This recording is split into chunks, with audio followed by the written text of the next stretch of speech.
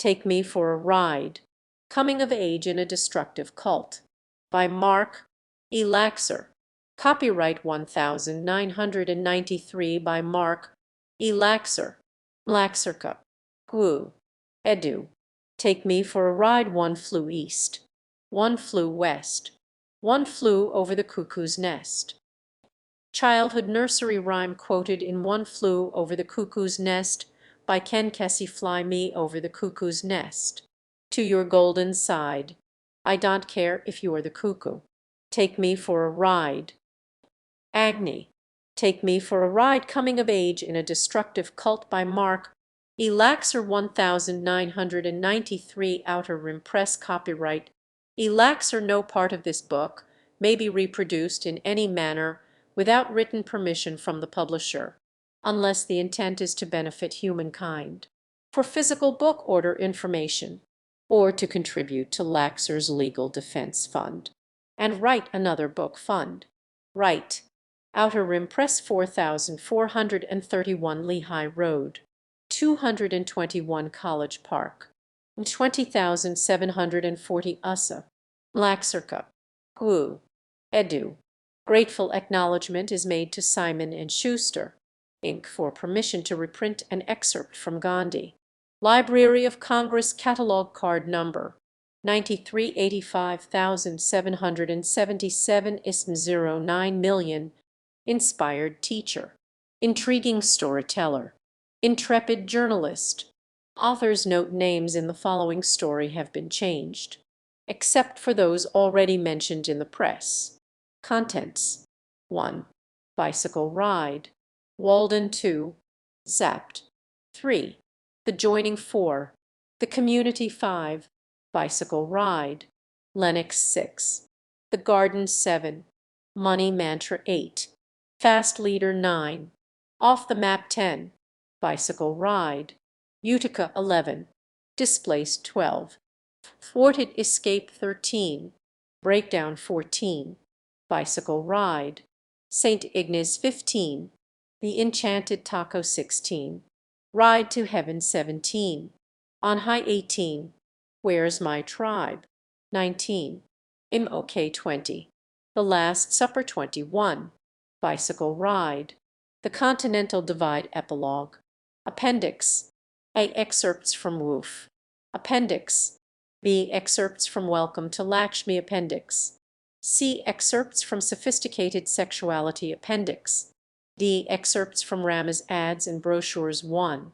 Bicycle Ride. Walden. After I left Rama's inner circle in 1985, I occasionally bicycled to Walden Pond, where I read about Thoris' experiment with self-reliance. My 7 years in the cult of Rama. Dr. Frederick Lenz, who was known early on as Atmananda, had deeply shaken my confidence. Atmananda often assured me that I was possessed by negative forces, that I was barely able to function in the real world, and that I was fortunate he did not drop me off at a mental institution. I met him in 1978. When I was 17, Thoreau helped me recall a time, before Atmananda, when I was strong and self-reliant. I had been an avid cyclist. Pedaling thousands of miles each year helped strengthen both my legs and self-esteem. Throughout my teenage years, bicycling and self-confidence were inextricably linked, and I grew to believe I could ride anywhere, under any conditions. I tried to approach life with a similar gusto, which may explain why. In 1979, Atmananda invited me to move with him to Southern California to start a spiritual center. From 1979 to 1981, I lived with him by the cliffs of La Jolla, where I witnessed his rise to power. Today, in 1993, he controls the minds of several hundred computer consultants, businessmen, doctors, and lawyers. Each year, he extracts from them roughly $10 million. As I gazed at Walden Pond in search of calm, the wind spawned new waves, and the surface swelled with complexity. I recalled what Atmananda had said after I returned from a 5-day bike trip in California. He announced in front of other disciples that my aura was dark. He also said that I had been attacked by nocturnal, mountain-dwelling entities which cause neurosis and psychosis, obliterate lifetimes of spiritual evolution, and can possess your soul.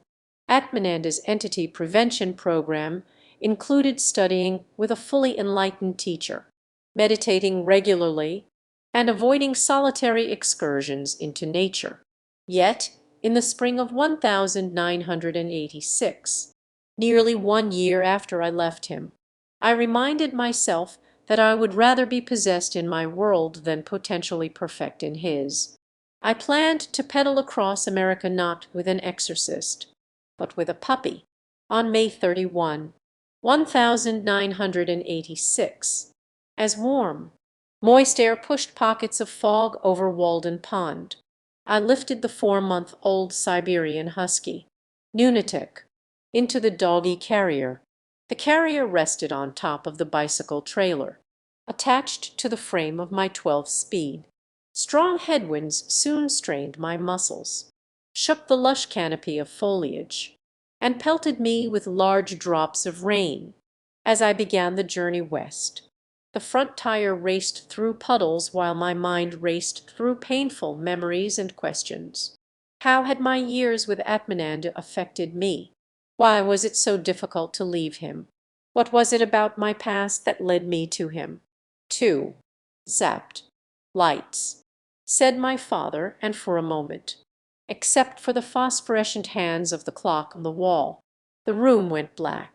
With a flip of a switch, he suddenly reappeared, a tall, thin man with thick glasses, standing beside the glowing enlarger.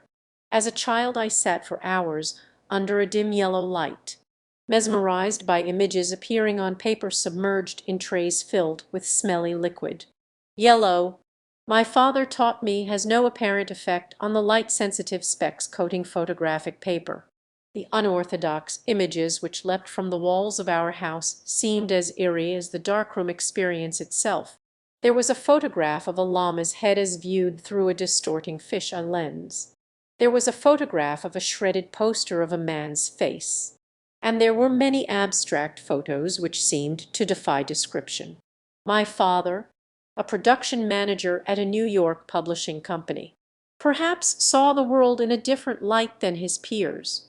My mother was an elementary school teacher with black hair and sometimes kind, sometimes intense eyes, a generous and caring woman. She put her career on hold for more than a decade to raise a family. She met my father in upstate New York on a hike sponsored by an outing club. When I was 14, I sensed that my father was growing tired, detached, and depressed, but I did not understand why. He expressed abstractions better than emotions, and found it difficult to vent the angers and frustrations which had accumulated from work and from home. Nor did I understand that my mother freely gave to me what she, in her youth, had sorely missed: love, oblivious to the magnitude of her workload. She taught full-time and was pursuing a master's degree.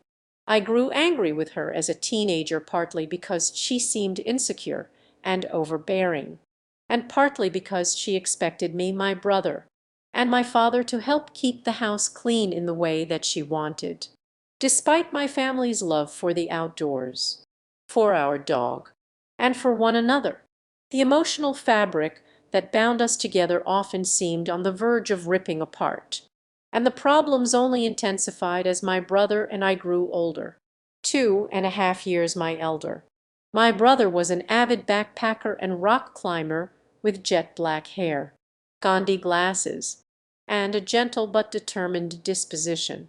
He too felt that something in our family was out of whack, and we occasionally discussed what we would do when we left home.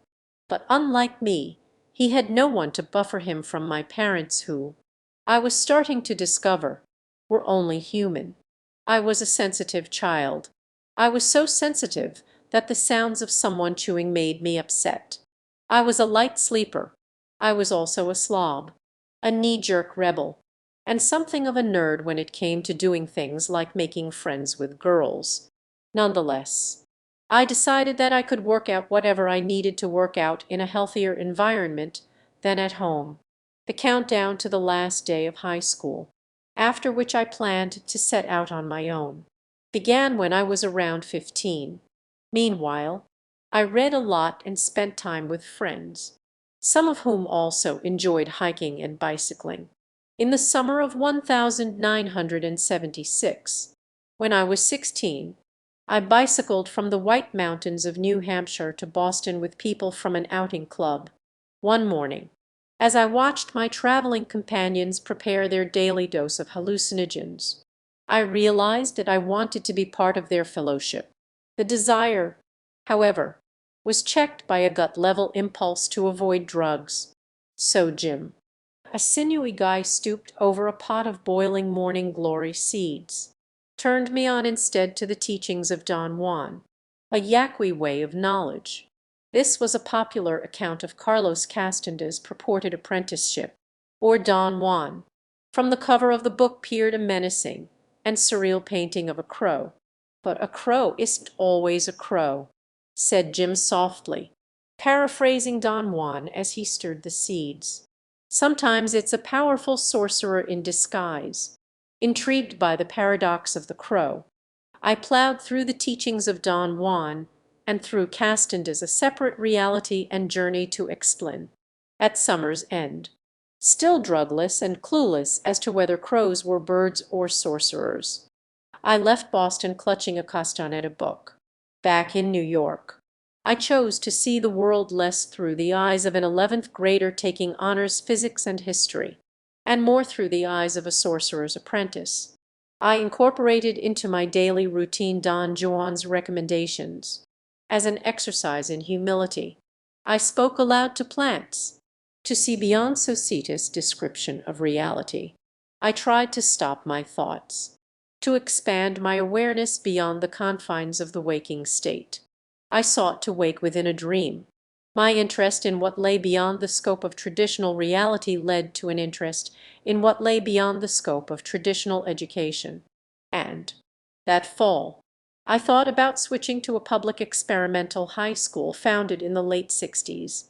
I firmly believed that I would thrive in a world without grades, attendance taking, tests, and requirements. In January 1977, with the guidance of my brother, I managed to persuade my reluctant parents to let me join. I chose to continue taking physics and history at the traditional school. Other subjects I took at the non-traditional school where, in a creative writing class, I wrote, "Teachers force us to perceive the surface world of reason. A tree is but a pole with leaves, whose habits change each season." I thrived within a self-designed, academically rigorous educational program, but experienced no breakthroughs in my search for hidden realms of perception until the following summer. The experience came when I was working 10-hour days and 5.5-day weeks on a farm in southern New Hampshire. In my spare time, I was designing and building an electricity-producing windmill, which ended up towering some 20 feet above Onyx, one of the tallest cows. Farm crew members sometimes walked out to the hay fields to get high. One night, after smoking marijuana, I fell asleep and later saw, above where I lay, a cow, its head swaying gently to and fro. Though I thought I was awake, it was but a dream, for when I woke from waking, the cow had disappeared. This experience led me to believe that, like Mr. Castanda's mentor, I could consciously direct my actions within the context of a dream. Back in New York, I became editor-in-chief of the high school newspaper. I soon learned that I had a knack for inspiring and for managing a team. I was well regarded by my teachers and by my peers, and I had many friends. I could have continued my studies at a prestigious university, but I longed for a mystical quest. I dreamt that I walked silently across a vast desert plain. I longed to experience that which lay beyond the surface world of reason. I dreamt that I flew over desert chaparral into an infinite orange horizon. I longed for a wisdom that was secret, magical, ancient. I decided to hitchhike, alone, to the Sonoran Desert in Mexico to find a mystical teacher, a brujo, who was just like Don Juan. I planned to leave on the day after high school graduation. Meanwhile, I continued to read the Castaneda books and to experiment with consciousness. One time I attempted to raise my right arm without consciously lifting it. I wanted it to levitate on its own. I soon felt a tingling in the arm, but it did not rise. Finally, I lifted it on purpose.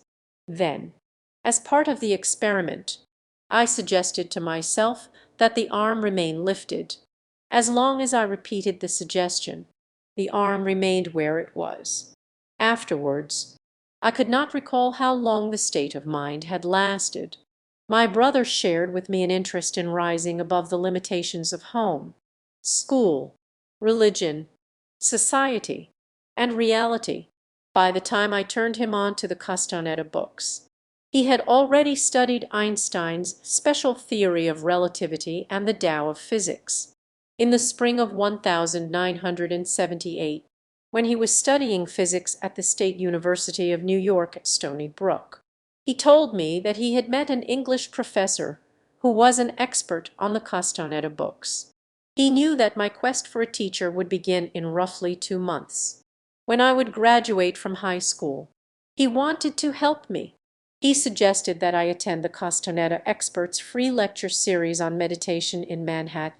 I wondered why a Castaneda expert would live on Long Island rather than in a remote desert in Mexico. But my brother's enthusiasm was sincere. Besides, I thought as we rode the train into the city, anything I learn now will only help me on the journey. We arrived at a building on 33rd Street. A rickety elevator took us to the third floor, where the sweet and spicy aroma of incense wafted through the air. I saw a row of sneakers by the elevator door and wondered if they had been responsible for the incense. After placing our sneakers in line with the others, we walked past a sign which read Yoga Life Perfection. A young woman with long, black hair and a playful, impish grin sold books and incense in the hallway.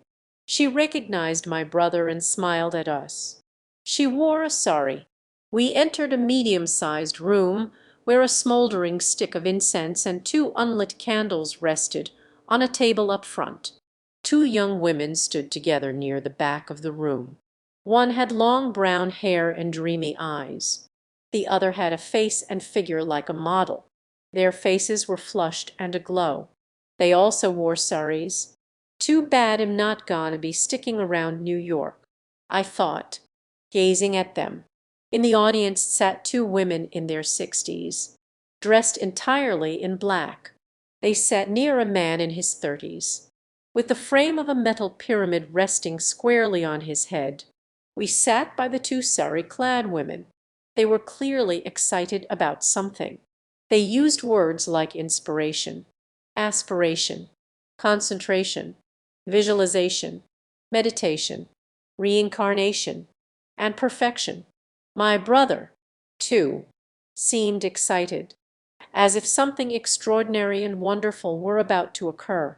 With each passing minute, I found myself growing more curious, more impatient, and more excited. 15 minutes after the talk was scheduled to begin, the women in saris stopped talking and looked up. I looked up too and saw a tall man with a projecting nose and lush locks. His long strides seemed synchronized with his arms, which swung like perfectly conflicting pendulums. This motion seemed to propel him into the room. He sat on the table facing the audience, folded his legs in the pretzel-like posture seen in Buddhist statues, and introduced himself. He explained that he had another name, Atmananda. Then he lit the candles and asked us to drop our preconceived notions because meditation is beyond thought. Thought is like a car, he said in a smooth, charming voice.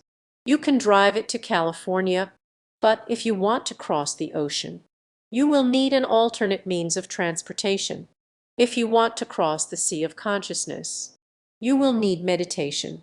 Though his metaphors were new to me, they seemed to point the way beyond the surface world of reason. He used words like guru, avatar, warrior, power, power spots, personal power, moments of power, spiritual power, psychic power, ecstasy, enlightenment, cosmic love, transcendental, supreme, nirvana, and the infinite. When he said it was time to meditate, I was surprised that he had been speaking for over 40 minutes. It had seemed like 5. Now extend your index fingers and close your eyes, Atmananda instructed. I squinted to see if anyone else was peeking. From what I could tell, the 20 or so people obeyed him. Now say me out loud and touch your chest. My me was muffled by the group's me. You are not only pointing to your chest, Atmananda explained, but to your heart chakra, one of 7 psychic energy centers associated with the subtle body. Concentrating on a chakra is an easy way to begin crossing the sea of consciousness. So we sat there, drifting, and though I tried to stop my thoughts and feel the throbbing pulse of my heart chakra, I found myself checking out the women in saris. Very good, he said after about 5 minutes. Then he suggested that we sit back, relax, and ask questions. There was something hauntingly familiar about this confident, well-spoken, young professor. Perhaps it was the way his chin jutted forward, the rich timbre of his voice, or his seeming interest in helping people that reminded me of the cartoon character Dudley Do Right. I felt drawn to him.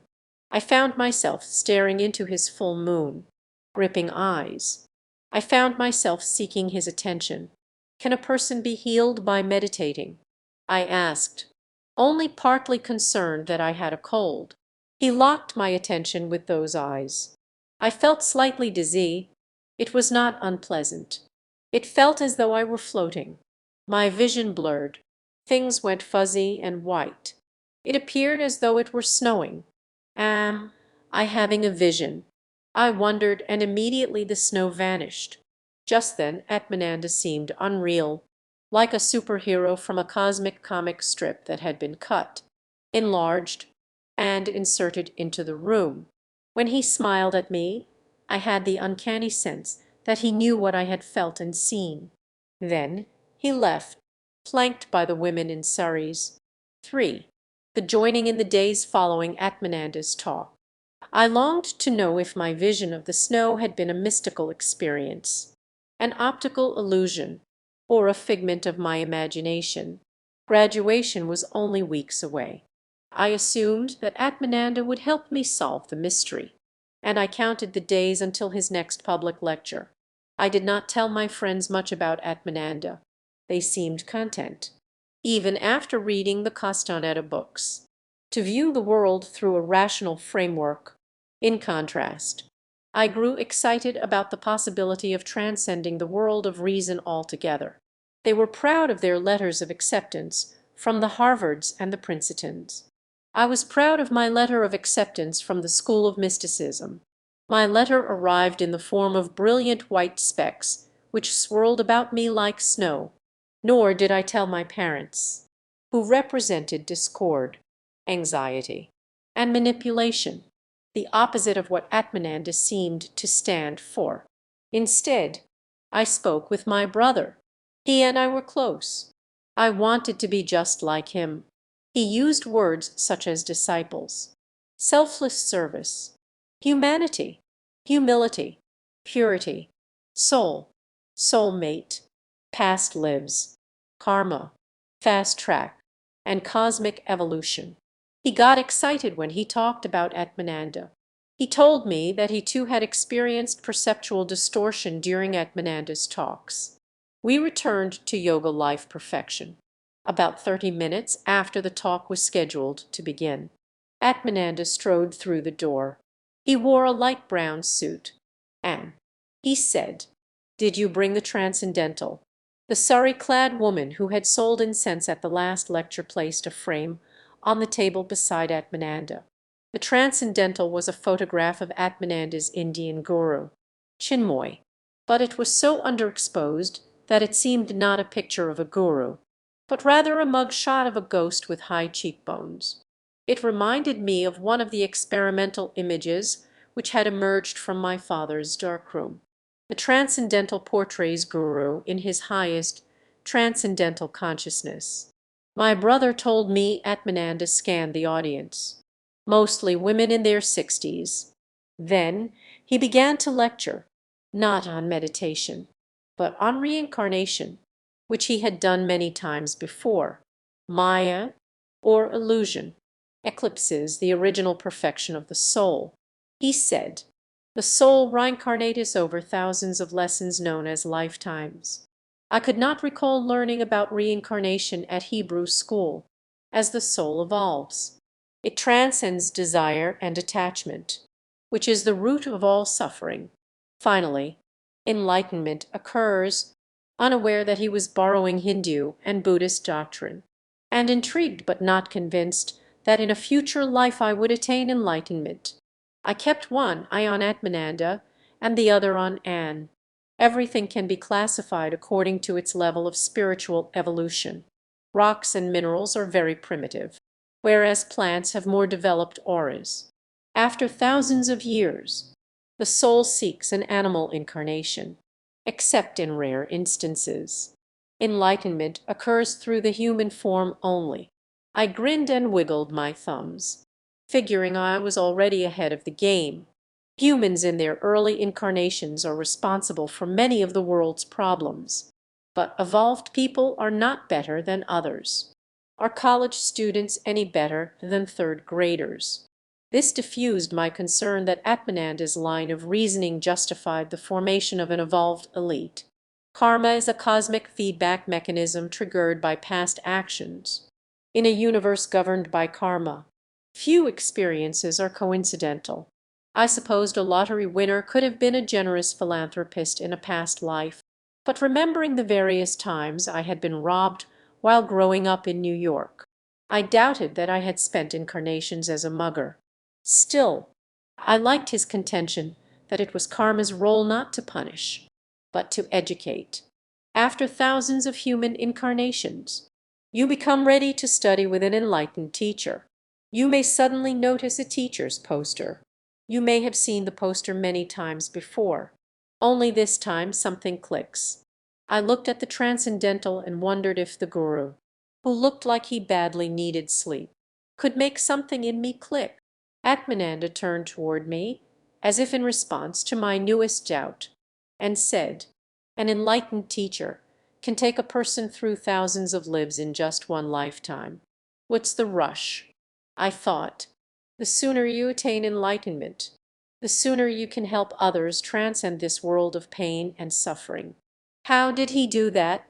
I wondered, unsure if he were addressing typical doubts, or if he were actually reading my mind. Atmananda continued to look at me. I found myself gazing, without blinking, into his eyes. I began to feel as if I were floating. Somewhere far away I sensed my body breathing. I heard bzats droning on and on and on. He turned away, and I returned to normal consciousness. Holy cow, I thought. He did it again. Suddenly, I imagined that he was a sorcerer and I, his apprentice. I forgot about Anne and carefully followed his words. Advanced seekers say that after they attain enlightenment they will return to earth to help others. But most of them end up choosing eternal ecstasy instead. I vowed to come back and help the downtrodden. It is even rarer for fully enlightened souls to return, he said, pointing out that his guru was fully enlightened. Fully enlightened souls, Atmananda explained, were aware of those who meditated sincerely on their photograph. Atmananda then instructed us to meditate on the transcendental. After about 10 minutes of silence he asked, who saw the light around Guru? One woman shot up her hand, then another. I admitted to myself that I thought I saw the photo glow.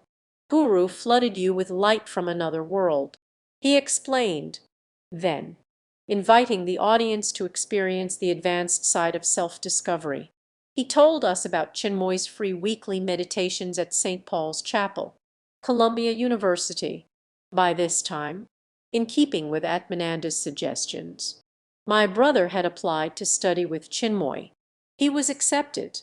He lived near the State University of New York at Stony Brook, near the 8 or so Chinmoy disciples, near Atmananda.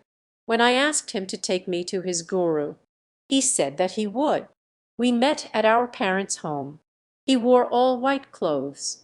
White symbolizes purity, the spiritual quality men need to develop most. He explained, quoting Chinmoy, wearing white only adds 1 or 2% more purity to your consciousness. But every bit helps. My mother came into the room and looked at my brother. Oh, I thought. I felt bad for my mother. She typically had to deal with me and my brother on her own, perhaps in anticipation of an ulcer condition. My father tended to avoid so-called family discussions. If only she would leave us alone, I figured. She would not get so bent out of shape. I also felt bad for my brother. Everything he did, it seemed, aggravated my parents. They should support him in his spiritual quest. I decided. Now my mother looked upset. I did not know it then, but she was not upset that her sons were interested in yoga. In her youth she had satisfied a similar interest in the East by taking a course on Gandhi's philosophy. She grew concerned, however, when she realized that we were intensely focusing on one person, on a living guru. Where are you boys going? She asked. It's okay, Mom, I replied, assuming my role as mediator. We're just going to a talk on relaxation and meditation. You know, stuff like that. I had already told her about Chinmoy and Atmananda, Mom. I think I found a teacher right here in New York. But she wanted to know more. She looked hurt. You're upset about relaxation and meditation, I said, trying my best to reason with her. This is nothing. Mom, what are you going to say when I hitchhiked to Mexico to study with a Bruo? The silence that ensued bore with it all the weight of a mother's love, hope, and fear for her sons. We said goodbye and rode to the city. I mean, I have to lead my own life, I thought, and focused on my parents' shortcomings to offset pangs of guilt. Manhattan's Ivy League citadel of the intellect seemed an unlikely spot for people to be led beyond thought. But then, finding a guru with an enlightened soul uptown seemed no less likely than meeting a sorcerer with a D. Downtown, we switched at Grand Central Station to an uptown train and emerged at 125th Street. The clatter of subway cars gave way to traffic noise which faded once we entered the Columbia University campus. Soon we ascended steps to St. Paul's Chapel. Ahead of us were men with closely cropped hair wearing all white clothes, with hair clenched in braids. The sari-wrapped women walked apart from the men, who were not looking at them, at the top of the stairs. Dressed in a red tennis outfit, stood Atmananda. Hi, Atmananda, said my brother, looking up, with folded arms. Atmananda looked down and said, Hello, Dan. You remember my kid brother. Hello, kid brother. Atmananda and I were roughly the same height. Yet, as disciples flocked by him, he seemed much taller. I was again struck by his piercing eyes, sharp nose, and thick crown of brown hair, with such a countenance of nobility. He could have passed as a high Roman senator or Greek god. Guru can't make it this week, he said. Why don't you go in and meditate, and pick up on Guru's vibes? My brother and I went inside. High above us on the massive chapel dome were paintings of angels. Perhaps it was the distant angels, the 200 or more silent disciples, and the rising scent of sandalwood incense. That made me feel foreign and small. We meditated for about 5 minutes and left. Outside, Atmananda was speaking with a man in white, when it struck me that he was wearing red, a nonconformist within a group of nonconformists. I thought. He nodded to us but continued talking. I walked by and noticed his name tag. Directly beneath, Atmananda, glimmered a sticker from O and this warning: "Fasten your seat belt." That night, in the Castaneda books, I read how ordinary events were often portentous omens. I wondered if there was a significant message hidden in the Guru's absence. I wondered, too, if I was supposed to meditate with this Guru before hitchhiking west. The following week, I ventured with my brother to another of Atmananda's lectures. We also returned to meditate with Chinmoy. When we arrived at Columbia, disciples were arranging flowers, lighting incense, and otherwise darting about in preparation for their master's presence. Chinmoy apparently was on his way. Several minutes later a short, stocky Indian entered the chapel. He had a shiny head, a hooked nose, and high cheek bones. He was draped in a light blue dhoti, the male version of a sari. He walked slowly toward the front. He sat in a big blue chair, opened his eyes wide, and blinked a couple of times. Disciples in the audience sat with their hands folded, as if they were praying to him. "Are they praying to him?" I asked my brother. "No," he whispered. "They are aspiring to the infinite in him." The Guru sipped from a glass which he held with his pinky pointing out. Well, I thought, as long as they aren't praying to him. Suddenly Chinmoy belted out, Eum, Eum. After 5 minutes of meditation, the Guru folded his hands and bowed to the audience. My brother whispered, "He is offering his meditation to the infinite in us." That about evens the score, I thought, feeling better about the whole business of Guru worship. Chinmoy signaled a disciple who placed a box of oranges before him. He stood behind it and nodded to the audience, which began forming a line. At first I thought he was just giving out oranges, but by filling the fruits with spiritual light, my brother explained, the Guru was really giving darshan. One by one, the disciples looked into Chinmoy's eyes with outstretched hands. When they received the darshan, they touched the orange to their heart chakra, bowed, and walked reverentially back to the benches. When it came my turn, I approached slowly so that people would think I was spiritual. When Guru flickers his eyes, I recalled my brother telling me he is entering the perfect awareness of Nirvikalpa Samani. I looked up. Chinmoy smiled, flickered his eyes, and pulled from the box. Nothing. He had run out of oranges. An omen, I thought. I was unsure, though, what the delay exactly meant. Nonetheless, I decided to take advantage of the situation. I focused my gaze on Chinmoy. Soon everything in the chapel, except for his shiny face, seemed to disappear. Then, borrowing a technique from the Castaneda books, I squinted and crossed my eyes until Chinmoy transformed into swirls of shimmering light. Wow, I thought. For a moment, the distorted image before me reminded me of the transcendental. When Chinmoy came back into focus, he shot a glance at the side of the chapel. A disciple brought him a fresh crate. After the second flickering, I took the orange with both hands, touched it to my heart chakra, and bowed. I walked away feeling grateful. A wave of joy washed over me. I saw the disciples, including my brother and Atmananda, gazing lovingly at Chinmoy. I felt touched by a power which seemed greater and more romantic than that of the world of reason. How many people get a gift from a fully enlightened Guru? I wondered. Don't just stare at it, my brother reproved, explaining that oranges were poor retainers of spiritual light. Eat it. Moments later, the Guru announced in a lilting voice, Atmananda, Please bring.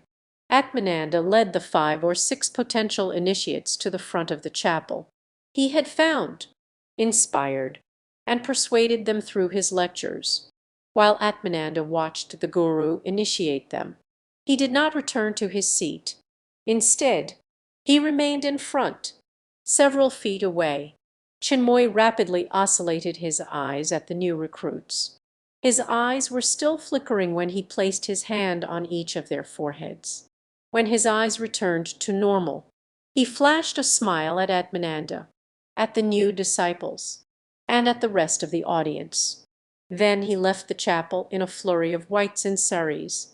As I watched him leave, I felt secure that he and Atmananda knew a lot about the unknown. I glanced across the room at the disciples. I realized that I wanted to be part of their fellowship. My brother and I found Atmananda outside, addressing a group of Stony Brook Chinmoy disciples. "Do you want to go with us to O Natural?" he asked us. At that moment I would have gone with him anywhere, partly because I was not keen on going home, and partly because he was so compelling. There was something about him that felt nurturing yet electric, casual yet happening. Yes, we chimed. Atmananda organized rides, gave directions, warned us about potholes and drunk drivers, and suggested that we maintain a meditative consciousness, lest we lose the Guru's light. Then he led us away from the other Chinmoy disciples, from the chapel, from the campus, and onto the streets. I watched the blur of city lights from the back of Atmananda's Saab, which hurtled through the streets at a velocity close to that of a New York taxi. He skillfully avoided potholes and drunk drivers. He told my brother of his plan to have Stony Brook disciples advertise his free public lectures by placing posters in Manhattan. I relaxed, believing he was in control. At O Natural, a yogurt shop, Atmananda introduced me to the Stony Brook disciples. There were Anne, Dana, and Suzanne, the sari-clad women from his lectures. There was Tom, a dark-haired young man who was as tall as Atmananda and who seemed easygoing. There was Sal, a balding young man who seemed intense. There were other Chinmoy disciples milling around, but the Stony Brook group stuck together. I expected the conversation would be spiritual, seeing as how we had just meditated with a fully enlightened guru. To my surprise, Atmananda and Tom recalled an episode from the Twilight Zone, and he totally disappeared into the 5th dimension. Yeah, he really got zapped that night. When I got home, I wondered if Atmananda should have been more meditative, but I recalled that Don Juan often acted absurd, funny, and irreverent. He did so to balance the utter seriousness of the path, as well as to shake up Castanda's preconceived notions of what it meant to be a seeker. Besides, I thought, quoting Atmananda, who says spirituality can't be fun, the following week, I wondered if Chinmoy would accept me as his disciple. I asked my brother what my odds were. "If you are drawn to Guru," he said, "the chances are you have studied with him in past lives. But if he sees that is not the right teacher for you, he'll guide you inwardly to the right one." I wanted to believe what my brother and Atmananda had been telling me. I wanted to believe that the Guru installed disciple-specific, invisible channels through which peace, light, and bliss could, if the disciple were receptive, inwardly flow. Yet I was not sold on the theory of reincarnation, nor was I convinced that Atmananda was fully accurate when he claimed that Chinmoy was the cosmic boatman, an avatar, and the most advanced soul ever to have incarnated anywhere in the entire universe. Why would the Messiah live in Jamaica, Queens? I wondered, but then I felt bad. After all, the Buddha and Christ probably didn't live in such fancy neighborhoods either. I also realized that my doubts were based on the premise of rationality, the very nature of which Atmananda had taught me was limited, flawed, and often destructive. I suppose Chinmoy could be the cosmic boatman, I told myself as part of a compromise. Days later, after one of Atmananda's public lectures, I grew curious about my earlier vision of the snow. I asked Atmananda to explain. Your third eye chakra is opening up a bit. He explained matter-of-factly. You are seeing into another world. It is not unusual to have this type of experience if you have meditated in past lives. Thanks, Atmananda, I said. Sure, kid, he said, suggesting that I sit back and enjoy the process. Except for occasional doubts, I had been enjoying the process. I enjoyed hanging out with the Stony Brook disciples. They were not only fellow seekers, but they seemed to have a good time. Atmananda, in particular, was fun to be around. He sometimes made me feel important and powerful. I enjoyed his lectures, during which he quoted the Bhagavad Gita, the Bible, Jonathan Livingston Seagull, Star Wars, Shakespeare, T. S. Eliot, Thoreau, Roefke, and Carlos Castaneda. One time he even recited my favorite passage from the Castaneda books, the one about traveling on paths that have heart. Now convinced that I had found a home in Atmananda's world, I decided to seek initiation from Chinmoy. My mother knew that my involvement with the group was intensifying. She had been trying to get me to talk to the rabbi. Why should I talk to the rabbi? I responded. Will you at least listen to what he has to say? But I had been listening to the rabbi since my bar mitzvah 4 years ago and, frankly, I was not impressed. A kind and sometimes humorous man with a keen intellect, the rabbi represented a religion which seemed less mystical than social. He struck me as being extremely reasonable, if not a little dull. In all the years I studied, sang, and prayed in his congregation, not once, as I recall, did he capture my imagination. I don't want to talk to the rabbi, I had replied. Now I told my mother that I wanted to become a disciple. She grew quiet and pale. I told her that I had had mystical experiences while meditating with Chinmoy. I did not tell her, nor did I acknowledge, that the mystical experiences mostly occurred after I crossed or squinted my eyes, or after I gazed at Chinmoy for 2 minutes or more. I told her that Chinmoy was an enlightened guru, and that I respected him greatly.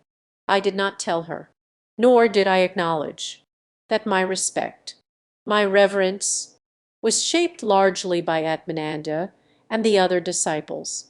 I was convinced by these reasons. So was my brother. My parents were not. Mark, would you please talk to the rabbi? I finally agreed to go. When my brother, my mother, and I entered the book-filled office, the rabbi's expression, accentuated by a bulbous nose and glasses, was anything but humorous. "Hello, Mrs. Laxer," he said. "Hello, boys. Hello, Rabbi." He asked us if we were getting involved in another religion. "No, Rabbi," explained my brother. "We are studying spiritual mysticism. We're just learning to meditate." I added, "I see," he said. He mentioned an obscure mystical sect within the Jewish religion known as Kabbalism. But Judaism, he explained, slowly, as though measuring each word, was based upon laws, not direct mystical experience. As he spoke, I recalled that Jewish law had been passed down through the generations since the time of Abraham and Isaac. Chinmoy's teachings, I realized, also stemmed from a tradition dating back thousands of years. I found myself picturing Chinmoy and Atmananda. They are such colorful characters, I thought. I glanced at the rabbi. He was saying something about the dangers of mind control. The rabbi is so plain, I decided. I felt certain that he had never read the Castaneda books. My mother said little during the meeting. She was hoping that the rabbi would build for my brother and me a framework through which we could view our mystical quest. When the meeting was over, I went home and stared at the underexposed transcendental photo of Chinmoy. The next day I tried to meditate, but my mind dwelt on familiar thoughts. As soon as I graduate, am going to leave my tired, depressed father, am going to leave my manipulative, demanding mother, am going to follow a path with heart, and things are going to get better. Meanwhile, my mother had asked if she could attend one of the meetings with the guru. Sure, I replied. I felt I had nothing to hide, and I secretly hoped that she would wish me well on my journey, dressed in Western clothes.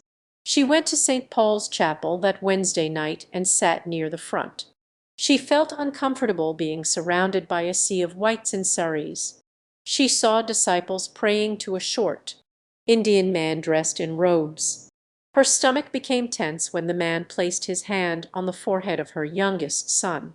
I stood in front of the chapel, before Chinmoy, squinting, in the flickering of the guru's eyes. I was initiated.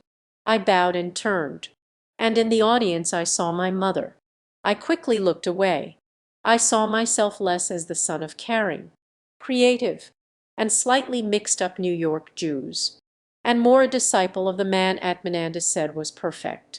After initiation, I began to spend less time at home, where I often heard things like, "Artie, you talk to your son about what he is getting involved in. Leave me alone." My father replied, irritably, "It's a rotten family."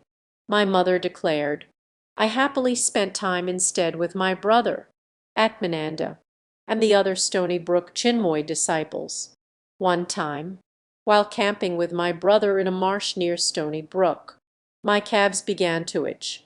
I tried not to scratch what seemed to be poison ivy, but must have done so in my sleep. The rash had spread.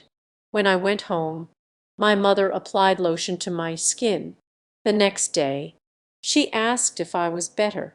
Yup, I said, and left for school, confident that my skin would heal on its own. I did not want to make a fuss over the red bumps which now covered most of my body. Yet later, that day in writing class, I had to stow. P. reading a poem Becca. Say I could know. To get the words out. And my mother arrived and rushed me to the hospital. After a shot of adrenaline caused the puffy, quarter-sized blotches to shrink. The doctor pointed out that had I not been treated in time, I might have been suffocated by the growing bump in my throat. How odd to have a near-death experience so soon after my spiritual initiation, I thought. I asked the doctor what he thought had nearly killed me. Perhaps you had an allergic reaction to something you ate, he said. But after various food groups were one by one reintroduced into my diet, the cause of the hives remained hidden. I asked Atmananda what he thought had nearly killed me. It is no coincidence, he said mysteriously. Whenever you make genuine spiritual progress, the negative forces in the universe try and hold you back. But don't worry.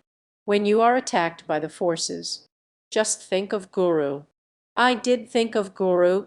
I often doubted, though, that nefarious, non-physical entities from beyond the world of reason were getting underneath my skin. I recalled that Don Juan tricked Castaneda into pursuing the path to knowledge, and wondered if Atmananda's explanation was a ploy to maneuver me closer to Guru. But because I sought adventure, challenge, and entrance into the metaphysical worlds of Don Juan, Obi-Wan Kenobi, Chinmoy, and Atmananda, I willfully suspended my disbelief. I also suspended my plans to hitchhike west. After reading a speech at my high school graduation, I said goodbye to friends and family, and bought a one-way ticket east to Stony Brook. 4. The community hello, Atmananda, said my brother into the phone. Then he winced and hung up. Well, I asked, I have to call him back. He replied sheepishly, how come? He said I didn't have the right spirit. He dialed again. Hello, Atmananda. He bellowed. This time, Atmananda gave him directions to the party. Weeks before, Atmananda gave me permission to attend his parties, provided that I did not vibe the women. Don't look at them as women.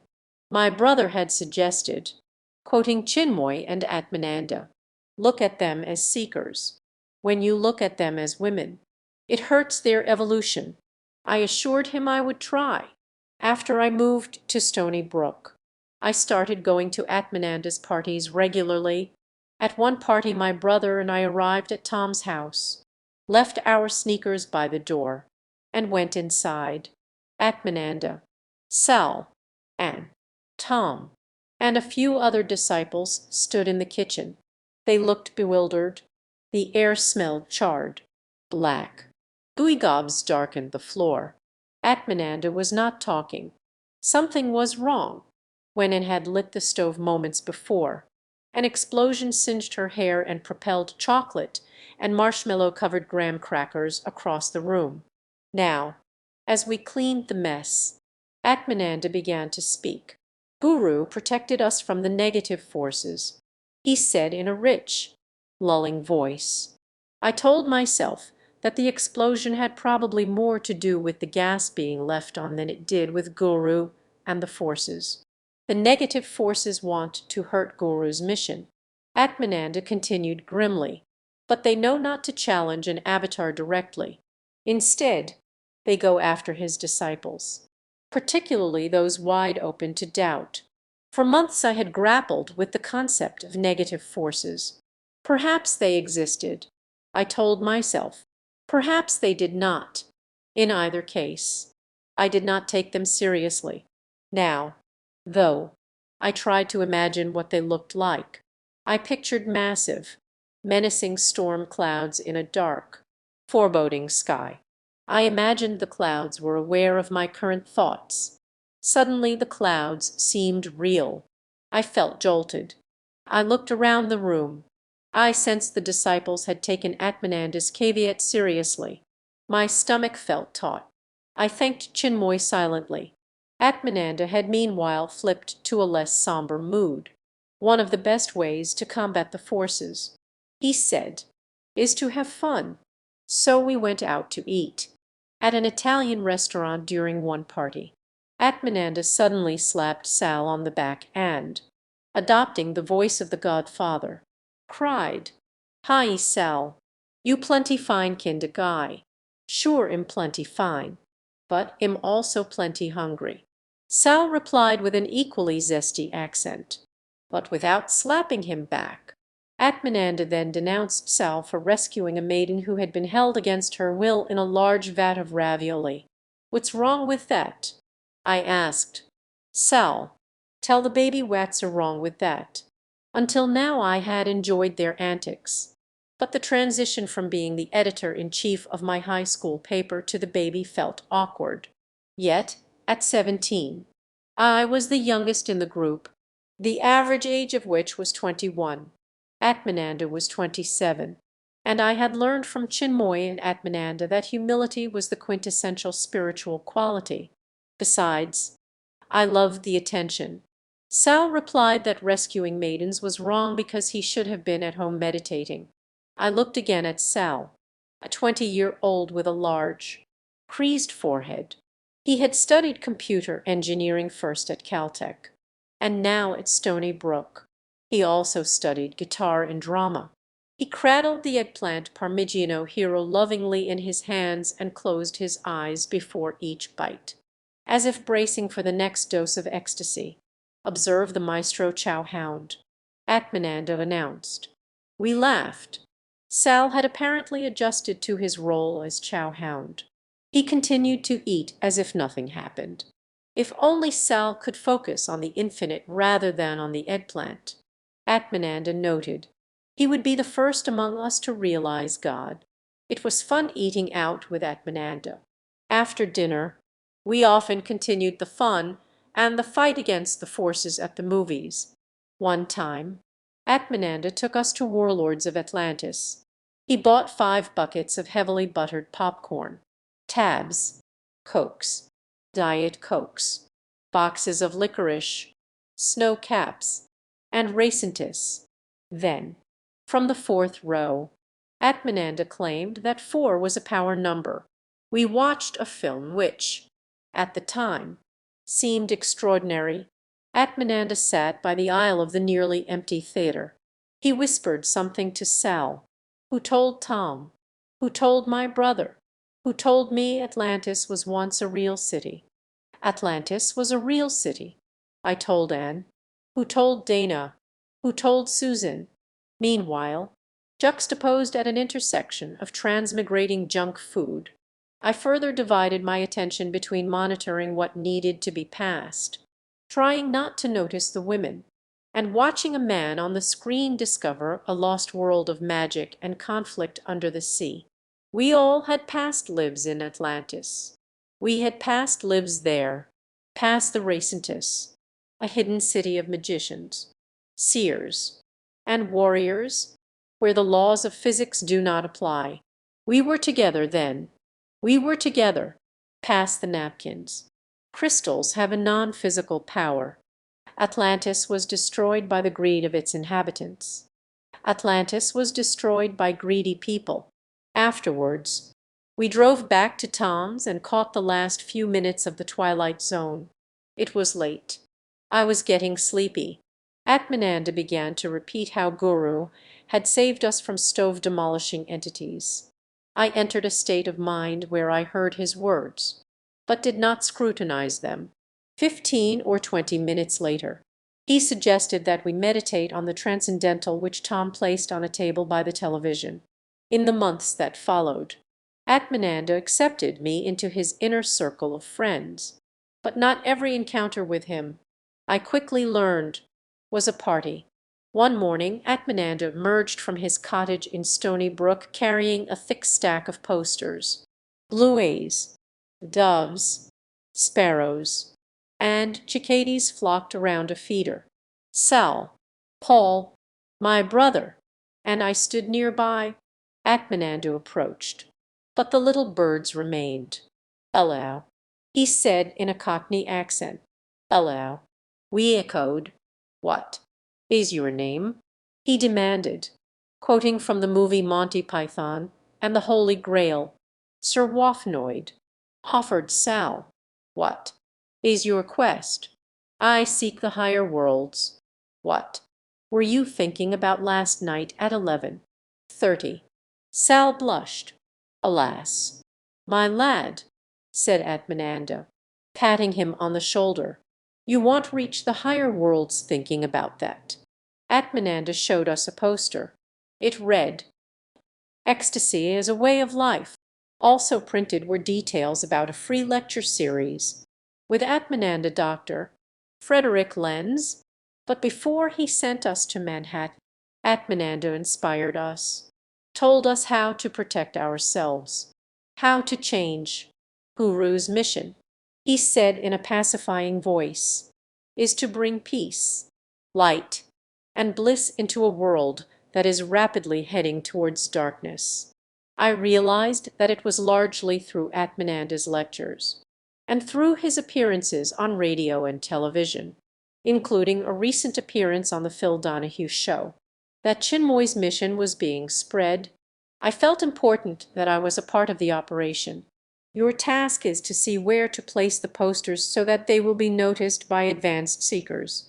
To do this you will need to maintain a very high state of consciousness. We nodded solemnly. If you run into religious fanatics, be polite but firm. Do not let them engage you in conversation. We nodded again. By posturing, you are helping Guru bring light into this world. But negative forces will sense this and will try to inject you with doubts. If you are attacked by the forces, cry inwardly to Guru. I was not too worried about non-physical creatures on the prowl. I had a great deal of self-confidence. I assumed the Guru would protect me, and I was convinced that Atmananda's ghosts were real. I see that many will be helped as a result of today's efforts, provided that Sal can muster the willpower to work and not just eat. He said, smiling warmly, "And don't forget to have a good time." We meditate a moment. Guru put a special force on the posters. Atmananda said, breaking the silence and handing the stack to my brother. Then he strutted around us in a silly walk which I recognized from a Monty Python skit. "Cheria, cheria," we echoed, waddling down the driveway, imitating his imitation, on the way to the train station. His words reverberated in my mind.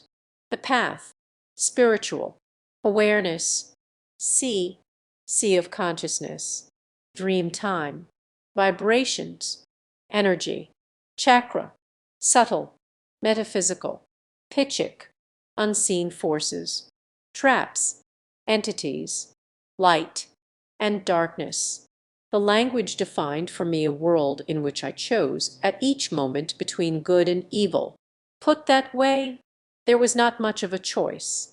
I believed now that ours was a pure and noble quest, and that I was a warrior of truth, not a casualty of rhetoric. On the train ride into the city, I sat next to Paul, a happy-go-lucky Swede with blonde hair, a broad grin, and a magnet-like attraction for devices that were electronic. We both were Stony Brook freshmen who had learned about Chinmoy through Atmananda's lectures. We both sensed that there was something out there beyond the surface world of reason. We both intended to do something about it. "What's the penguin doing on the telly?" he quipped, quoting from Monty Python. Green and gray scenes of Long Island sped by through the train's window frame. "The penguin on the telly," I squawked, "is about to blow up. Tickets, tickets," announced the conductor. "All tickets, please." I remembered how, as a kid, I rode the trains without paying. I had stayed ahead of the ticket collector, gotten off when I reached the front car, and then caught the next train. But now I no longer believed in free rides. It did not matter that the ultimate destination could not, according to Atmananda, be described using words. I still felt that I should pay to get there. By posturing I was not only paying for myself, but was affording thousands the opportunity to be taken for a ride of their own. I handed the conductor my ticket. My brother and Sal sat across from us. Their backs were straight, their eyes closed. I too tried to meditate, but could not. Instead, I thought about my parents. I had followed Atmananda's suggestion and told them that I was studying spiritual mysticism.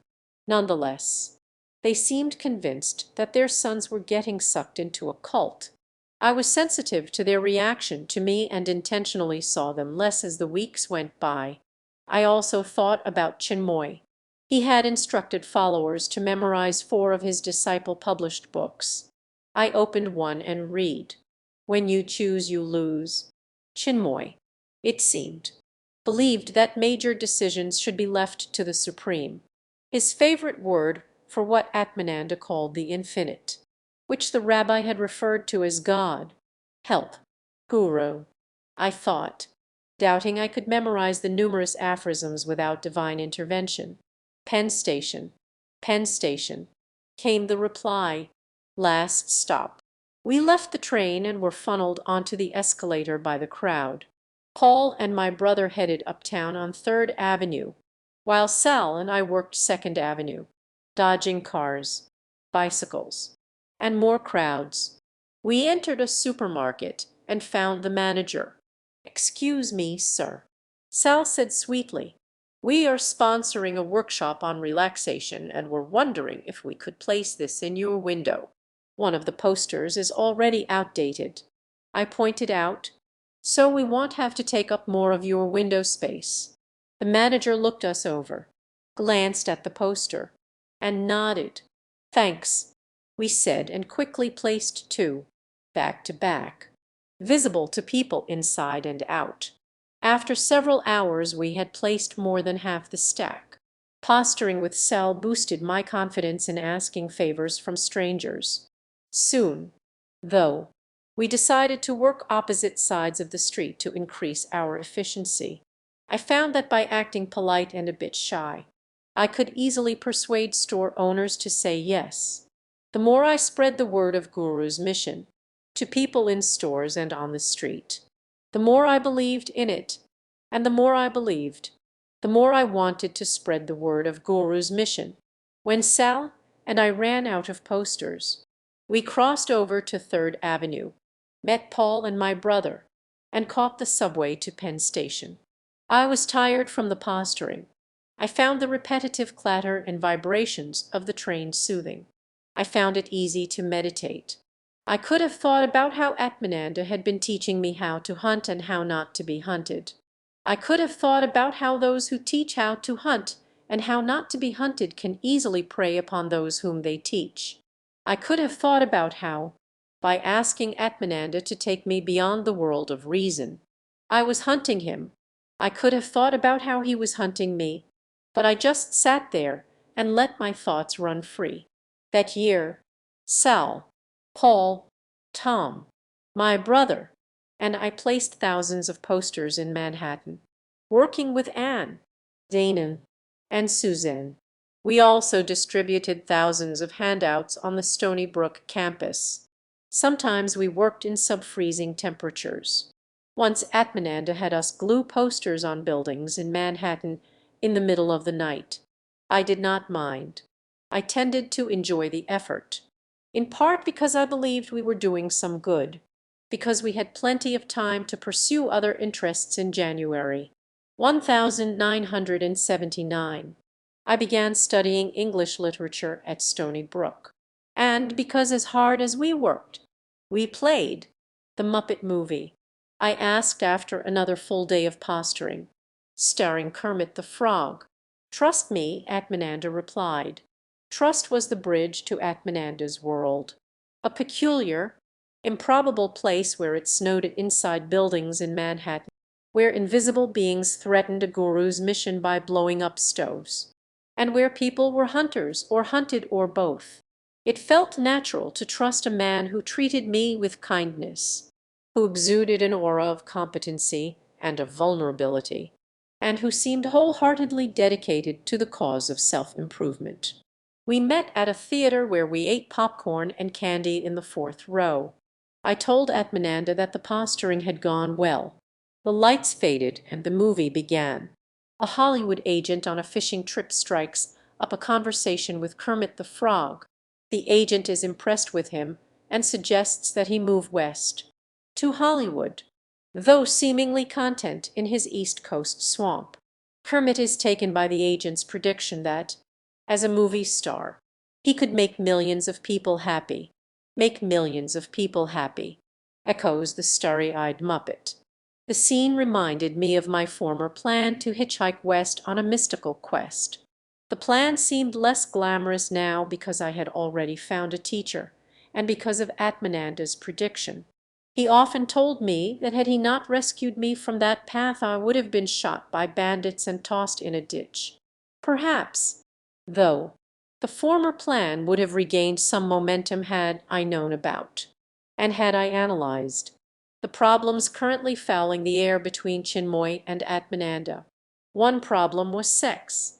Chinmoy, who taught that higher consciousness lay above the sweaty world of physical pleasure, often instructed us to avoid members of the opposite sex whenever possible. In contrast, Atmananda told me I once had several girlfriends at the same time, each named Susan. There was the problem of ego. Chinmoy emphasized over and over the importance of humility. Atmananda often pointed out, to his inner circle of friends, that in a past life he was Sir Thomas More. There was the problem of cinema. Guru prohibited the viewing of sexually explicit or violent movies. Atmananda had his own view, which was to see them. As a result, I got to see such films as Rocky Horror Picture Show, Dawn of the Dead, and Apocalypse Now. There was the problem of expression of individuality, in an attempt to merge with the beyond. Many disciples decorated their often sparse homes with Guru's paintings, posters, and photographs. In contrast, Atmananda's plushly carpeted, colorful cottage gave me the sense that he rearranged the space until the lines connecting the physical and non-physical dimensions meshed nicely. By the front door, two ferns thrived beside an electronic synthesizer. By a stained glass window hung a photograph of Atmananda with a toucan on his shoulder. The toucan died. He once told me, but its soul is advanced and will soon take on a human incarnation. Multicolored rug segments covered the stairs to the loft, where a larger-than-life transcendental stared down from the slanted ceiling, directly over his bed. And there was the problem that Stony Brook disciples learned the language of spirituality and of dreams less from Chinmoy than Atmananda, able to speak at length about anything and nothing. Atmananda often did. For him, reality seemed to consist of an infinite number of levels which were interconnected in obvious and in not so obvious ways. Words are used to describe these levels but are extremely limited. He explained. Nonetheless, I often found myself tripping on his words from the world of the bizarre to the world of the sensible, and back again. I became familiar with the diversity of his language during his lectures and, perhaps more so, during his parties. He chanted after a 25-minute meditation at the start of one party. He slowly bowed and touched his forehead to the floor, which is where he sat, along with the rest of us. Then the Stony Brook disciples stoked the fireplace, set the tablecloth on the floor, grated cheese, and emptied bags of tortilla chips. I watched the disciples work. Only months had passed since the exploding stove episode, and yet I felt close to them. There was Atmananda. He was orchestrating the festivities. He had brought us all together. There was my brother. He looked happy. He did not seem to mind me tagging along. There was Sal.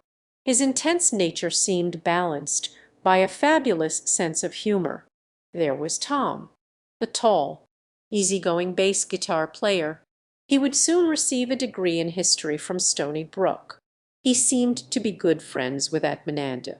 And there was Paul. He and I were becoming friends. Then there were the women. According to Guru, I was not even supposed to look them in the eye. I tried to protect them from my wayward sexual thoughts, but sometimes, in my imagination, I did more than just look. Then I felt bad. I was told that they would now have to meditate extra hard to cleanse themselves of such lower energy. I wished that we could be friends. They seemed so nice.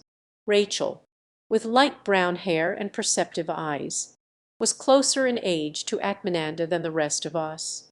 She had completed medical school in 3 years and become a disciple in 1978, 2 months after attending Atmananda's lectures at the New School for Social Research in Manhattan. Dana, a one-time fashion model, had been an occupational therapy major at Canada's McGill University. She first met Atmananda while interviewing him for the campus radio station. After the interview, which touched on Atmananda's book Lifetimes, True Accounts of Reincarnation, he invited her to visit him in Stony Brook. Shortly thereafter she left her boyfriend, family, school, and country. She moved to Stony Brook, just around the block from the charismatic young meditation teacher and author. Connie was a waitress with long dark braids, a Midwesterner's friendliness, and a cheeky smile. Susan had long brown hair and dreamy eyes. She studied art at the Parsons School of Design in Manhattan. And Anne, with long, black hair and that playful, impish grin, was studying to be a nurse. I turned back to watch Atmananda. Don't think that spirituality is divorced from the physical world, he was saying as he reached for a chip. After you meditate a few years, you begin to see that Anam Brahma. Food is God. He then set the chips and cheese-laden tray in the oven. Sal observed intently, as though witnessing a ritual. Soon Atmananda and Sal were delivering trays of crunchy nachos. I garnished mine with sour cream to alleviate the delicious, consciousness-altering burn of the hot sauce. As we ate, I felt proud that I had managed to stop thinking about the women. Then I had to tell myself to be careful, lest my ego swell instead. Finally, I told myself to relax, which I did. The food, The crackling fireplace and the medieval trumpet and recorder music reminded me of something distant, intangible, and noble. My spirit soared. "The kid and I are going to write some songs for you," Atmananda announced. I looked at him, perplexed. After all, I was no longer the baby but the kid. He motioned for me to follow him upstairs. I immediately assumed that my brother would be right beside me when I climbed those stairs, him first and then me, but he just sat there, boosting my confidence with a faraway smile. I nearly told Atmananda to write the song with my brother. I chose instead to go with the flow. I climbed. "If you are going to study English," Atmananda told me, "you might as well get used to putting together words." He grinned mischievously. "Let's write songs about Sal." At first, he was the driving force behind the creative process. I merely smiled at each of his ideas. Later, though, I came up with a few lines of my own, which seemed to blend with his, and after about 45 minutes we marched triumphantly downstairs and sang together. "Soul of Sal" sung to the tune of "O Soul Mio Ohe." "Soul of Sal, aspire tonight. Don't be a schmuck, oh, manifest light. Tomorrow may be too late. Now is never. My gazpacho, she cannot await. Now is the right time, the food delight time. So open up a you mouth and face the south. Tomorrow may be too late. Now is never. My gazpacho, she cannot await." We sang, danced around Sal, who tried to maintain a dignified countenance, but who ended up laughing along with the rest of us. Then Rachel made cinnamon spiced hot apple cider, and we sat around the fire sipping the brew. Later, Atmananda sang a revised version of I Don Quixote from Man of La Mancha. "Hear me, heathens and wizards and servants of sin. All your dastardly doings are past, for a holy endeavor is now to begin. I am Atmananda, the humble and pure. My destiny calls and I go, and the wild winds of fortune shall carry me onward. Oh, whithersoever they blow, whithersoever they blow, onward to glory I go." After the performance, Atmananda said that the level of our consciousness was dropping, so he had us meditate for about 20 minutes. Then he said, "We are going to play the game." "What game?" I asked, feeling bolder after having performed with him. "Part of the game," he replied cryptically, "is to figure out what the game is. The game is the intuition game," said Sal. "You want us to intuit something." Right. I wondered if Sal could read Atmananda's mind. "Some of you think that you can read my mind," Atmananda said, peering at Sal, "but you can read only those thoughts that I make available to you." Sal had intuit that we had to intuit something, but we still did not know what it was. "Is it about the past?" asked Anne. "When you intuit the truth you get an answer, not a question," Atmananda stated. "It's about the future," stated Dana. "Right. You want us to look into the future," she continued. He nodded. "I see you traveling around the world giving lectures," she predicted. "Many seekers will become disciples as a result of your talks," offered Tom. "Guru will be happy with us," suggested Anne. "We're going to put up a lot of posters," I added. Atmananda said that we had done well, but were forgetting something important. We looked at him expectantly. Then, in his Kermit the Frog voice, he said, "We're going to make millions of people happy. Make millions of people happy." I echoed. Chinmoy seemed willing to look the other way when Atmananda, his chief recruiter, disregarded his etiquette on sex, ego, cinema, individuality, and language, but his patience ran out in 1979, when a Queen's disciple informed him that Atmananda was playing Guru. Actually, it had been several months since Atmananda had made it a practice to scan the audience during the meditation part of his talks. as if he were channeling divine light. But now Chinmoy saw the light, and Atmananda was in immediate danger of being kicked out of the center. When Atmananda learned of his predicament, he had an idea, fond of temperate climates. He had been wanting for years to move back to his birthplace. Sunny Southern California, this dream had recently reasserted itself in his mind as the number of people attending his talks gradually dwindled, which he attributed to a diminishing interest in spirituality in the New York metropolitan area. But suddenly the idea of starting a Chinmoy Center in a distant city seemed less of a dream than a necessity. He wrote Guru a letter asking if he could move to San Diego. Chinmoy consented. Weeks later, the phone rang. It was Atmananda. I offered to find my brother. No, he said. I want to speak with you. Why don't you come over? He lived about a quarter of a mile from my apartment in Stony Brook. I jogged down Cedar Street and knocked on his door. Hi, kid, make yourself at home. He offered me a yogurt. I accepted. He told me that he was starting a center for Guru in La Jolla, California, then, in an enchantingly anesthetizing voice. He explained that Southern California rested upon a mystical power spot around which had congregated the nation's largest population of spiritual seekers. Would you like to go? I realized that San Diego, was driving distance to the Sonoran Desert and to Ukla, Castanda's frequent haunts. I remembered Atmananda telling me that California boasted many lovely, friendly women. I realized that such a move would distance me from my parents, who continued to worry that I was in a cult. I also realized that such a move would distance me from Guru, but I now believed that the light would reach me in whichever state I inhabited.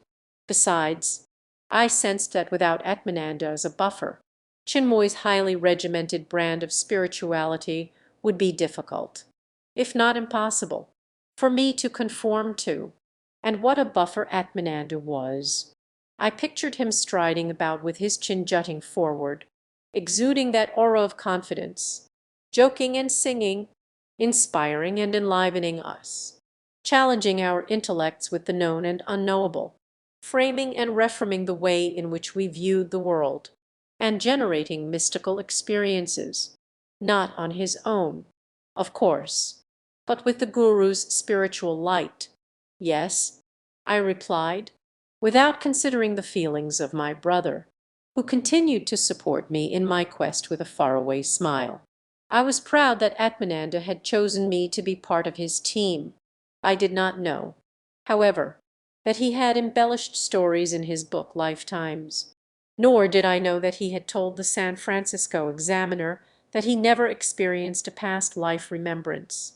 Nor did I know that he had once asked a girlfriend to slip out the window when another appeared at the door. Nor that he had recently been in deep trouble with Chinmoy. Nor that during the height of the controversy he had admitted to Tom that he might leave the center before Chinmoy kicked him out. What would you do if you left? Tom had asked him. He'd move to California and teach meditation. Atmananda replied, on August 30, 1979, Atmananda, Dana, Rachel, Connie, and I left the ground in a jet bound for San Diego. In the excitement of packing and leaving, I had forgotten my wallet and daypack back at my brother's. Now, without money or it, I watched rays of light play off darkening clouds and thought about the frog. 5. Bicycle ride. Lenox, the weather had cleared since I had started pedaling west from Walden Pond 5 days before, but headwinds continued to press both the doggy carrier and bicycle trailer as if I were tugging a parachute. Contributing little to the weight of the rig was a book by William Shirer on Mahatma Gandhi. Disillusioned, but not yet ready to live without heroes, I actively sought a replacement for Atmananda. I rode over the mountains of western Massachusetts and rolled into the town of Lenox. There a woman noticed the oddness of my entourage and asked, "What exactly is going on?" "I am bicycling across America with my dog," I replied. 10 minutes later she was interviewing me in a nearby cafe. She was a reporter for the Berkshire Eagle, and, as I answered her questions, I thought about how I would answer when she asked me why. I realized it was more than a love for bicycling, more than a longing for adventure, and more than a desire to strengthen my self-confidence that propelled me west. I wanted time to think about Atmananda's thousands of lessons, some of which I sensed were valid and some of which I knew were not. There was another reason. I wanted to do something distinctly me, bicycling across a continent against the prevailing winds with all my possessions, and a Siberian husky. That was me. Why? She asked later. I tempered my answer with the knowledge that I was being interviewed by a journalist and not a shrink. At one point I told her that I was traveling with a book on Gandhi. "Do you like it?" she asked. While reading the book I felt proud that Gandhi had been deeply influenced by Thoreau's essay Civil Disobedience. Proud that a thinker and experimenter from the United States had had an effect on one from India whose thoughts and experiments affected humankind. But it was more than pride which attracted me to Shire's Gandhi. A memoir? Gandhi's dream of helping the masses reminded me of Atmananda's seeming interest in making millions of people happy, while Gandhi wielded influence over 2/3 of a billion people as he helped India secure independence. Never did he grow twisted by the enormity of his own power. Never did he betray the public trust, though Atmananda eloquently described the balance between the spiritual and the mundane. I knew from years of first-hand experience, yet found it difficult to admit, that a Mahatma Gandhi he was not. "I like the book very much," I replied. "Would you like to meet Shire?" She offered. William L. Shirer was the only correspondent sent by an American newspaper to cover India's revolution.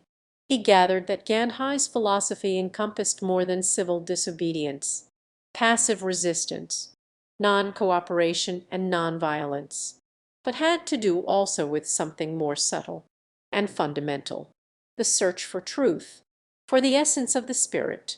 Insights such as this made him seem particularly suited to investigate so complex and sensitive a matter as India's social, political, and spiritual ferment. Shirer was also the author of The Rise and Fall of the Third Reich, a history of Nazi Germany. As I knocked on his door, I hoped that with his knowledge of benevolent and malevolent charismatic leaders, he could help me to understand Atmananda. I wanted to tell Shirer that I had seen Atmananda's seemingly tight-knit community transform into a group of fearful, paranoid people. I wanted to tell him that I had seen Atmananda himself transform from a seemingly kind, noble seeker into a man who used anti-psychotic drugs and as tools of persuasion, who, without the use of drugs, persuaded one woman to leave her husband and newborn child, who dreamt of filling stadiums and of starting a world religion, who claimed to be the Antichrist, and who spoke repeatedly of taking the inner circle for a ride in a Learjet into a mountain. I wanted to tell Shirer how, in 1984, I had helped Atmananda through a bad trip, and how, as he was coming down, I had observed his opposing personalities reassert themselves. I wanted to tell him that Atmananda seemed to be getting progressively worse. And I wanted to tell him how Atmananda had persuaded one disciple that he and I would be forever locked in a battle over mystical power. The disciple was my brother. When Shirer answered the door, his large, bright forehead and serene countenance made him appear intellectually and spiritually advanced, and I had an uncanny feeling that something of the Mahatma himself peered out at me through those 83-year-old eyes. "What can I do for you?" he asked me. "I wanted to tell you that I'm enjoying your book," I said, suddenly aware that he might not want to discuss the extremities of human nature with a total stranger. I told him about the bike trip, his book on Gandhi, and the reporter, but he was busy preparing for a lecture tour of Russia and had no time to talk. I thanked him, got back on my bicycle, and left. I pictured Shirer as a young man contemplating the life and lessons of Mahatma Gandhi. I also pictured him observing uniformed men with swastikas, bent on genocide. I imagined him accepting both good and bad in people, for only by cultivating acceptance did I imagine him harvesting peace. But I realized, as I pedaled north, that I would have to learn to distinguish between the nurturing and noxious roots Atmananda had sown in my mind without Shirer's help. This was something I would have to do for myself.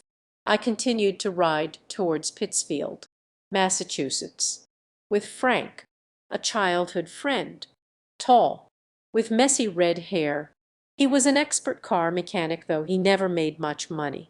This was in part because he was a slow worker, because he had little self-confidence, and because people took advantage of him. "How's work going?" I asked him. "Okay, I suppose."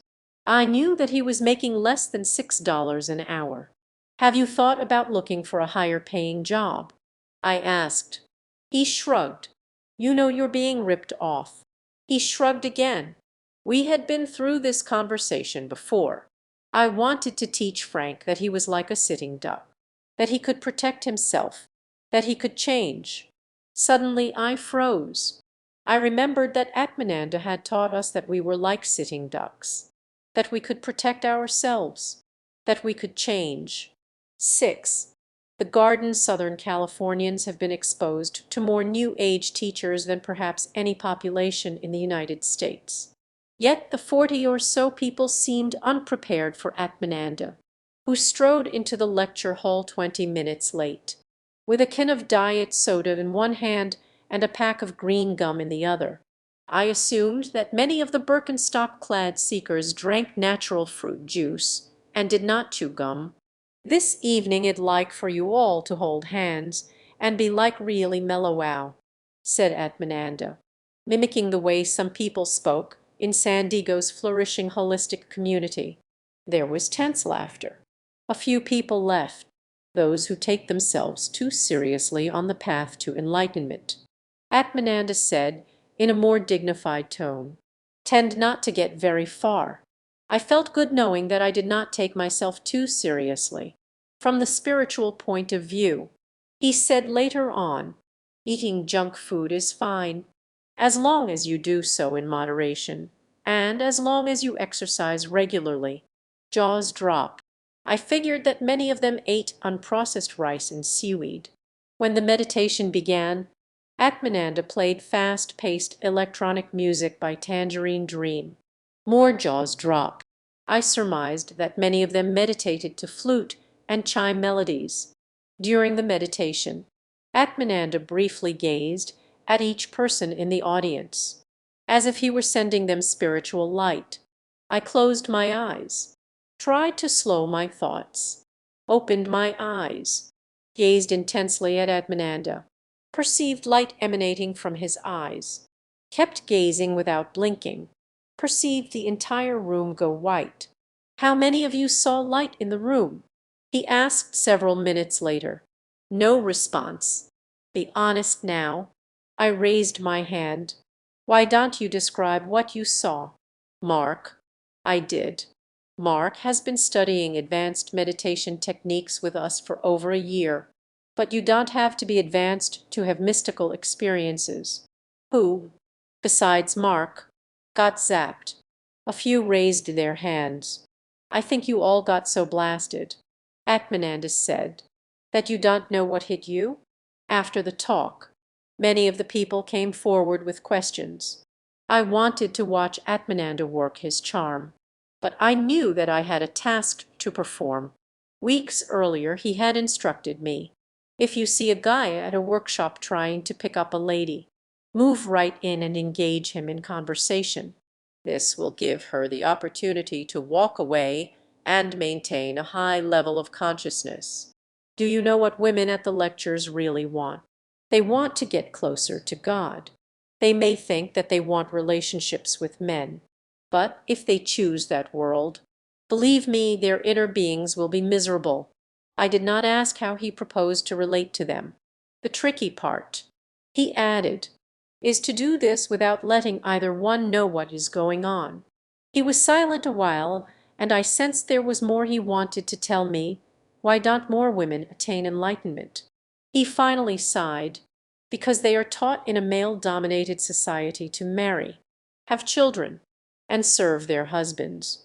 Traditionally, they have not had the opportunity to study with an enlightened teacher. I was moved by the truth that I felt in his words, and now, as he answered questions in the front of the room, I interrupted conversations with all the speed and savvy I could muster. People did not seem to mind. On the contrary, they seemed to regard me as someone special, as if I were on the bus, and they were trying to get on. With each passing week, Atmananda further opened the audience to the possibility that they could evolve countless lifetimes by staring at the underexposed photo of a balding man. After about a month, he announced, "Those who are interested in the advanced side of self-discovery should ask Mark for a map to the center." The center was Atmananda's term for the San Diego branch of Chinmoy's organization.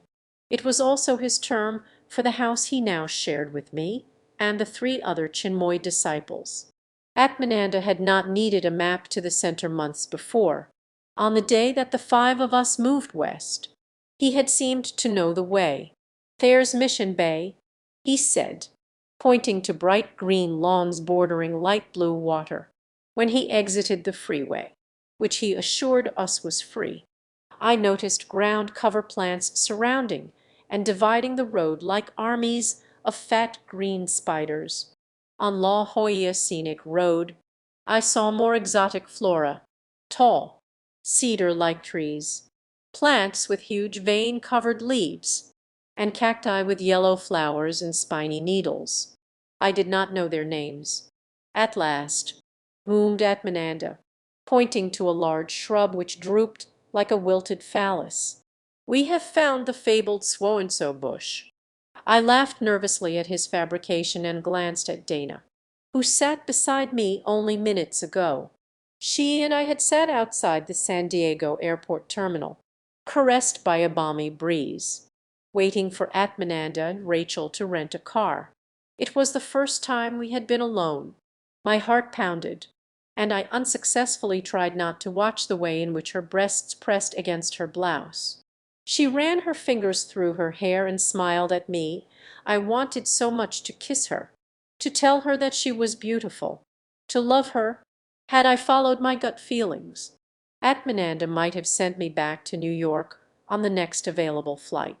But Chinmoy and Atmananda had explained that sex saps psychic growth, and I was concerned that Atmananda and Dana might be in some sort of relationship already.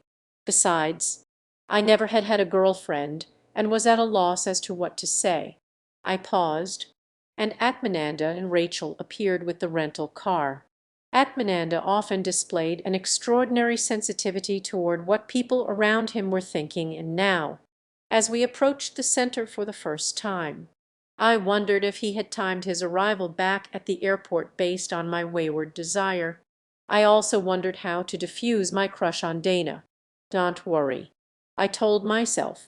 "Guru will help me work it out." Now Atmananda told his passengers that the new center was only a few blocks away. He had chosen a house on Cliffridge Avenue where, in the name of the Guru, we would fight evil forces and make millions happy. Before turning left on Cliffridge, we drove past Nottingham and Robin Hood. The lawns in the neighborhood seemed like tiny golf courses. Atmananda pulled into one of the driveways, got out of the car, and said, "Here we are." Then he strode down the path as though leading us to his castle. He claimed the master bedroom which overlooked the garden. Dana's was next to his, then mine, then Connie's, then Rachel's. "Welcome to Atmananda's Bar and Grill." He grinned from behind the kitchen counter, pretending to serve us. Adjacent to the kitchen was the meditation room, where Atmananda planned to conduct weekly meetings for the soon-to-be recruited Chinmoy disciples. From the meditation room I could see the lawn, narrow yard and the large wooden deck which he christened the flogging platform. On the steep hill past the deck, legions of spidery plants advanced imperceptibly toward the garden. Nearly every day during the first few weeks in San Diego, Atmananda drove us to La Jolla Shores Beach. There, he led Rachel, Dana, and me to where the water was over our heads. Connie was intimidated by the Pacific surf and did not immerse herself the way the rest of us did. With Atmananda's guidance, however, that would soon change. 2 years before, in New York, Atmananda and Tom had tried to swim across a channel in the Long Island Sound. Though a strong swimmer, Tom grew fatigued fighting the swift current, and Atmananda risked his life to save his friend from being swept to sea. Now, buoyed by Atmananda's legendary strength, I rode the swells beyond the breakers to where my feet dangled above the ocean floor. After 30 minutes or so, we rode the waves toward the shore. At this time Atmananda often disappeared beneath the surface. We stood there in the waist-deep water, waiting, watching, and trying to figure out his next move, when suddenly there was a scream. Still under water, Atmananda had seized and was tickling Simone's foot. Then we sat on the beach, soothed by gentle currents of the herb-scented air. I looked to the west. Blue on blue stretched across the horizon. I looked to the east. White buildings gleamed behind a row of tall, healthy palms. I remembered Atmananda's advice. If you want to live in a pretty world, just cry inwardly to Guru. I could not help but feel that I had entered one of Dr. Seuss' fantasy gardens for children. Atmananda drove us back to the center, where we gazed for 40 minutes or so at the transcendental. Then we ate nachos. A perfect ending, I thought, to a perfect day. I was so absorbed in having fun with my new family. I did not think to contact my parents or my brother. Several days after we arrived in Southern California, Atmananda took us on a bus tour of the San Diego Zoo in Balboa Park. The guide pointed to an elephant and said, "This is Peanuts. Peanuts has been with us for 7 years. This guy is making it up as he goes," whispered Atmananda, who seemed to resent having someone else control the conversation. The guide pointed to a giraffe. "This is Fwatsnoid," interrupted Atmananda loudly. "And Puzzles has been with us for 3 years," continued the guide, trying to ignore the man monkeying around with the 4 laughing hyenas. One time during our first few weeks in California, Atmananda saw me standing on a wall in the yard.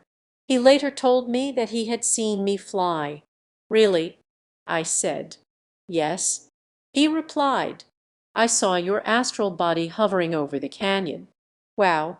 Suddenly, his kind encouragement transmigrified into a cold, penetrating glare. I felt he was looking right through me. "I can see that you still doubt me," he said, turning away. I was upset with myself, as usual. He was right.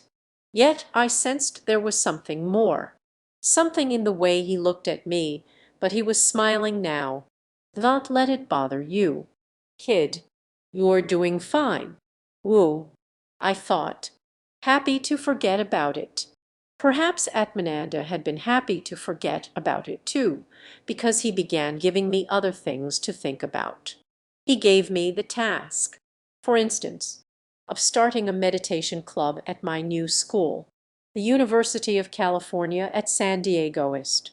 He understood that by controlling a university club, he gained legitimacy, prestige, and unlimited access to free lecture halls. I saw no harm in Atmananda's request. We were, after all, using the club to help Guru. So I set out to find 3 full-time students who were willing to sign up as the club's officers. "Hi," I said, approaching one student. "I'm starting a meditation club and was wondering if you might be interested in helping out." "What's a meditation club?" "We're going to have guest lecturers teach Zen and relaxation. You know, Stuff like that. Sounds cool, dude, but am already relaxed. Great. But maybe you could take a moment and help people who are not. And so, by soliciting signatures from those not particularly interested in meditation, I became the club's sole proprietor. Meanwhile, Dana designed, Rachel mostly paid for, and Atmananda zapped the new stack of posters, which I then placed around us, San Diego State University STSU, and the neighboring communities. The talks went well, and I soon handed out many maps to the center. Before the potential recruits arrived, Connie spent hours cleaning the center. According to Atmananda, this was something her soul loved to do. My soul, he pointed out, loved to greet people. Howdy, Mark, I said. Hello, she replied. She was graceful and alluring. Mandy, this one, I thought, is gonna need some heavy protecting. During the lecture, Atmananda predicted that the world would enter a spiritual dark age in 1985. The darkness will last for thousands of years, and it will become increasingly difficult to meditate and to think clearly. Spiritual warriors will need to band together under the protection of a guru who can fight the negative forces and forge a path toward freedom and light. Then we had cookies. After several public meetings at the center, Atmananda invited those who were interested in studying with Chinmoy to stay afterwards. What do you do for a living? Atmananda asked each of the three. I'm a flight attendant, said Mandy. I know a few things about flying. Atmananda interjected. I cane chairs, said a woman with long, brown hair. I cane people, said a man with a crew cut. If you sincerely want to take the next step in your spiritual evolution, Atmananda said, we will mail your photographs to Guru. Guru will use his psychic vision to see if you are meant to study with him. By the time Chinmoy accepted the flight attendant, the craftsperson, and the marine, there were many more applicants to be processed. Despite the intensity of the recruitment drive, Atmananda found time to assist certain seekers on a one-on-one basis. Mandy, in particular, must have exhibited potential because he often spent nights at her condo. I figured it was okay for Atmananda to sleep with Mandy, though it was not okay for me to appreciate her beauty. He was, after all, an advanced disciple and knew a lot more about these things than I. He said on occasion that I could have a girlfriend outside the center, but mostly he said that I shouldn't. My perceptions might have changed, however, had I known that he was sleeping with numerous women disciples. My perceptions also might have changed had I known about the bedroom incident, when Atmananda first flew with Rachel to La Jolla in search of a rental. He chose a house with good vibes, but with only 4 bedrooms. He told Rachel that he would take the large bedroom, that she would take the dining room and living room areas, and that they would switch. But he never allowed her to use the living room, nor would he switch. To complicate matters, he often sat outside her makeshift bedroom, advising disciples through the night and early morning how they could accelerate their march toward a wordless perfection. Unlike Atmananda, Rachel had to wake up in the morning and go to work. After too many nights of too little sleep, she grew tired, angry, and confused when Atmananda sensed that she was not her usual happy self. He did not openly communicate his displeasure. Instead, he ignored her. He let the other women know that she was in a bad consciousness and should be avoided whenever possible. He began to treat her as if she were an outsider. Rachel grew increasingly flustered. She reached out in her thoughts to Guru, to family, and to friends, when Atmananda asked her to move out of the house. She breathed an exhausted sigh of relief. In the meantime, without a clue, I studied literature, worked part-time, read Guru's books, meditated 1.5 hours a day, tried to see organized poster teams, attended Atmananda's talks, and immersed myself each day in water over my head. I felt so good about my life and the community I was helping to build that it seemed like I was living in paradise. 7. Money mantra arriving carless in California. Atmananda thought about continuing his career as a college professor. He thought about writing another book. He even considered going to law school. Instead, he expanded the Money Club. The Money Club had started in New York when Atmananda began collecting from Stony Brook disciples. We voluntarily gave a few dollars a month to offset the cost of the posters. In San Diego, he raised membership dues to $4 or so a week. Rachel, who took out loans to help the San Diego Chinmoy Center get started, gave much more. As the center rapidly grew, so did the numbers in Atmananda's club. Seekers used to live in monasteries and in caves. Atmananda taught at center meetings. But Guru recommends that instead, we live in a city. This gives us the opportunity to strengthen our psychic defenses and to better serve humanity in order to live in the world, particularly as your consciousness evolves and as the vibrations of the world grow darker. You will need money. Most of the new disciples, though, were East undergraduates. When Atmananda explained the etiquette of selfless giving, you can give in the right way or you can give in the wrong way. Many of us wondered how we could give in any way. But Atmananda had an idea. He suggested that we take out student loans for more than we actually needed. You can then donate the extra amount to a worthy cause. He pointed out, to a genuine spiritual center. For instance, it was no coincidence that the center's finances improved significantly after banks issued checks. Atmananda had another idea. Accepting money from your parents is the spiritual thing to do. Why not give your parents the opportunity to help? Why shall they be given the opportunity to make spiritual progress? He even devised a way that we could earn money. Why work for $5 an hour when you could be making 20? Work is not supposed to be fun. Believe me, they would not be paying you if it was. Unless you already have a career that you are happy with. You should study computer science.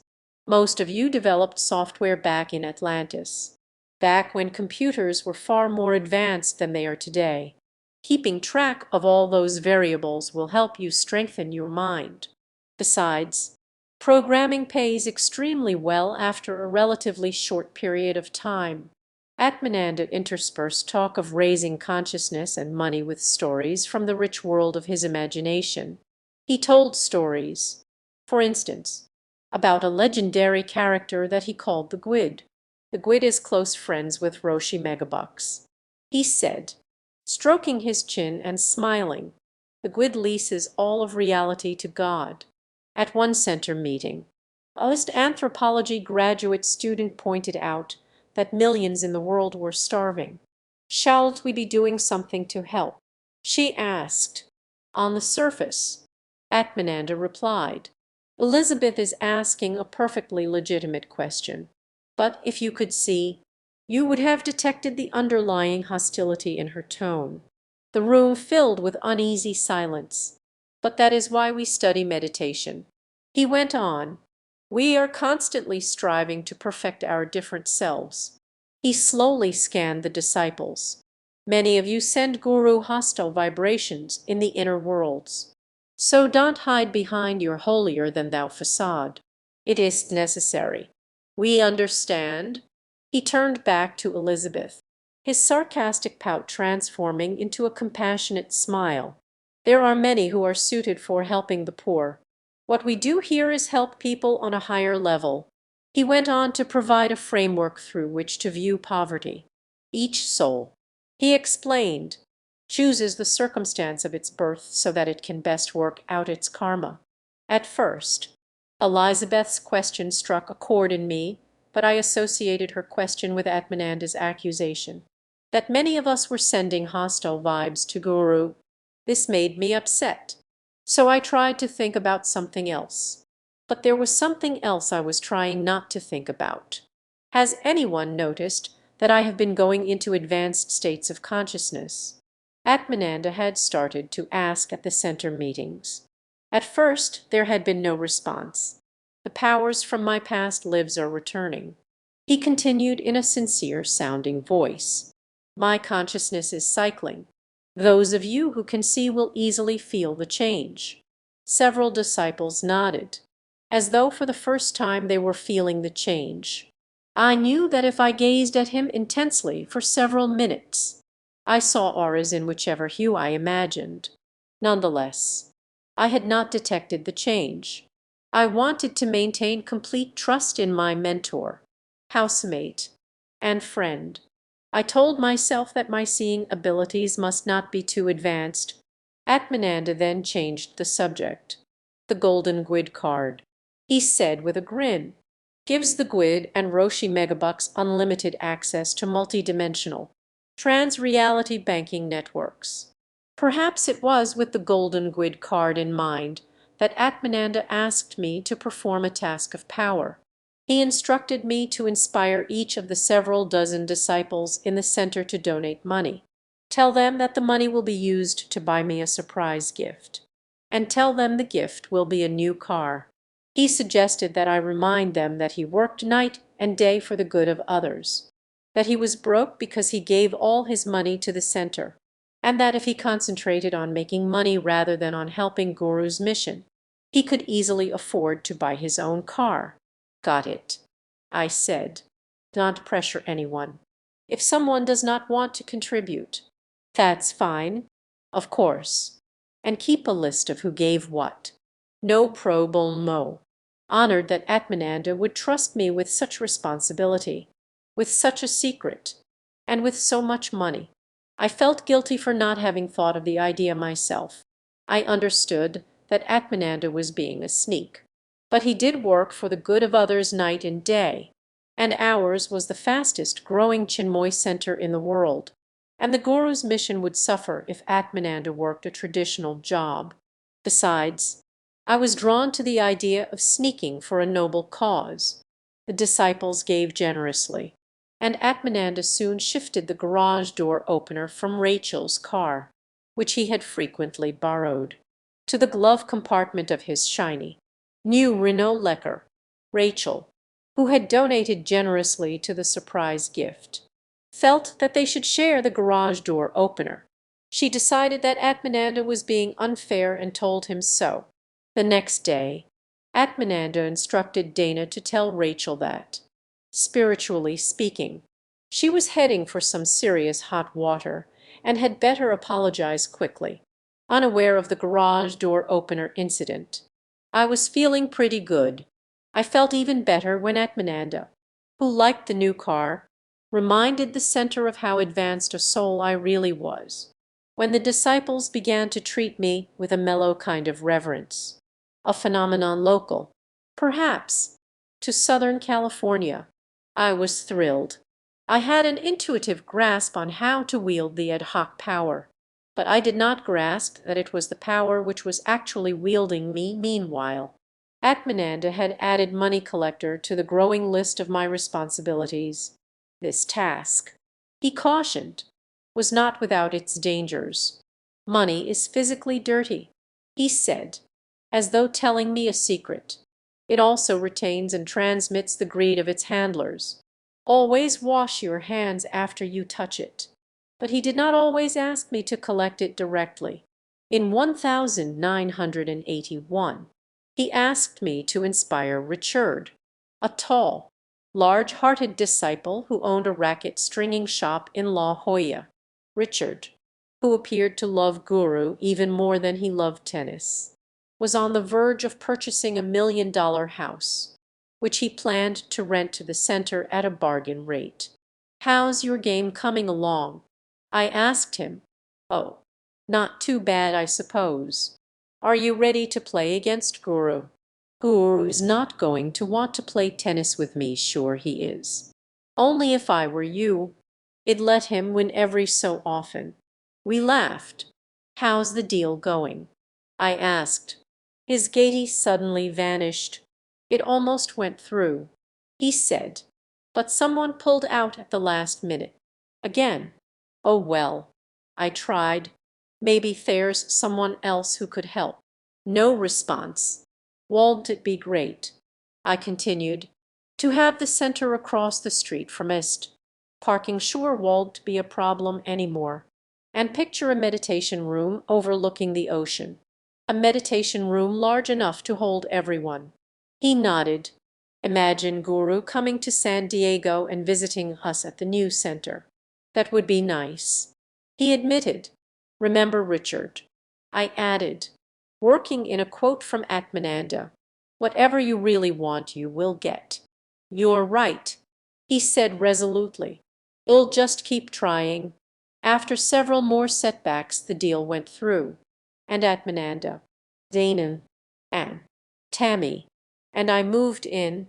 Atmananda occasionally paced the carpets of the new center, improvising a song from Fiddler on the Roof in which pious Dairy Mintevia aspires for a little wealth from God. If I were a realized soul, Atmananda began, Ahyatu datu datu yatu datu datu datu dum. All day long it bitch bitch bum. If I were a realized soul, have to work hard. Once at the new center, Atmananda recited for me the money mantra. Ya Divi Sarva Bhutsu Rekna Rupina Sangsvita Nastasve Namasve Namasve Namo Nama. He chanted soulfully. If I could have followed his words down the corridors of time, I would have seen him, Ya Divi, dramatically increasing the cost of public meditation lectures and seminars. Sarva Bhutsu, charging $1,000 a person for weekend desert trips, 1,987. Ratna Rupina, increasing his advertising budget from hundreds 1,977 to hundreds of thousands 1,987. Sangsvita, requesting that mandatory tuition, which took the place of the voluntary money club, be paid in $100 denominations, suggesting that followers hold off on tax payments until later, raising monthly tuition from $100 $1,982 to approximately $3,500 $1,993. Nastasve, driving a Renault Lecker 1979, a 1981, a 911 Porsche 1982, a 928 Porsche 1983, a Turbo Carrera Porsche 1984, a Bentley 1991, keeping 7 cars at his New York property, 3 Mercedes-Benzes, 2 Porsches and 2 Range Rovers 1991. Namaste, Namaste, renting the Del Mar Castle, complete with turrets, a walk-in fireplace, and a full-court basketball game-sized living room 1982. Renting in Malibu what he claimed was Goldie Hawn's house 1983. Spending roughly $900 per night for a hotel suite where his dog enjoyed a room of its own 1988. Buying a house on Conscience Bay in Old Field, New York, for about $950,000 1988. Buying a house in Tissac, a suburb near Santa Fe, New Mexico, for about $875,000 1990, spending approximately $1 million on each house for electronic security systems and renovations 1991. Renting Sting's house in Malibu Colony for about $25,000 a month 1992. Namo Nama. I spent many happy hours with Atmananda in the plushly carpeted meditation room, watching the Pacific Ocean as I listened to him sing and talk about his dreams, deeply believing that millions would be made happy. I refused to acknowledge that millions would soon be made, and though I never chanted the money mantra, I helped my housemate who did. 8. Fast leader in the fall of 1980. Atmananda spoke with the Stony Brook disciples. who were still in New York. On an inner level, he also spoke with them on the phone. He told them that Chinmoy was directing a special force toward our new $1 million center in La Jolla. He told them about our now legendary recruitment drive. He told them about our feasts. These disciples missed Atmananda. They missed his advice, friendship, and love. They missed his extended family. They missed him coaxing, "Eat, eat."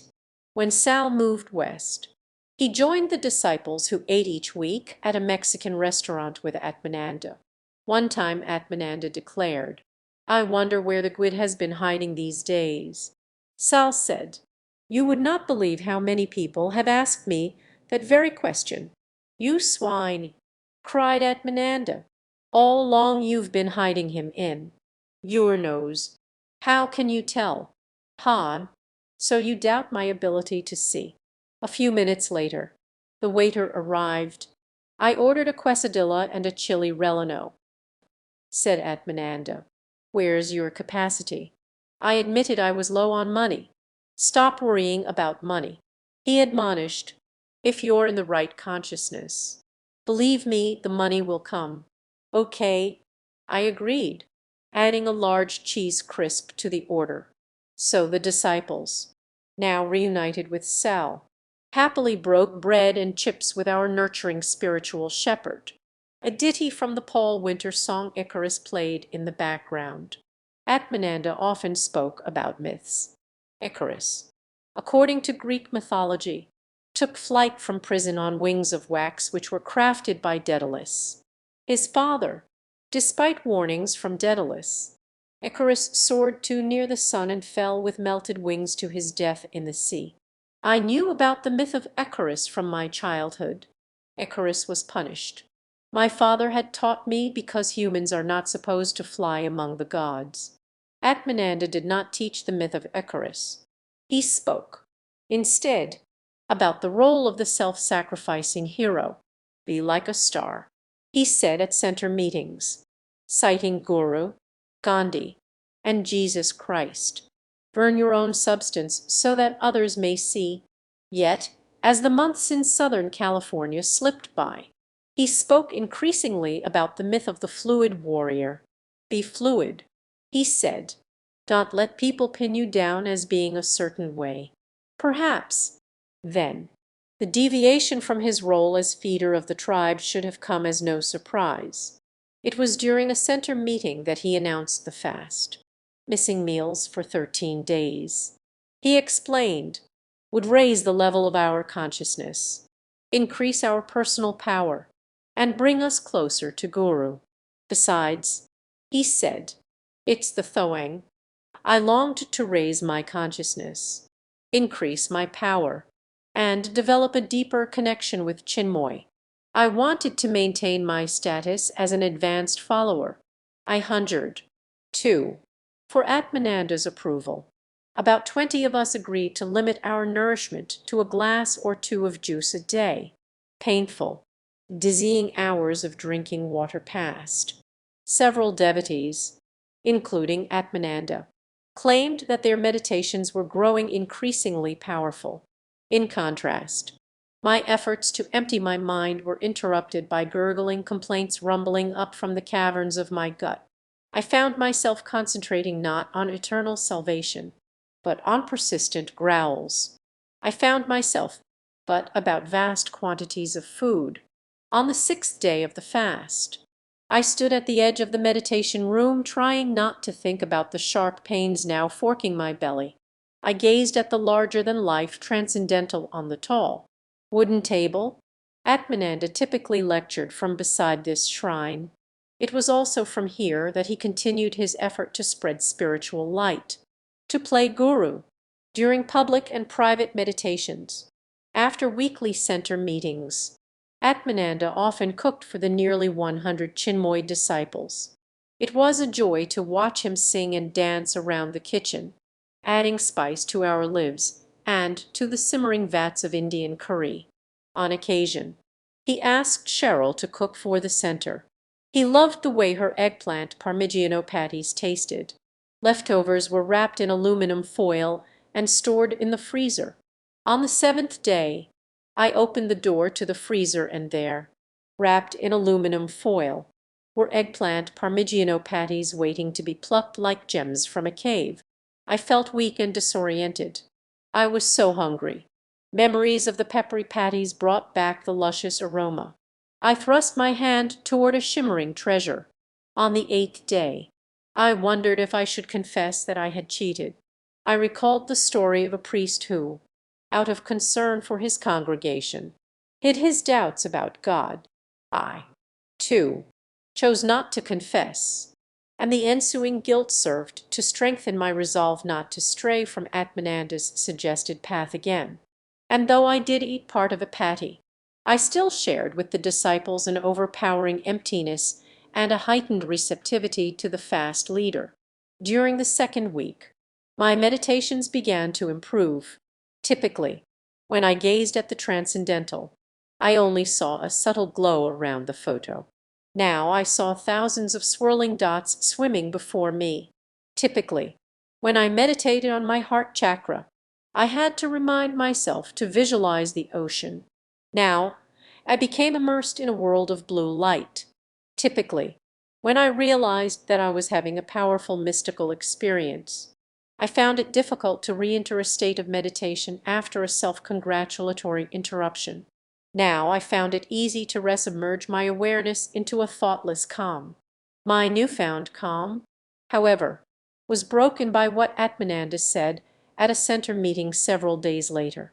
He announced that he had recently attained levels of consciousness so powerful and sublime that he was no longer the person that we thought him to be.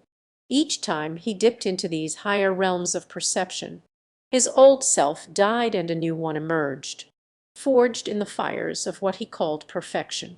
A number of you have already sensed the change. He said, I first started entering into these higher states, which I call basement samadhi, during deep meditation.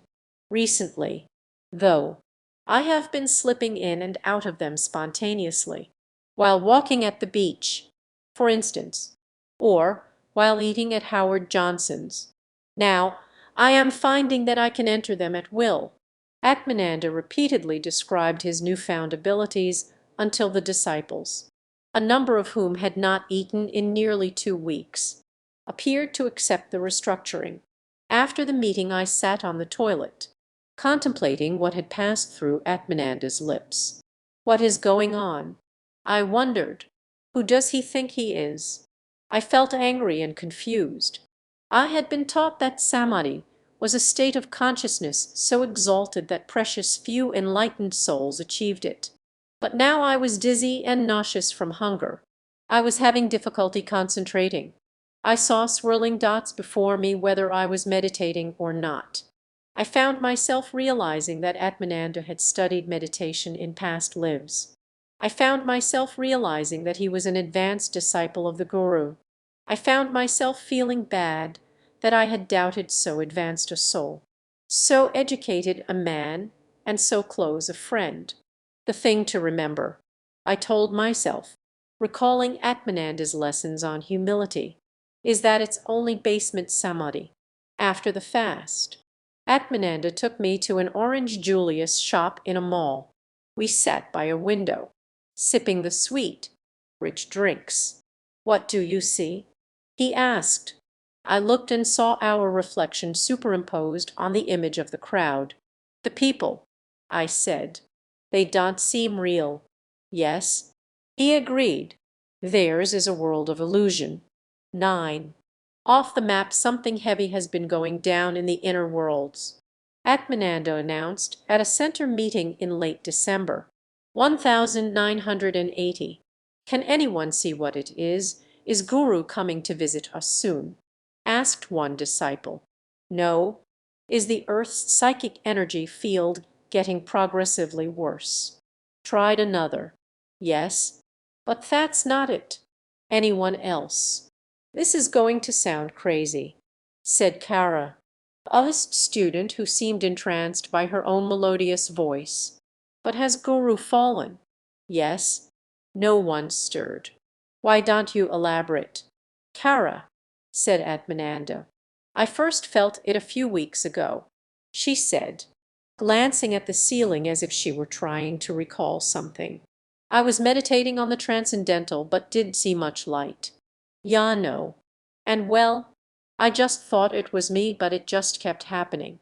And like I love Guru and all, but months later, Kara would be hospitalized for a mental disorder. You have truly seen, praised Atmananda. My heart pounded. I felt like a bomb had exploded in my face. I saw Kara gazing at Atmananda. It was only months before that Atmananda had asked me to deceive the disciples into buying him a surprise gift. The new car. I scanned the crowded room. People seemed disoriented. 3 disciples visiting from the Santa Barbara Chinmoy Center kept glancing at the door. They looked ready to bolt. Many of you have been having difficulty meditating recently, said Atmananda in his familiar, soothing voice. You have been blaming yourselves, but you should understand that it is not you. For years I have meditated on the transcendental and the room has filled with a beautiful, white light. But lately, the light has simply not been there. At first I thought that the level of my meditation had dropped, intuitively, though I knew that that was not the case. I could not believe what was happening. I had never heard Atmananda criticize our beloved Guru. Still, I had to admit that his intuition was usually correct. When I tried meditating without the transcendental, he continued, my consciousness suddenly jumped to a much higher level, as if the Guru had been holding me down. And yet my logical mind still refused to accept that the Guru had fallen. You see, you don't just turn your back on someone you have devoted 11 years of your life to, someone you have loved more than anyone else in the universe. I wondered if a con artist would devote 11 years of his life to a Guru. I had to make sure that the negative forces were not playing tricks on my mind. He continued, so I decided to visit New York and meditate on the Guru in person.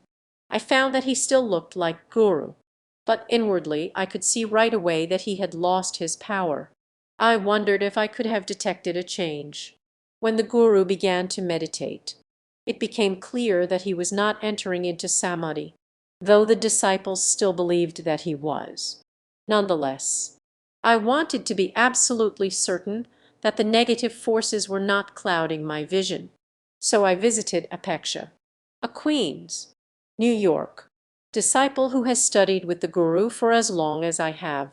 At first, Apeksha thought I was crazy, but after we spent hours looking at old Guru photos, neither of us had any doubt as to what had happened. Apeksha is now in a real bind. On the one hand, he can see that the Guru has fallen. On the other hand, he knows that he is not strong enough yet to ward off the negative forces on his own. Richard, who had bought the $1 million center, raised his hand and said, Atmananda, is there anything we can do to help Guru? Your sentiment is a noble one. Atmananda replied, but you have to be careful. If you are swimming near a sinking ocean liner, it doesn't matter how nice a person you are. You'll be sucked under when the ship goes down. You should understand that I am not criticizing the Guru, nor should any of you. You should give him a great deal of credit for holding out against the forces for as long as he did. The forces are not exactly evil per se. They are merely playing their role in the cosmic game. It just so happens that their role is to destroy light. Several disciples, others cast a glassy-eyed, soporific gaze at the renegade center leader, as if this were a typical late-night meeting. In 1985, the situation in the universe will begin to get much worse. A great cloud of darkness will envelop the earth for thousands of years. I pictured the shadow of a huge oil slick. There will soon be a sharp increase in the number of wars and natural disasters, and nearly everyone on the planet will be affected. Spiritual seekers will suffer the most. because they are the ones who are most sensitive to the pain and suffering of others. It will become increasingly difficult to meditate, and seekers not grounded in the Dharma will be in grave danger of being seduced by the dark side, unaware of the effect Atmananda was having beneath the surface world of my reason. I watched his demanding, doughy face and listened to his soothing, resting voice. But there is no reason for you to indulge in sadness. In times of great darkness, spiritual warriors band together and fight the forces. This is their soul's work, and therefore their inner beings are extremely happy, despite enormous odds. They fight for truth. Well, I'm not supposed to tell you this, but let's just say that the warriors are in for some pleasant surprises in this and in future lives. I assumed he meant that they would accrue good karma, and I would be willing to wager. He said, smiling warmly, that they are in for a heck of a good time. Until the warriors are close to attaining enlightenment, they will need a genuine spiritual teacher. They will need a teacher who turns out strong, free-thinking individuals, not spaced out, dependent disciples. They will need a teacher who is fully or partially enlightened, and who has extensive experience in guiding souls to self-realization. They will also need a teacher who has the power to ward off hordes of negative forces. Atmananda reminded us that the powers from his past lives had been cycling through him and had been propelling him into basement samadhi and beyond. He said that he had been carefully monitoring his progress towards self-realization. He had not only asked the Infinite for advice, he assured us, but had been reading detailed accounts of the enlightenment process. No one asked to review his source material. He went on to describe the countless inner realms he had been slipping in and out of lately. The realms, he explained, were so deep and powerful that the man we had come to know as Atmananda had all but disappeared inside the clear light of the void. I was attempting to make sense of his claims when he said that samadhi was incomprehensible to the human mind. Then he paused, slowly scanned the audience, and announced that he would be helping advanced, sincere seekers in their quest for enlightenment, on his own, as on a power trip. I thought, maybe he's been planning this all along. Maybe he actually believes in it. In either case, you need to realize that I am doing this because it is what the Infinite wants me to do. It certainly wasn't my idea. You see, when you reach this stage in the enlightenment process, you completely surrender your will to the Infinite. If that's true, I thought, no problem. But please understand that I am not a guru. I am a teacher. How can you tell if someone is your teacher? By how you feel when you meditate with them, by their glow, by how they treat the people around them, by whether they practice what they preach. But you have to be careful out there. You have to ask yourself, are they phony or are they genuine? Are they trying to take your money? Are they trying to sell you spiritual rhetoric laced with subtle, complex half-truths? I agree. I thought we should watch out. But you have to ask yourself, does the teacher give individual counseling when necessary? Provide a community of advanced seekers? Transmit light inwardly? Teach several spiritual philosophies and disciplines? Point out traps along the path? Ward off the negative forces? Atmananda inundated us with so many details that he appeared to be conducting a lesson, not a coup. Another way to tell if someone is your teacher, Atmananda said, turning toward me, is to see if you have studied with them in a previous life. Several of you have been with me before. Mark, for instance, has studied with me in Tibet, Japan, and India. He doesn't remember very well, but he will. You may have noticed how easy it is to see his aura. As just saying that, I thought. Yet I had always felt a powerful affinity toward those countries. Several students cast their gaze at me. I felt a rush. I felt powerful. It felt good. Minutes later, Atmananda suddenly grew bitter. "Don't think that I don't know what some of you are thinking," he accused, as he aimed his eagle-like glare. "You realize, of course, who I am?" He added haughtily, "Who are you really?" Atmananda. I wondered. I felt frenzied and dazed, as if a dark and powerful cyclone had swept Atmananda's train off its tracks, and me with it. I thought about the time Atmananda had narrated at a center meeting the tale of the emperor's new clothes. He had likened himself to the story's truthful, outspoken child. Is he like the child? I now wondered. Or is he really like the deceitful tailor? Looking up, I chose to see him as my kind, warm-hearted friend. "There are a few of you," he said, "who are letting the forces fill you with confusion and doubt. But overall, you are a fairly advanced group and should have no trouble perceiving what your inner beings already know." He sounds like he believes in what he's saying. I thought, look, you can think about it all you want, but until you learn to see, believe me, you won't get very far. The Santa Barbara disciples suddenly stood up. "You folks are invited to stick around," Atmananda said. They stepped outside and closed the door. At around 9:30 p.m., Atmananda announced that those who sought to continue their studies with him should return to the center later that night.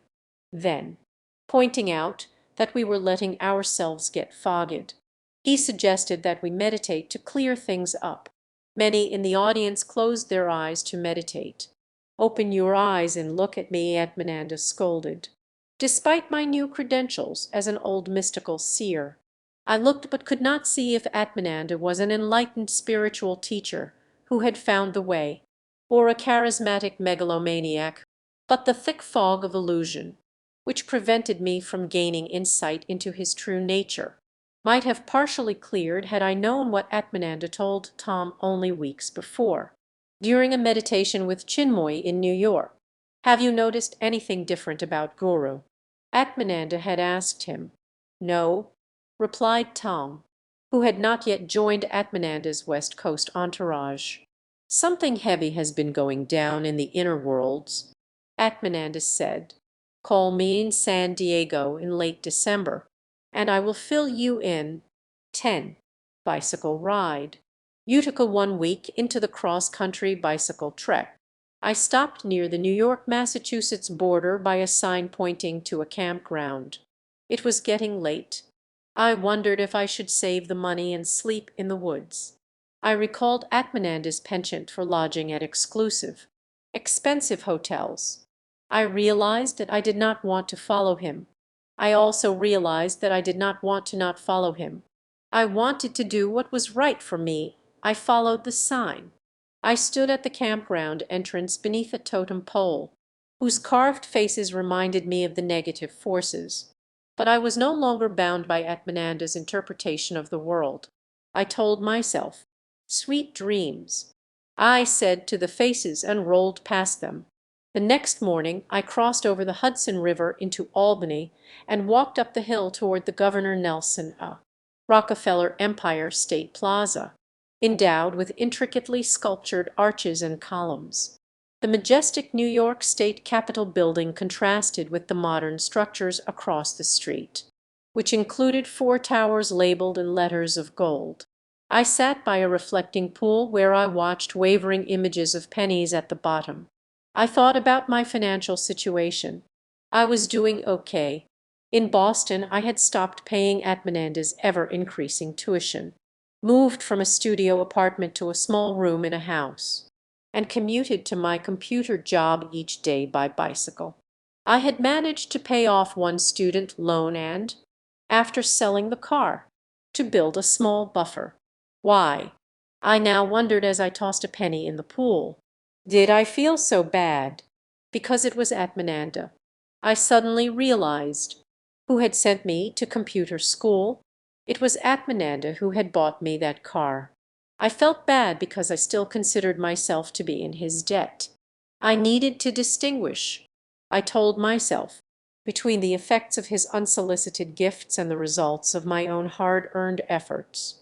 2 days later, as I continued to travel, the cars whizzing by served as a constant, crushing reminder that towing a 3-foot wide trailer down a country road at night was probably not such a good idea, but driven by the thought of staying with a friend in Utica, I continued despite the danger. The road gradually rose into thick, dark woods, and there were no houses in sight. To complicate matters, I was a devout believer in the excitement and mystery of a journey and carried no maps. I was completely lost.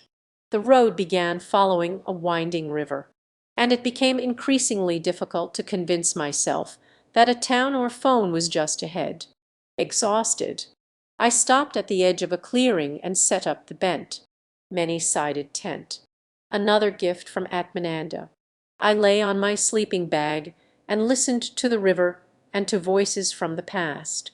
I could almost hear Atmananda talking, back in 1979, about the pending move from New York to Southern California.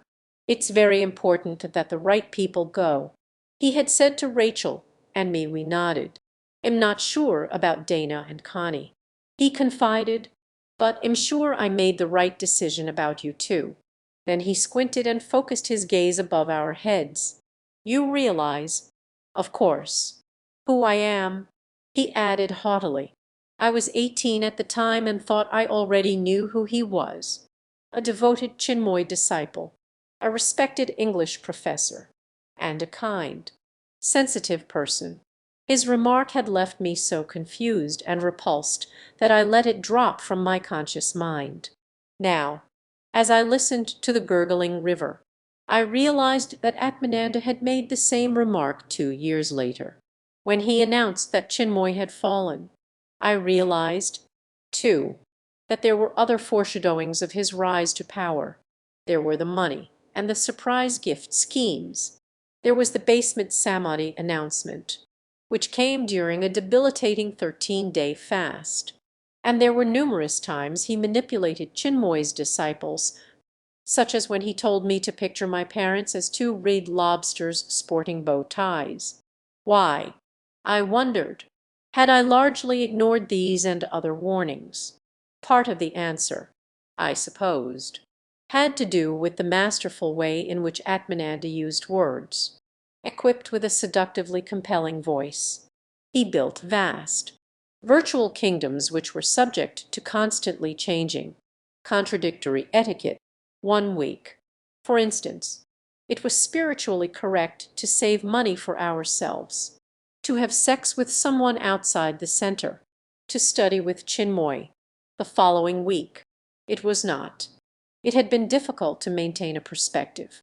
I sensed that another part of the answer had to do with me and my need to believe.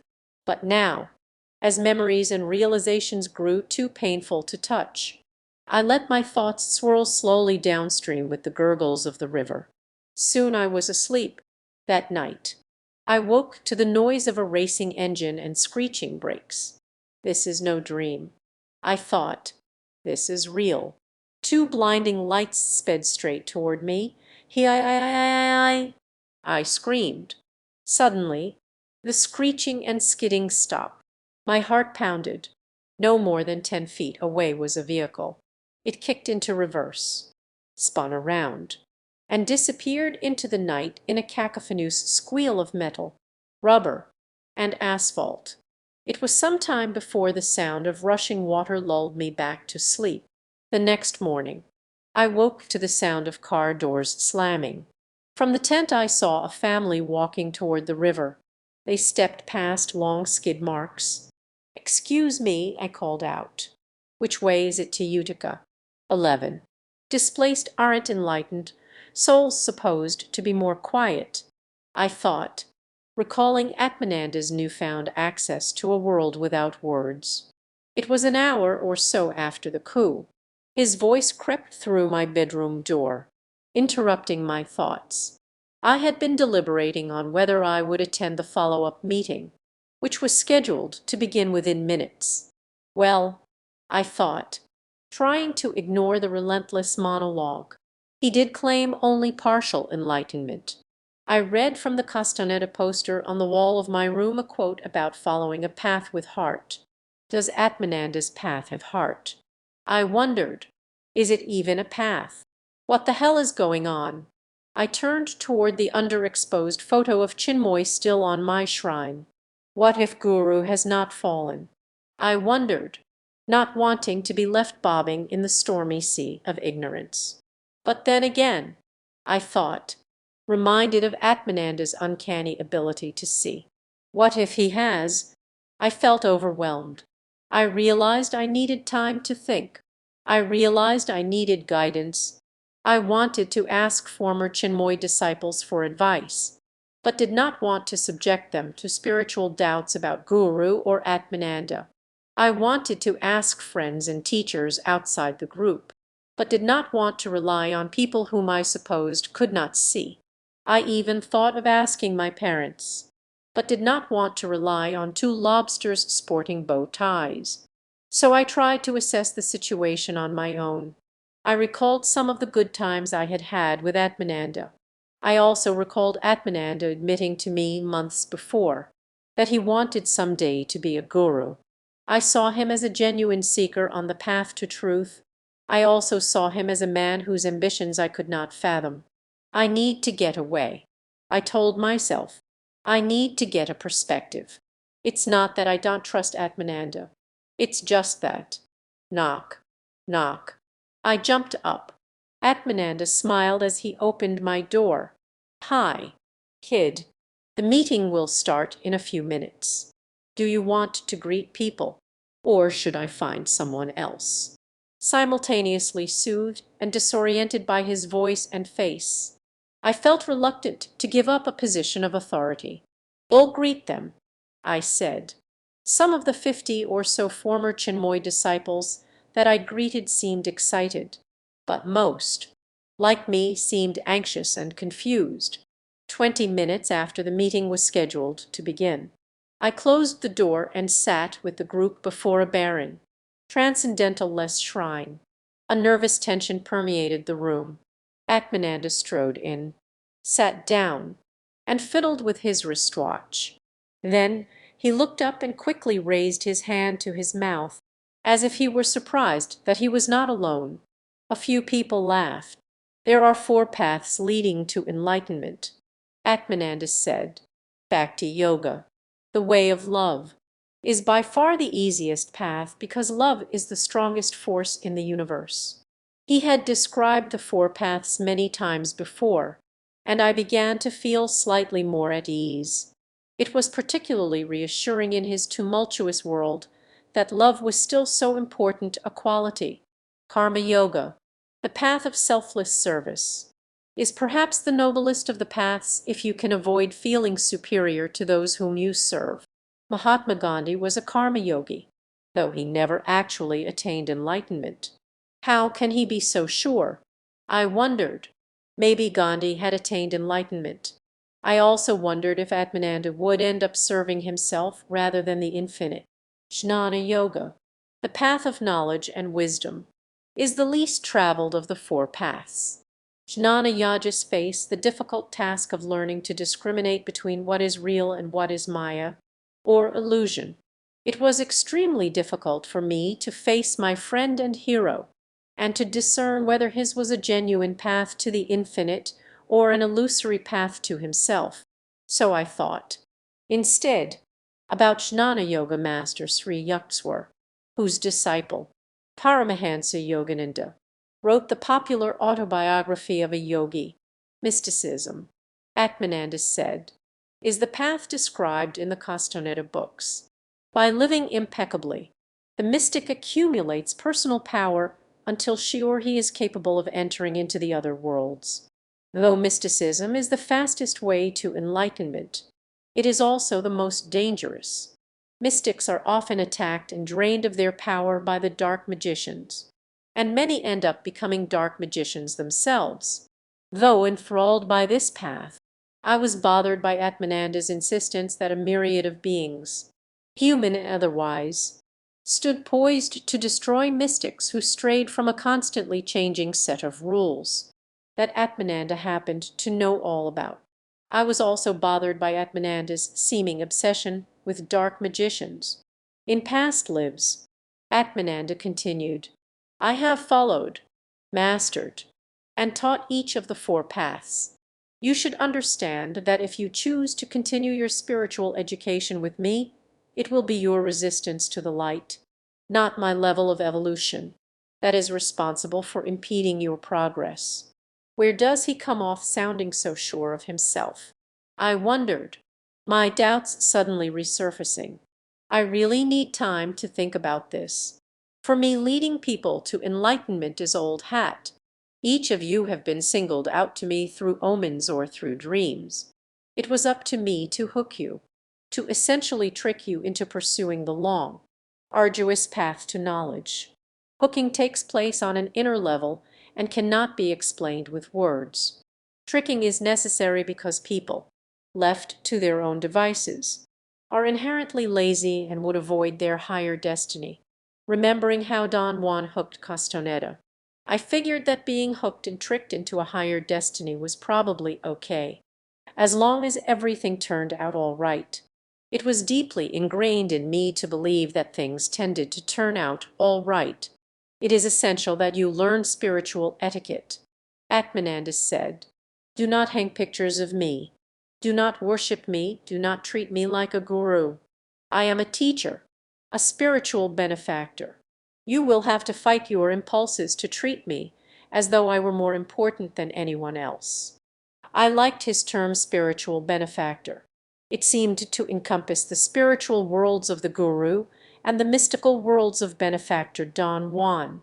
I also liked his claim that he sought no special attention. Needless to say, you are free to leave at any time. He suddenly lashed out. No one is asking you to stay. Believe me, you are not doing anyone any favors. It made me upset and confused when Atmananda flipped to his emerging, hostile personality. But if it is the highest good that you seek, he said, returning to a gentler tone, you have come to the right place. I suppressed a yawn. He had been speaking a while, and it was well past midnight. Exhausted, too, from the shock of Atmananda's sudden grab for power. I became mesmerized by the sound and the rhythm of the words. You are caught up in trying to be someone you are not, and it is clearly not working. You are fighting yourselves for no apparent reason. Look, it's easy. You can stay the way you are and continue living someone else's dream. Or you can come with me on a walk to nowhere. Leave aside your petty jealousies, your hates, your desires, your attachments, your fears, and enter the worlds where I hang out. Worlds of pure joy, light, and bliss. Several minutes later, Atmananda announced it was time to meditate. I wanted to rub my eyes, yawn, and stretch out on the soft blue rug. Instead, I sat there spellbound, drifting in and out of a dreamless sleep. At one point, I woke and heard, when you attain enlightenment, your selves dissolve in the clear light of the void. Maybe you exist, maybe you don't. It no longer matters. Then, as Atmananda rehashed the details of his own enlightenment, I dozed off again. After the meeting, I went to my room. I need time to think, I reminded myself. As I drifted off to sleep, I could still hear my housemate talking of the original 100 San Diego Chinmoy disciples. Roughly 10 formed their own Chinmoy center, 40 set out on their own, and 50 followed Atmananda. While some aspects of Atmananda's program remained the same, others intensified.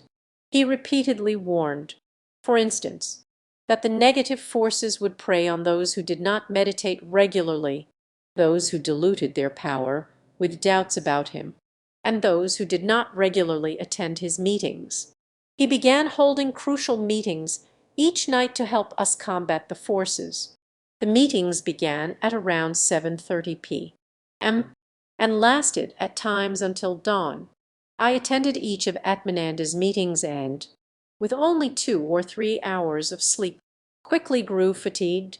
Once my boss at the IST computer center found me asleep with my upper body resting on a noisy 3.5 foot high mainframe printer. Another time, Atmananda read to me a letter that he had sent to Chinmoy. As you know, I have been entering into highly advanced states of consciousness lately. Unable to concentrate, I suppressed a yawn and lapsed into a long, thoughtless pause. I was occasionally buoyed by the realization that I desperately needed rest, that I needed time to think, and that I needed to take a break from Atmananda's all-night meetings. But I was mostly slapped by waves of fear of Atmananda's negative forces, and pulled under by the weight of shifting etiquette, meta-rational rhetoric, and sleep deprivation. Roughly 2 weeks into the post-coup program, Atmananda began to publish Woof, the weekly newsletter of Anahata. Having named his organization after the Anahata chakra, the psychic energy center of love, he initially distributed Woof to the 50 Anahitans. Weeks later, after having renamed his organization Church of Atlantis Atmananda decided to distribute Woof, the voice of Southern California, to tens of thousands of San Diegans. Woof provided work for Atmananda's devotees and helped bind the fledgling group. We illustrated, laid out, distributed, and laughed over each edition. We laughed, for instance, at Atmananda's fabricated advertisement about an imaginary bank, issue 3, January 1981. Interloka Bank is pleased to announce the opening of a new branch in Mark's Room. We will be giving away the first 500 customers as valuable gift. We at Interloka are dedicated to serving you totally, and are proud to take you for all we can, whenever we can. We are the only authorized distributors of the Golden Guid card. Interloka Bank, we own you. Perhaps it was the lack of sleep, the desire to believe in our friend and mentor, or the need for comic relief that blinded us to the grim foreshadowing of Atmananda's humor. I laughed the hardest at Atmananda's ads and columns in which he satirized televangelists, Indian gurus, the Moonies, and New Age healers, see Appendix A. I felt justified in laughing at other spiritual groups, partly because they seemed to merit it and partly because Atmananda said that they needed to be laughed at. He wrote in an editorial, issue 6, March 1981, Woof, the all-natural and organic paper that millions use to line their bird cages, makes fun of it all. We act as a consumer's representative for you in the field of New Age consciousness. We feel that if what people have to offer is genuine, then they won't mind us poking a little fun at them. And if they do mind, then maybe the products or services they offer deserve careful scrutiny, and we should re-evaluate the truthfulness of their claims. In my naive, sleepless stupor, I accepted Atmananda's mission of poking fun at others, and did my best to train and coordinate the Woof distribution teams. Perhaps it was to dispel doubts about his own authenticity that Atmananda proceeded to poke fun at himself. Appearing beside his photograph was the following at issue 6, March 1981. His High Holiness Swami Yugala Ugal from the Himalayan Institute for the Strange will be appearing in Del Mar on March 37th at 2 a.m. for the High Himalayan Care Muppet Hat Dancing and Tea Ceremony. 3020 bring lots of money. 3020 His High Holiness Swami Yugala Ugal is a direct lineal descendant of Lama Fred. He personally assisted in the baking of several large rye breads at the Sri Aurobindo Ashram, a devotee of Sri Ramana Maharshi and baseball. The Swami actually is a good guy. He doesn't claim to be any better than the rest of us, but as happy. So maybe happiness can be learned. Come and find out. We may hit you for a few bucks, but we'll give you a good time. Lots of pomp and ceremony for you Western types who can't accept that enlightened souls can look and act like normal human beings. I liked the ad. I saw no reason why enlightened souls should not look and act like normal human beings. I liked the way Atmananda poked fun at the pomp and ceremony which had distanced Chinmoy from many of his disciples. I also found Atmananda's deflated view of himself a relief. A number of Atmananda's advertisements, however, were of a more serious nature. In the first issue, for instance January 1981, he wrote, "First workshop of 1981. Another exciting Castaneda experience at IST. Inspired posturers. Here's your chance." In later issues, he repeatedly ran the experience of luminosity at issue 6. March 1981. Dr. Frederick Lenz is a spiritual benefactor. Each month, he offers several free workshops to members of the San Diego community. At these workshops, he provides solid information and techniques that will help you to gain inner peace and happiness. Dr. Lenz does this by discussing the most helpful aspects of Buddhism, yoga, Vedanta, Zen, Taoism, and the psychic and spiritual arts. During meditation, Dr. Lenz enters into samadhi and directly channels peace, light, power, and ecstasy to you. Admission free. At the top of this full page had appeared the words, "Paid advertisement," as if woof had been published by someone other than Dr. Frederick Lenz. Atmananda, who at times seemed as cautious as he was bold, told me to instruct Woof distribution volunteers to be highly inaccessible. I kept this in mind one Saturday afternoon as I approached a health food store with Marty, a shy, soft-spokenest student with a sense of wonder in his eyes. Marty had been a disciple of Chinmoy for about a year. Raising the Woof S to the counter, I said, "Could we leave these by the door? Fire free." "Sure." The manager replied, and he took one. I placed my stack, and Marty, who had been lugging additional copies, placed his as well. We were almost out the door when the man said, "Say, who puts out this?" Woof. I was about to reply that we did not know, that we were only doing this for money, when Marty suddenly blurted, "What?" Woof. And in a flash we were gone. When I told Atmananda this story, he seemed pleased with me. He was pleased with the large turnouts at his public lectures, and he said I was doing an impeccable job overseeing the 10 or so Woof and poster distribution volunteers. Perhaps it was in anticipation of unbridled expansion that, using doubt-diffusing humor, he wrote and published The Cult of the Gwyd Spreads throughout Rancho Bernardo article issue 6, March 1981, in a seemingly unstoppable tide of fanatic cultism. Proponents, adherents, and admirers of the Gwyd have firmly rooted themselves in Rancho Bernardo and are expanding at an alarming rate. The concerned people of Rancho Bernardo are helpless in the face of such determined behavior, and many have resigned themselves to their fate and joined ranks with the lively followers of the Gwyd.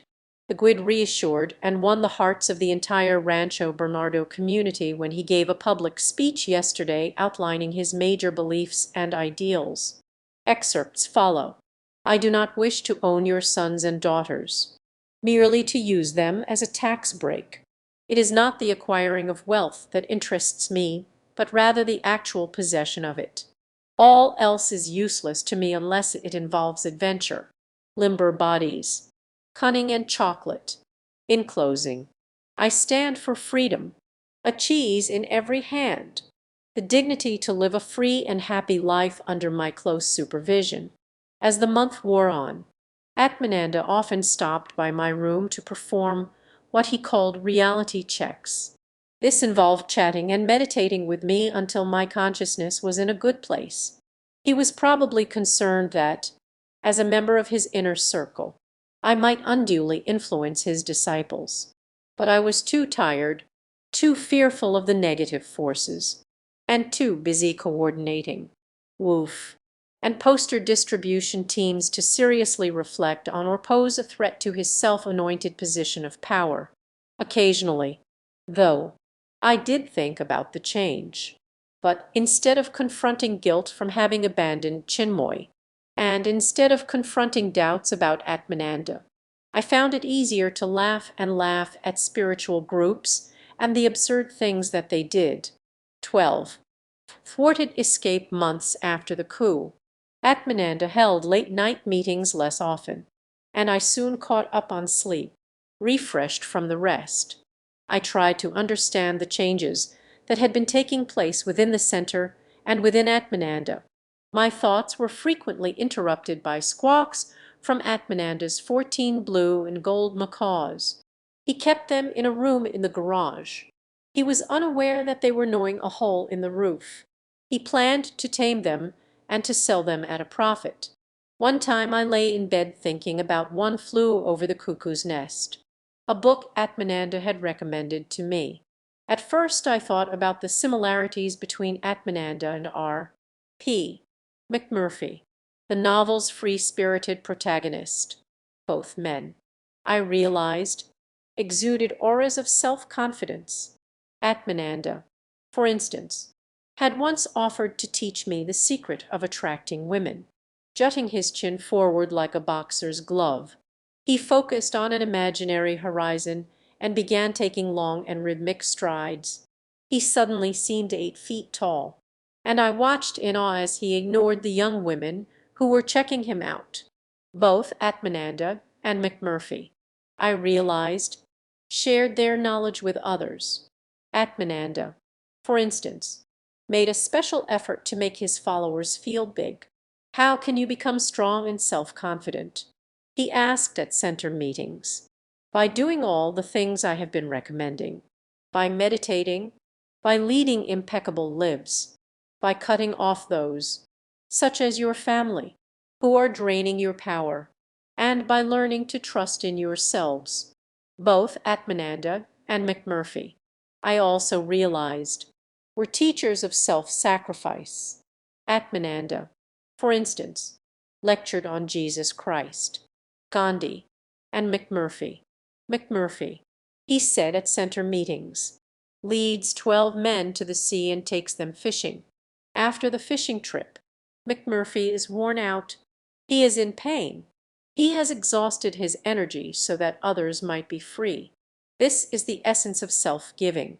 This is why I do what I do. I reflected on the sacrifices that Atmananda had been making lately. His efforts at running a spiritual center appeared to leave him exhausted and in pain. Dealing with the physical and non-physical demands of a congregation was no doubt an enormous imposition, and what a spiritual leader he was. I pictured him striding about with his chin jutting forward, exuding that aura of confidence, sharing insights into metaphysical philosophies of the ancients, as well as American pop culture of the early itis, joking and singing, inspiring and enlivening us. Writing and publishing woof, as well as a book called The Bridge is Flowing But the River Is Not, challenging our intellects with the known and unknowable, recording and selling tapes on a variety of spiritual topics, framing and reforming the ways in which we viewed the world, issuing a recommended book list which included The Way of Life According to Lao Tzu, the Bhagavad Gita, How to Know God, I Ching, the Gospel of Sri Ramakrishna, Tales of Power, Tibetan Book of the Dead, and Walden, distributing geometric patterns on which to meditate, and generating mystical experiences, with light from the infinite, of course. But then I thought about how, unlike McMurphy, Atmananda increasingly blamed others for the role he chose to play. I incarnated into this world of pain and suffering, Atmananda often claimed, to help my students from past lives. Many of you don't seem to realize it, but I am in a constant state of pain as a result of the bad energy that you continuously bombard me with. I am also constantly ill as a result of the massive amounts of bad karma that I absorb from you on a regular basis. I began to think not about McMurphy and Atmananda's similarities, but about their differences. I recalled Atmananda's saying, "When you attain my level of enlightenment, you transcend good and evil. Good and evil become mere words, mere concepts in a universe where only experience matters. So why be attached to the good side of the force?" I wanted to believe that Atmananda meant, why worry about being good if you become goodness itself? But other memories surfaced, and I became overwhelmed by a nauseating sense that he had something else in mind. "Do you know who I really am?" He had increasingly croaked in a low, throaty rasp, his bright eyes mocking me, the Antichrist. "I work for the other side. 666. Think about it. He was only joking," I reassured myself. Or maybe he was testing me, that's it. He was only testing me. Yet it was difficult to discount the numerous, bone-chilling times that he had adopted a credible Lucifer persona. Vivid memories now rushed forward like water through a newly unblocked dam. There were memories of Atmananda telling students that he meditated each day at noon. Maybe Atmananda's inner being is always in a state of meditation, I thought, recalling the numerous times that I had seen him at noon not meditating. But then again, maybe he was just lying. There were memories of Atmananda's recent nightmare. "Guru tried to kill me last night," he had told me several mornings before. "Really?" I replied, certain that Chinmoy, the peace and tennis-loving guru, would not want to hurt anyone. "That's right," he continued. "The guru attacked me in the dream plane and nearly strangled me. Fortunately, I am stronger than he is, otherwise I would now be dead. Are you okay?" My neck and throat hurt, but Atmananda's sore throat had not stopped him from voicing and capitalizing on what he had dreamt. "The guru is attempting to destroy me," Atmananda announced to his disciples at subsequent center meetings. "You need to understand that while the guru has lost his spiritual powers, he has not lost his mystical powers. Until you break all mental, emotional, and psychic attachments to him, and until you develop a powerful inner connection with me, many of you think that this is some kind of game. Just don't come running to me when you find that all your power is gone."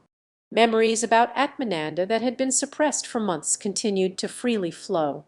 "Do you see how my skin glows?" He had recently asked me, "That means you are healthy." I had replied, "True, but if you look closely you will see that the light from my body is emanating from a higher plane." There were memories of eating breakfast with Atmananda and my other housemates. At one point during the meal, Atmananda gazed out the window and spoke as though in a trance. "The powers," he said repeatedly, "are coming back to me. I can now fill an entire room with golden light. I am not who you think I am." About 15 minutes later, he stopped talking and went to his room. "Is there something wrong with Atmananda?" and asked me as we washed the breakfast dishes. "Something is definitely not right," I replied.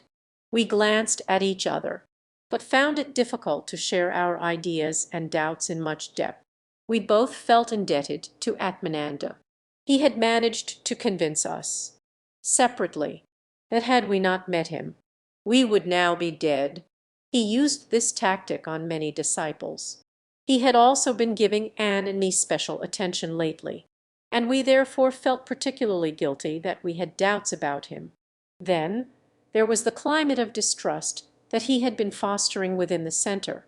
He occasionally warned me, for instance, that Anne was in a low state of consciousness and that I should avoid her whenever possible. He would then tell her the same about me, and so on. Furthermore, Atmananda had worked to make communication among disciples intimidating and taboo. "If any of you break the 7 seals of silence," he had repeatedly warned inner circle devotees, without explaining what the seals were, "I would not want to be in your shoes. You have to understand that there would be absolutely nothing I could do to help you. It would be awful. I don't even want to think about it." Other surfacing memories of Atmananda revolted me. I recalled his often stated maxim that only through revenge could one of life's greatest joys be attained. In Woof, Issue 3, January 1981, he wrote, "Thousands died today in Pompeii when Mount Vesuvius erupted without warning. It was seen that the people of Pompeii had all been enemies of the Gwid in a recent incarnation, and that the explosion was the Gwid's special way of showing the populace that he is not a person to be trifled with. I recalled with disgust Atmananda's claim that he used to toss his dog. I recalled with disgust his treatment of me during one of his public lectures. Can anyone see what is wrong with Mark?" He had asked the audience, after calling me to the front of the room. No response. Look at him now. Silence. The energy around his head, he told them matter-of-factly, is not balanced. But don't worry. We are working on him. As I grappled with the memory, I grew angry. Atmananda, I realized, probably saw me as one of his pets. Suddenly it struck me that while Atmananda might be like McMurphy, he might also be like the novel's mean-spirited antagonist, Nurse Ratched, also known as Big Nurse. Both Atmananda and Big Nurse, I realized, discouraged their wards from exploring the outdoors. I remembered Atmananda warning me before I went backpacking in Yosemite that he was picking up bad vibes from the trip. Despite his grim prophecy, the trip had been a success. I had gone with 3 friends from the center, each of whom loved the woods as much as I did. We woke to the sounds of a brown bear eating our food. We played hacky sack on top of Half Dome. We got muddy and jumped in a river and yelled and laughed from the cold. Yet, when we returned, Atmananda scolded me for having picked up significant quantities of negative psychic energy. Don't worry, he told me. We'll process the bad energy for you, though it will probably make me ill. Then, adding humiliation to guilt, he dubbed us assholes of the mountains, both Atmananda and Big Nurse. I also realized, relied heavily on informants to gather data about the group that they controlled. Atmananda exposed his Big Nurse nature in other ways. He claimed, for instance, that he had to press all the right buttons to help people overcome their resistance to the light and to him. And he said he never trusted a man unless he had his pecker in his pocket. As I lay in bed remembering and reflecting, I felt overwhelmed by the extent to which Atmananda had changed. For a moment, I felt sad. I still thought of him as a friend. I found myself thinking about the time he had initiated the former Chinmoy disciples. When it came my turn, he placed his hand on my forehead and looked into my eyes. Not a grin or gesture broke his stern countenance. Seconds later, he was done meditating on me, and I returned to the audience. Then he called me back. "You are rejecting me inwardly." He accused and tried again. After the 3rd time, he frowned. Next, he said, now I struggled with the memory and with the realization that Atmananda considered me less his friend than a subject. I had believed in him. I had loved him. I was devastated. But as I concentrated again on his other side, the sadness disappeared. Atmananda, I realized, had been using me. I grew angry and scared. My thoughts drifted, and I found myself thinking about a bicycle trip I had taken to Palomar Mountain months before. At the top of the mountain one of my brakes had malfunctioned, so I hitched a ride to a bike shop in Escondido. A plumber had picked me up. During the ride, the plumber, who lived with his wife and kids on the mountain, had pointed out a red-tailed hawk. Now, in my room in Atmananda's center, I pictured the way that the hawk had soared through the clear, blue mountain sky on a course of its own. What the hell am I doing here? I suddenly thought. Lifting myself out of bed, I stepped into the hall. What if Atmananda sees me? I thought nervously, but the door to his room was shut. I stepped into the kitchen. Except for an occasional squawk from a macaw, the house was dead quiet. I picked up the phone. I remembered the name of the plumber on Palomar Mountain. I called information. My heart raced. The plumber remembered who I was. "Do you need an apprentice?" I asked in a strained whisper. "Well, come to think of it," he said, "I could use some help. But weren't you going to finish college?" "I think I need to take a break for a while," I admitted. "I understand. I'll tell you what. Why don't you come on out and we'll talk it over?" I wrote down directions, thanked him, and returned to my room. I wanted to say good-bye to my friends in the center, but I knew that in the interest of saving me they would tell Atmananda, and I knew too well that he had a knack for persuading borderline disciples not to leave. So, wishing the disciples well on their journey, I kept my plan secret. I wished Atmananda well on his journey, too, each time I thought of him, though I broke out in a cold sweat. My plan was to hitchhike that night to Palomar Mountain. I stuffed some gear in my backpack, which I kept hidden in the closet. I was ready. The sun was starting to set. "It's okay, man," I thought, hugging myself. I was frightened. Suddenly the bell rang. I remained in my room. Atmananda answered the door. It was Sal. I heard Atmananda shout, "Salitos! Take out the hot sauce." "Yoao!" I heard them yell moments later. I opened the door to my room and saw them hopping around the kitchen. For a moment I felt nostalgic. Drinking hot sauce and hopping around with Atmananda had been one of my favorite experiences in the center. Returning to my room, I quietly closed the door and tried to ignore them. I imagined that I was living on Palomar Mountain by a clearing in the forest. I imagined the brilliant California sun as it pierced the thick morning fog below. I imagined the solitary red-tailed hawk as it soared through the clear, blue mountain sky on a course of its. The door flew open, and in strode Atmananda. He took giant steps. He was followed by Sal. "Hi, Sal," Atmananda blasted. "Da, baby. He's a thinkin' o' leavin', baby," queried Sal. "You thinkin' o' leavin', Jespacco?" cried Atmananda, not waiting for my reply. "Where have you been?" "With a guacamole," shouted Sal. I was stunned. How? How did they find out? I thought. They danced about the room singing about guacamole, a young maiden who blushed bright green. I did not know whether to laugh or to cry. I was doing a little of both when, a minute or so later, Atmananda asked Sal to wait outside. "You've got to admit, kid," Atmananda said to me, "we have a good time here." I glanced in the direction of my backpack. Atmananda made a fist and shut his eyes.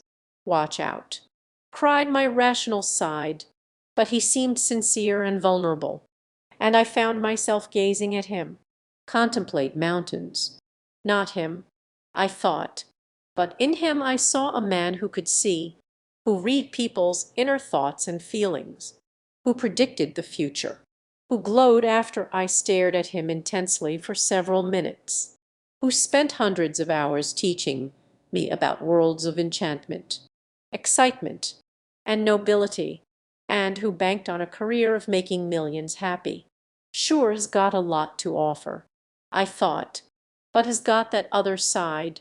I need to get away. But in him I saw the community I had helped, a community which included all my current friends, help build another community, find new friends. But in him I saw my aspiration to be a seeker of truth, as well as my desire to wield power over others, as playing a power game. "Run." Atmananda opened his eyes. He seemed displeased and hurt. He appeared as both a mother and father figure. He towered over me, He exuded self-confidence. I grimaced. Over the past few years, I had occasionally questioned Chinmoy's authenticity in the back of my mind. Over the past few months, I had occasionally questioned Atmananda's authenticity in the back of my sleepy mind.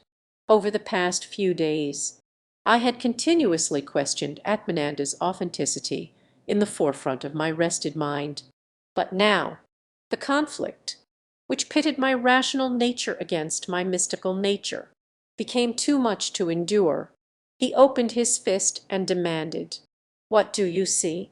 I saw memories of him telling me to act like a warrior before the forces destroyed what we had worked so hard to achieve. I saw him telling me with a concerned look on his face that he had spent more time with me than with any other student. I I had developed over the years a deep trust in him, as if he were family. I had allowed him to access and to control an important part of me, my imagination. And now I feared that without him, the window to worlds of dreams and fantasy would never open up again. There were other fears, of death, of God, of the absence of God, of being lost without a world, without a friend. I I could not admit that I had trod what had in part become a bogus path. I wanted so much for there to be a simple solution. I I see sparks flying from your hand, Atmananda, I said, allowing myself to imagine, and therefore to see, the sparks.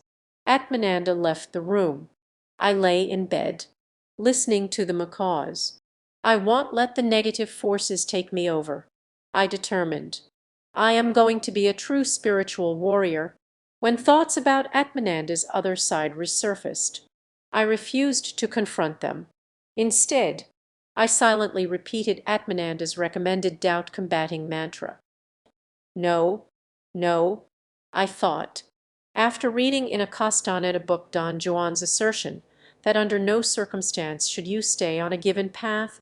No, I thought, whenever I found myself questioning the process by which I censored my own thoughts. I was still thinking. No, on the day Atmananda noticed the hole in the roof, "Grow you heck," squawked one of the colorful, captive birds. Bam, bam, bam, echoed Atmananda's hammer as he blocked off the escape route with some 2x4s. 13. Breakdown in the months after I tried to run away. Atmananda kept me busy expanding his posturing routes north to Los Angeles and to the Bay Area. Once he had me plan and coordinate a campaign in which 100 disciples distributed 4,000 posters and 100,000 promotional newsletters across the entire state of California. He did not seem concerned that I was only 21. He seemed to have faith in me. But after the work was complete, his faith regressed into stinging verbal attacks on my level of consciousness, loyalty, and sanity. "You are mentally ill," he said. "You can hardly deal with the real world." He explained that I was a prime target for the mind-ravaging forces because I was spiritually advanced, because I held a key position in his light-spreading organization, and, most importantly, because I still doubted him. But stick with it, kid, he added. We haven't given up on you yet. Atmananda failed to appreciate that my doubt-blocking efforts were largely successful, except for the time that I spent with him. It was then that I saw him not as a divine incarnation with a bright golden aura, but rather as an opportunistic foodie with smooth social skills. It was then that knots of tension mounted in my stomach. Pangs of guilt haunted my conscience, and only after several emotionally exhausting hours of telling myself, no, the surfacing conflict appeared to short-circuit. It was then that my mind drew a blank. One evening, in a movie theater with Atmananda and the inner circle, the conflict had already run its course. I felt detached, numb, numb. I gazed listlessly at the screen. Atmananda said something. Sal, Anne, Rachel, and Dana laughed. I looked straight ahead. I did not smile. They kept giving me popcorn and candy, but I had deeply withdrawn. I did not eat. I passed the items along. I wished that it would stop. What happened next seemed to occur in slow motion. Sal held out a bucket of popcorn. Half-heartedly, I reached for it. I wanted to be left alone. I held the bucket loosely. It slipped from my hand. Popcorn covered the floor. I stood up. Popcorn fell from my lap. I sensed that my friends had been having fun, and that I was ruining it for them. I would not meet their gazes. I stood there, veiled by the flickering lights of the film, frightened by the resurfacing conflict. Maybe it's been me all along. I thought. That's nonsense. I countered. It's Atmananda who is no. I grimaced. I walked up the incline toward the exit. I left the theater in a stupor. I felt dizzy and disoriented. My mind again drew a blank. I crossed the street to East. I walked to Revelle College, to the Humanities Library building, to 1402. I often reserved this room through the Meditation Club for Atmananda's public and private meetings. I sat down. I did not reflect on how his talks in this room had changed in the past 2 years. Nor did I reflect on how he had changed. Nor on how I had changed. I just sat there. After a few minutes, I stood up and left. I walked to John Muir College. I saw a picture of conservationist, writer, and mountaineer John Muir. I found myself about Palomar Mountain, about the solitary hawk. No, I said aloud and turned away. I walked down the hill to Central Library. I remembered walking here with two friends from high school who, months before, had unexpectedly appeared at the center door. I had not spoken with them in years. I told them I was no longer a disciple of an Indian guru. I also told them my new spiritual teacher was different than the others. As Gotov, I explained, has been on Phil Donahue, as my friend, despite my assertions that I was fine and that I could take care of myself. They still looked at me as if I were in some kind of cult. The past is dust. I now thought, recalling a saying that Atmananda had borrowed from Chinmoy. I walked to Third College, to Third College Lecture Hall, to till 104. I saw Atmananda's face on either side of the front wall. I had placed the two posters. Atmananda often claimed that his photograph was a doorway to his awareness field, and now I wondered if he was watching me through the posters on the wall. I felt uneasy and left. I walked to a nearby computer terminal room. I logged on and played Star Trek. The E on the screen was the Enterprise. Rs were Romulans. S were Klingons. Klingons had stealth devices. I was Eris and surrounded. E got destroyed. Each time I played, E got destroyed. I logged off and walked away. I plodded over soft, squishy lawns. The sprinklers were on. I got wet. I felt like a zombie.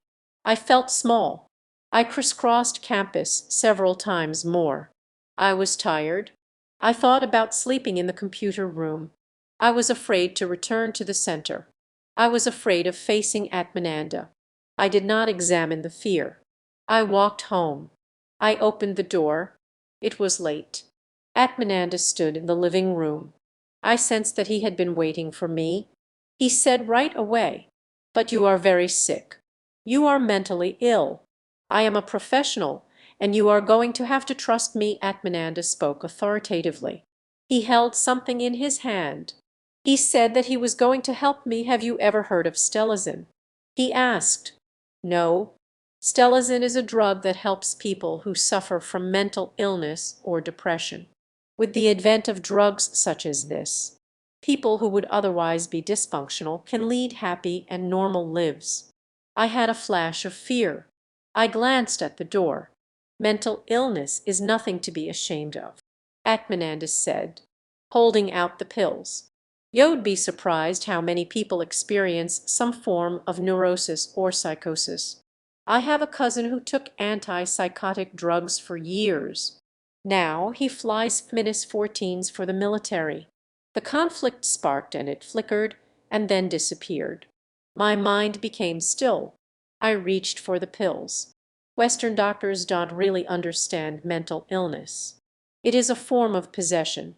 Stelazin blocks out the lower occult worlds, which are inhabited by the negative forces. I nodded. My doubts remained submerged. We are not about to desert you, but you have to understand that you are mentally ill all along.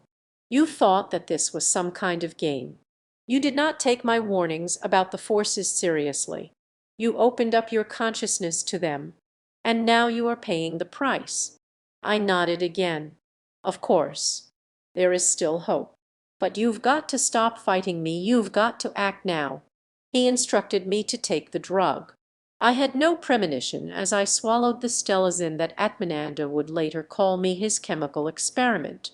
In the days that followed, Atmananda seemed to enjoy his assumed role as psychiatrist and nurse. He knocked on my door several times a day and, in a cheery voice, announced, "Hi, kid. Reality check. How do you feel?" "Dizzy," I replied. I smiled. I was enjoying Atmananda's attention and kind treatment. "I feel pretty relaxed." "Good," he said. "Now tell me about your thoughts." I did. He seemed pleased that I was finding it difficult to concentrate, that my thoughts had a fuzzy, dream-like quality to them, and that my self-analyzing, authority-questioning nature had submerged beyond my control. "You should feel good about yourself," he said pleasantly. "You are making some definite progress." 14. Bicycle ride. St. Ignace 2 weeks into the cross-country bicycle trek. I pedaled from Utica, New York, to Rochester, where I stayed with Noah, a childhood friend. When I told him the story of my years with Atmananda, he congratulated me for having left what sounded to him like an abusive marriage. In fact, he was surprised that Atmananda did not have sexual relations with the men disciples as a way to control them. He also pointed out that while in medical school, he had observed self-proclaimed incarnations of Jesus Christ at psychiatric wards. "How can you be sure that someone is enlightened?" I asked, puzzled by the certainty with which Noah expressed his opinions. "How can you be sure that someone is?" He replied, "I thought about the visit as I continued the journey west to Detroit. No reluctance to give a person or an idea the benefit of the doubt, and the scrutiny with which he questioned words such as enlightenment seemed bizarre but not entirely unnatural, like a trusted habit long forgotten. Several days later, I rushed down a long hill in northern Michigan toward an oncoming truck. It was twilight.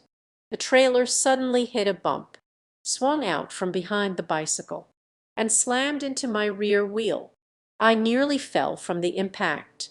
Then I lurched forward as the trailer disengaged. "Nuna!"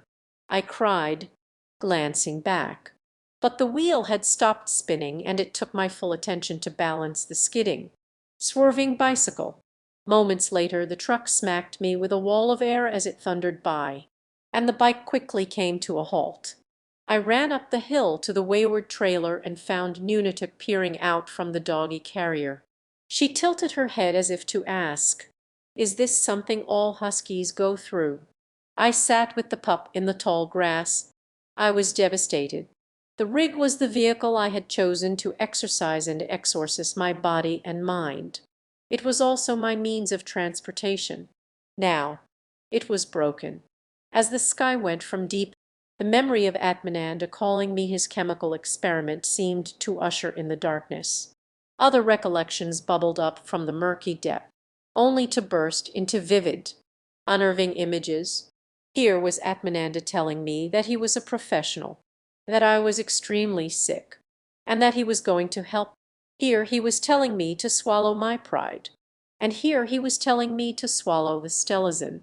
Cars zoomed by now and then, dispelling apparitions of my former mentor. Headlights flashed an angry light at the severed trailer, the pretzel-shaped wheel, and the fallen gears strewn in disarray. Then the lights were gone, leaving behind a fiery comet afterimage. I wondered why Atmananda had fed me the drug. Did he actually believe that he was helping me? If so, why didn't he recommend that I seek guidance outside his direct sphere of influence? It seemed more likely that, unable to tell the difference between helping and controlling people, he gave me the drug to strengthen his grip on my mind. But I suspected another motive.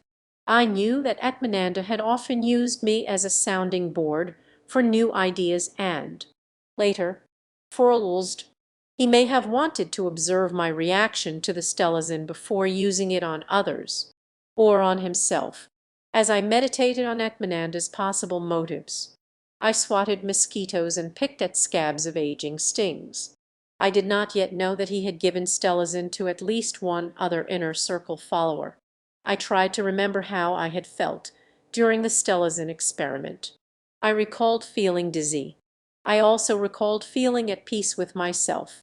The conflict between my rational and mystical natures did not seem to matter. Nothing seemed to matter.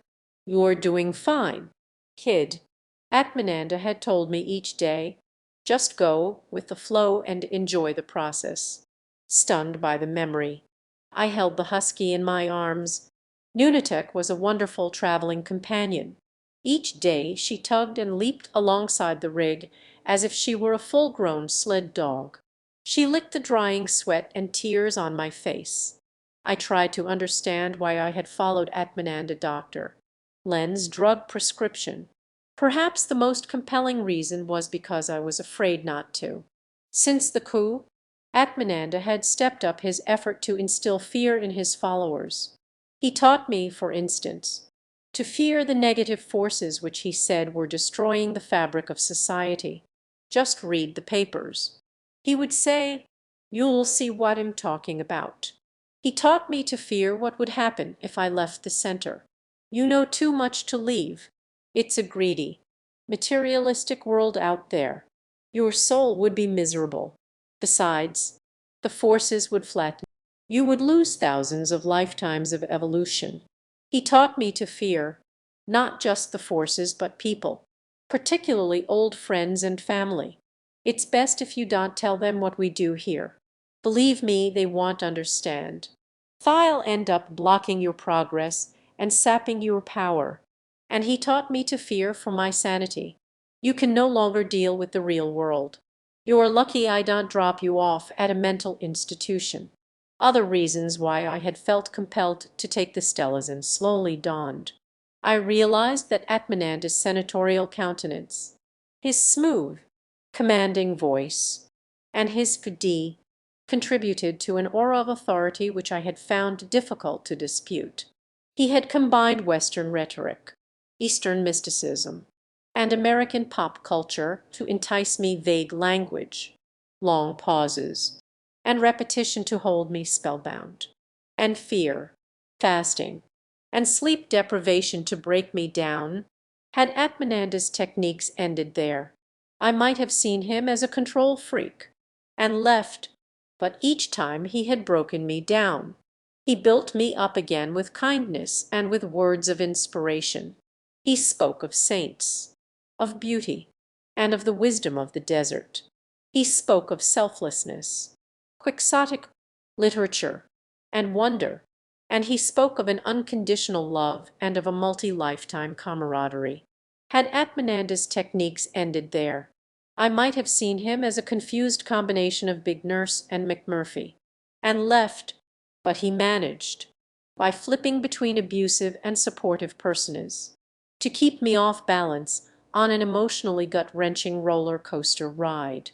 Genuine spiritual benefactors were supposed to keep students off balance, he maintained, because it was only then that they could let go and make real leaps in spiritual progress. It was primarily in his uncanny ability to read an individual or group, and to gauge the precise instance in which to flip. that Atmananda's brilliance could be found. I had been unaware that he was speaking to me, controlling me through the rhythmic off and on language of intermittent reinforcement. It was painful to grapple with memories of Atmananda and to see him in such a searing light, but it was far more painful to examine what it was about me that had complemented his techniques and allowed me to accept his authority. I thought about how, as a 13-year-old, it had been easier to journey into lives of sorcerers from the Castaneda books than it was to deal with the emotions of a family in conflict. Years later, it was easier to follow Atmananda's narcotic program than it was to brave a suppressed conflict of my own. I also realized that I had grown up feeling blessed, immortal, and immune to the dangers of the world. Later, when Atmananda issued post-coup etiquette and stelazin, I found it difficult to admit that I was so wrong for so long about so many things, and that I was just another victim of one man's other side. The reluctance to view myself as a victim persisted, and now, draped with a sleeping bag to protect me from mosquitoes, I found it difficult to admit that the Atmananda phenomenon may have had as much to do with Atmananda, and with me as it did with the balance of society.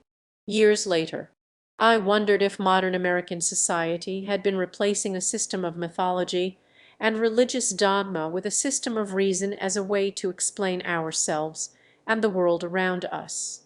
I wondered if there were a genuine need in humans not only to categorize and comprehend, but to acknowledge and to address, in unscientific terms, the mystery of that which creates, binds, animates, and destroys. And I wondered if teachers like Atmananda were increasingly exploiting such a need in millions who, for whatever reasons, had chosen a path apart from conventional religion, perhaps by nurturing both mystical and rational inclinations. Society could explore the realm beyond the surface world of reason while keeping pace with the charismatic predators of the new age, but in the darkness of a northern Michigan night, still angry and upset from memories of Atmananda's experiments, I sensed that a new age of enchantment and wisdom had passed me by. Yet I also felt cleansed and refreshed, like the air of a city after heavy rain. I stood up and began gathering the fallen gear in a pile by the trailer. Suddenly, I was staring into headlights which did not disappear. A man got out of the pickup. "What happened, son?" As I recounted the bicycle incident, I tried to control the quiver in my voice. "Officer Brown," he said, showing me a badge. "He dropped me, the dog, and the rig off at a motel in nearby St. Ignace. He also left me his number at the station, in case I needed help getting back on the road." The following afternoon, the policeman pounded the wheel back into shape, fixed the derailleur, replaced spokes, and bolted steel bars over the aluminum which attached the trailer to the bicycle. When he was done, he refused to take my money. "What are you doing now?" I asked. "Cleaning the frame." "Thanks," I said, "but you don't have to do that. Whenever you do a job, son, do it right." Later that day, invisible currents from California, along with the weight of the baggage, continued to affect my progress west. As I rode through the woods of the Upper Peninsula, I reflected on No's remark that I had escaped from an abusive relationship. My story, I concluded, was not so unusual after all. Invigorated, I coasted down a long hill and squeezed the brakes intermittently. 15. The Enchanted Taco. Late one night, Atmananda met 300 disciples in a parking lot in the desert 90 miles east of San Diego. He led us for hours over soft, cooling sand to a spot in a dry river bed. He had us form a circle around him as we scanned for scorpions before sitting down. The desert floor lit up like a circular, gyrating constellation, until one by one the flashlights went out and it grew difficult again to see. If you enter a higher level of consciousness, Atmananda began from the center of the circle. You will see the warriors on the cliffs across the gorge. They are subtle beings from another plane of existence. They look a lot like American Indians. Hundreds of braves, tall and unflinching, were conjured in my imagination. What do you see? Atmananda asked the group. I made no response. I did not doubt the images cast on the back of my eyes by my brain. Nor did I doubt Atmananda. In the months after the week and a half long Stella's experiment, the doubts and the conflict had vanished. I was reluctant to speak because my vision had been so subtle, so fleeting. Meanwhile, others in the circle, engineers, teachers, doctors, lawyers, students, and business professionals, also remained as silent as the rocks and hills around us. If you are at all serious about the study of mysticism, chided Atmananda, you must learn to talk openly about what you see. If you don't, your mind will play tricks on you and you will doubt your experiences later on. More silence. The next 10 seconds passed very slowly. Atmananda, I suddenly announced. I saw the warriors. Others in the circle soon saw them too. Atmananda held desert trips once or twice a month and, by mid-1983, followers saw him walking above the ground on a cushion of light, flying to distant mountains, sending columns of light into the sky, and causing constellations to gyrate and disappear. On one starlit night, Atmananda raised his hands above his head. As he slowly lowered them, he made a low, whistling sound like the wind. What did you see? He asked afterward. I didn't see anything. One new follower bemoaned. Advanced psychic vision is necessary to perceive what I am doing or, more accurately, not doing. Atmananda said patiently. I hate to sound negative, persisted the follower. But what exactly are you doing? For a moment I felt tense. The disciple had unearthed a question that had badly stung me many times before. Sometimes I alter actual physical objects. Sometimes I alter your perceptions. And sometimes I alter both, Atmananda said, dispelling the tension with his gentle, soothing voice. Atmananda, I saw you become a luminous egg, said another follower, borrowing a phrase from the Castaneda books. Anyone else? I saw light from the stars pass through your body, tried another. Very good. Who saw me disappear. I often saw Atmananda disappear after I stared at him for several minutes without blinking. But during one desert trip in 1983, I saw him vanish independently of the dilated pupils. Then, a moment later, I saw him reappear as someone else. What I am about to say, he had announced that night, is going to come as a shock to you. You see, I am not who you think I am. The followers stopped fidgeting. A few days ago, he continued, when I stopped drinking tab, I knew something was up. This morning when I woke, I looked at my body. There was nothing but light. I suddenly understood. It was all so simple. He paused. Who am I? He asked. Dead silence. Don't all answer at once. Nervous laughter. I thought you were a man named Atmananda who meditated extremely well. Said man Atmananda did not reply. Are you a doorway to eternity? Please. No philosophy tonight, he said sharply. Who else? After several more tries, a devotee suggested that he was Vishnu, a Hindu godhead. Close. He approved. I felt a rush in the pit of my stomach. Atmananda's private jet, after years of accumulating the fuel of our trust and belief, was finally taking off. I was worried. Fastening my seat belt would do me no good if he started thinking he was on par with Jesus Christ or the Buddha. Are you Rama? Someone asked. Yes. He replied, I am Rama, the last incarnation of Vishnu. You people think that I am a person, but I am not. Over the years I watched my various selves fade away. I fought the process tooth and nail, like each of you are doing now, but it was in vain. I could not stop the process of dissolution. I had to admit that I was no longer a person. This morning I suddenly knew who I was. I have been cycling. I am beginning to remember. Eternity has named me Rama. Rama most clearly reflects my strand of luminosity. We're at the end of a cycle. At this time, Vishnu takes incarnation as a person. Vishnu is that aspect of God that preserves and protects life. Rama, the last incarnation of Vishnu, jolted by the speed and the angle at which his jet now climbed. He was putting himself on par with Jesus Christ and the Buddha.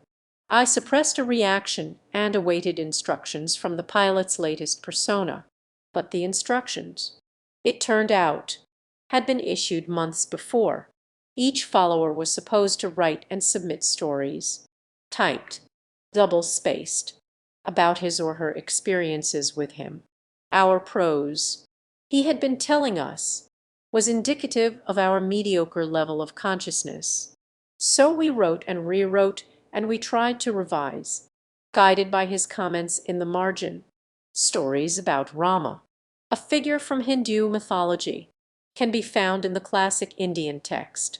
The Ramayana, stories about Rama Atmananda, a guy from Connecticut, can be found in the last incarnation. The words, the last incarnation, flash from the cover in letters of gold. Above, a backlit photo of Rama. The book's editor, publisher, and focus, the stories portray Rama as a warm, intelligent servant of truth, with enough mystical power to light up a city. A few of my stories, which also depict him as a down-to-earth demigod, appear in the 403-page collection. But there were other stories I could have written. For instance, the story of Rama and the puppets of bliss and profit. In 1980, Rama got a cuddly, white-hand puppet which had purple feet and a purple, toucan-shaped beak. Rama called it Bliss, and often played with it as though it were alive. He appeared to make it talk, yawn, sleep, and soar. Bliss is soaring through the other worlds. He explained.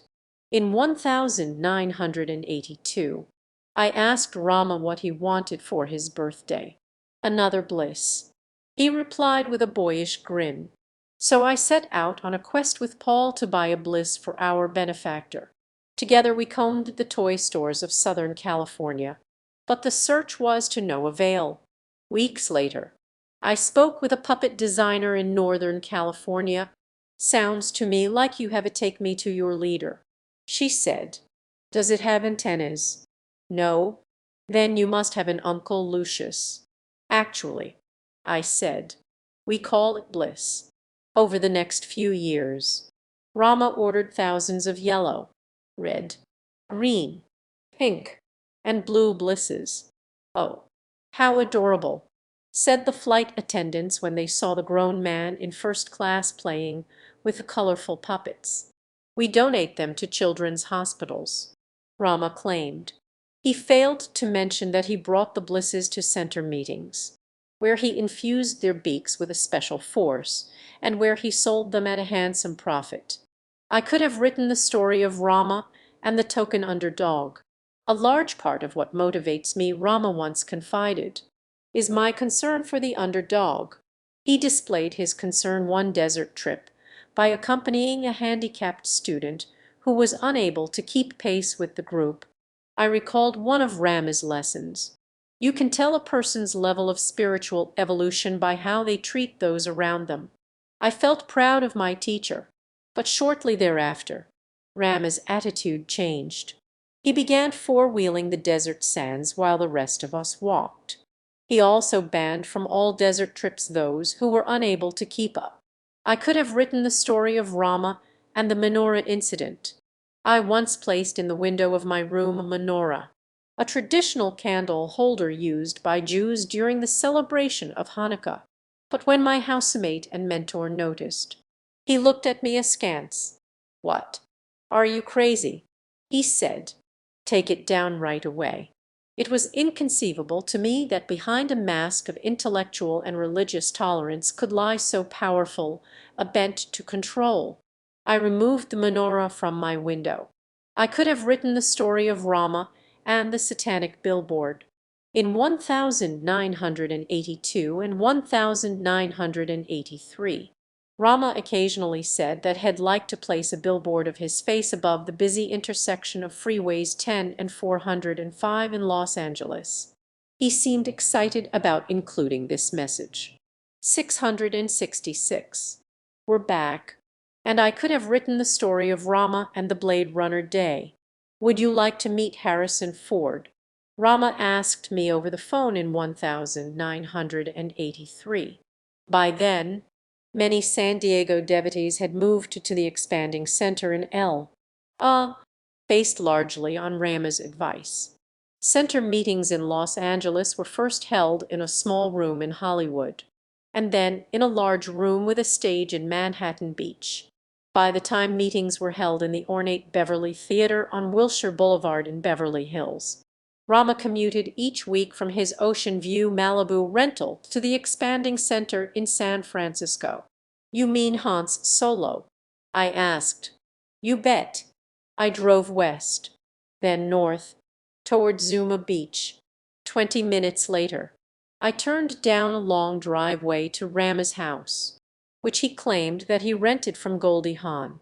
Hawn wanted to sell, Ford wanted to buy, and Rama and I wanted to see, in real life, a favorite image from the magic screen. Rama wore a colorful shirt patterned with scenes of the tropics, similar to one worn by Allie Fox Harrison Ford in The Mosquito Coast. Obsessed with creating a world of his own, Fox bears a captive community to his innovative dreams, poisoned experiments, and diminishing sanity. Rama suggested that we act busy, so I went outside and pushed a broom. I smelled smoke. Nearby brush fires had been fanned out of control by increasingly strong winds. The thick, yellow sky reminded me of Blade Runner, a science fiction film starring Harrison Ford. The recollection caused my mind to digress down a corridor of memories. Smoke and mirrors. I pictured Rama in line at the movies, which is where he met disciples on Saturday nights. He was easy to spot, with arms folded, one foot forward, and head tilted back. He played the part of the self-possessed insurgent general who had ordered his troops to carry on, despite the overwhelming odds. His bush of hair made him seem taller than he was. Rama incorporated into his teachings what he gleaned from the 3, sometimes 4 films he saw in a typical week. He taught, for instance, that he was like Mike Robert De Niro from The Deer Hunter. Mike risks a game of Russian roulette in war-torn Saigon to try to save Nicky Christopher Walken, his friend. "You are like Nicky," Rama told me frequently. Drawing, too, from Mel Gibson's role in Road Warrior. Rama taught that it was okay for spiritual warriors to temper their valor in order to survive. Rama taught that it was spiritually correct to see such movies as the Texas Chainsaw Massacre, Dawn of the Dead, and The Shining, each of which he viewed repeatedly. Horror films, he claimed, were a clean way to alter our level of consciousness. No drugs, no sex, and were a graphic reminder that each lifetime was but a brief, fragile opportunity through which to evolve. Citing Mick Jagger in the concert film Let's Spend the Night Together, Rama further taught that it was perfectly natural for powerful men to develop their feminine side. Part of the reason why people are so attracted to Mick, he said, is because he puts out a very feminine energy. Rama later depicted himself in posters and newspaper ads as an androgynous figure, perhaps as part of a doubt-diffusing lesson. Rama once invited about 25 Inner Circle disciples to see Split Image, a movie portraying a cult in the late 70s. When the cult leader Peter Fonda blatantly manipulated his followers, Rama laughed out loud. We laughed too. It was an odd moment. Our laughter had a nervous edge to it. I laughed partly to fit in, and partly because I sensed, but refused to confront, the absurdity of the situation. Another time, Rama took followers to see Conan the Barbarian. When Conan, Arnold Schwarzenegger observes a cult leader raise his arms to silence throngs of doom-chanting disciples. Rama, who sat beside me in the theater, turned to me and said, "He dosed have such a bad setup." I figured Rama was only joking. I laughed, but laughed alone. Rama's lessons about movies often turned my topsy-turvy world further upside down. He told me, for instance, that Star Wars creator George Lucas was wrong to have Luke Skywalker Mark Hamill prematurely leave a mystical apprenticeship, wrong to have evil unmasked by good, and wrong to portray Yoda as being gay. "Yoda is gay?" I asked. "Yes," Rama replied, "but don't worry. You are not gay. No way. Of course you're not gay. Don't believe anyone who tells you that you are. Why even allow yourself to think that you are gay?" Then, after laughing heartily, he hissed an imitation of the Emperor, Darth Vader's evil master, Rama, who assumed broad powers to interpret reality and myth, seemed to believe that he was made of the stuff of legends. He got touchy, however, when disciples looked to legends outside the realm of his control. One time, for instance, I excitedly told him that I had seen an autographed photo of Mark Hamill.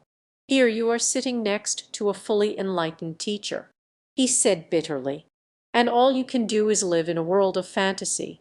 Rama was right, I decided, as I pushed the broom down the long driveway in Malibu. I was living in a world of fantasy. There, shaded by billowing yellow smoke and accompanied by a talkative real estate agent, was Harrison Ford, quietly stepping toward Goldie Hawn's house, toward the last incarnation of Vishnu. Ford wore dungarees. Rama introduced himself as the renter and as a teacher of advanced meditation, and introduced herself, "Sure is a Blade Runner kind of day." I blurted.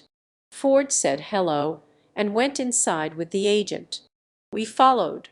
When the entourage reached the master bedroom, Rama gazed at the ocean and declared, "The force is strong here." But Ford did not seem interested in Rama's assessment of the local mystical energy field, nor did Ford seem interested in Rama's recollections about his firefighting days. Rama failed to mention that he had fought the fires while in a prison camp, where he had been serving time for selling drugs. Ford was interested in the construction of the house, and now he had seen enough. He started to leave. Rama handed him a self-discovery, the free, promotional publication that had taken the place of Woof. Rama gave him an issue that had been distributed throughout Southern California. On the front cover was a blow-up of Cindy, a beautiful, young, blonde woman, meditating on the hood of Rama's red Porsche. Inside were stories from the last incarnation. On the back cover was Rama's past life resume advertisement, in which he claimed 1,531, 1,575. Zen Master. Japan. 1,602, 1,771. Head of Zen Order. Japan. 1,725, 1,804. Master of Monastery. Tibet.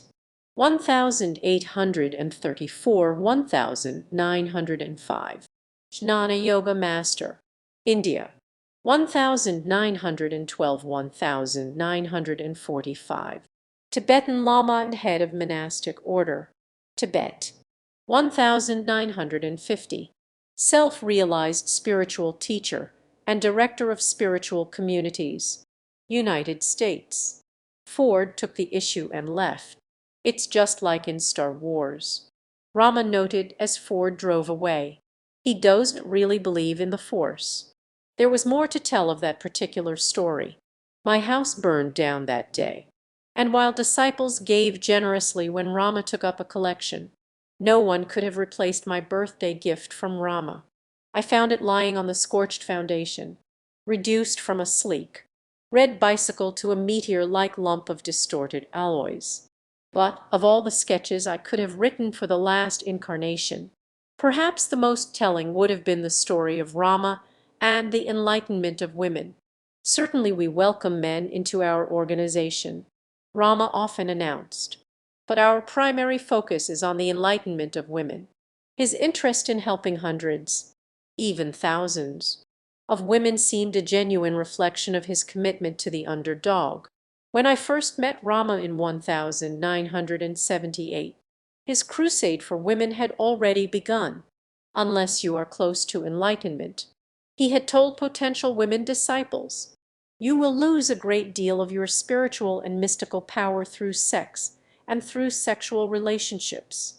Over the years, Rama spent many hours counseling and persuading women seekers to leave their boyfriends and husbands in the name of gender equality and higher spirituality.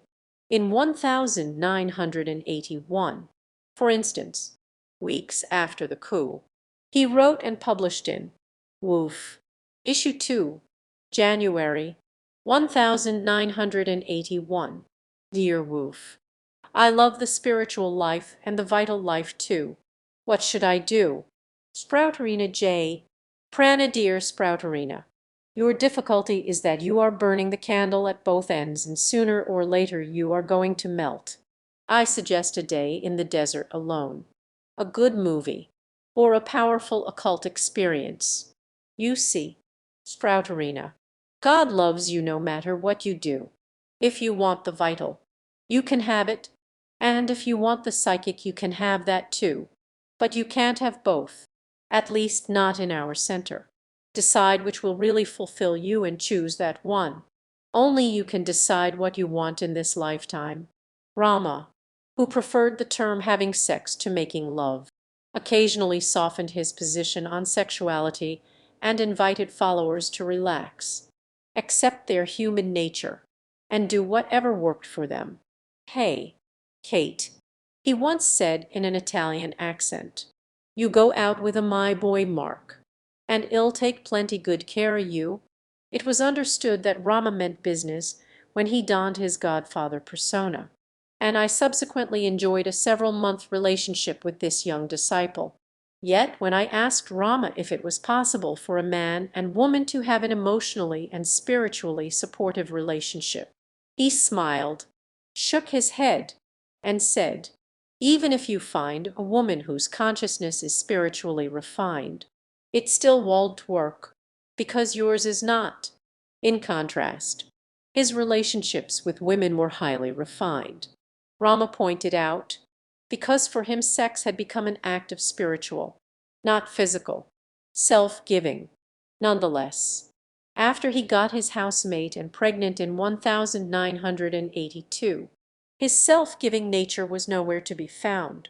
Instead of offering her wisdom or support, he sat in the lobby of the abortion clinic, sorting and counting cash from a workshop he had given on spiritual evolution. When Anne returned to the lobby after the abortion, Rama had disappeared. Embarrassed, she approached the receptionist. He went to a bookstore. The woman replied, he said he'd be back later. Women in the center were not supposed to let on that they were sleeping with Rama, and therefore felt that she had no one with whom to share the burden of the abortion. When she appeared depressed a week later, Rama, in front of another disciple, remarked, if it's not one, it's the other. Rama often invited women disciples to talk with him after center meetings, and recalled years later, but there, in his bedroom, they frequently exchanged more than words. Rama's relationship policy, she also recalled, required inner circle women to limit their relationships to one man, himself. His justification for the policy was that it kept them from unwittingly transferring their partner's lower male energy. Male energy, he frequently complained, very much affected his finely tuned, delicate sensibilities. Perhaps Rama sought protection from baby energy as well. He managed to persuade one disciple in her late 20s to leave her husband and newborn child. Despite his ability to invoke adoration and fidelity, Rama seemed concerned that his power to control female followers was not absolute. He therefore kept certain men from the inner circle. Despite my recommendations, Jeff, I once advised, is really smart, as good with people, and has a lot of fun to be around. Rama hesitated. I don't know, Mark. I'm worried about Dana. What do you mean? I don't want her falling in love with him. Rama was in a bind. On the one hand, he knew that Jeff would be an asset to the operation. On the other, he sensed that Jeff was too bright. He had been an honors graduate student in chemistry at IST. Too athletic, he played ultimate frisbee, and too good-looking to be running around loose within the carefully controlled nest. But Rama had a plan. He encouraged Jeff to form a relationship with Karen, who had previously followed Rama's advice and turned down an offer. He then encouraged them both to enroll in a computer science master's program at UCLA, and to gradually phase me out as the poster and newspaper distribution coordinator. One night, in a restaurant in Los Angeles, Rama's story about wanting to help women took on a new twist.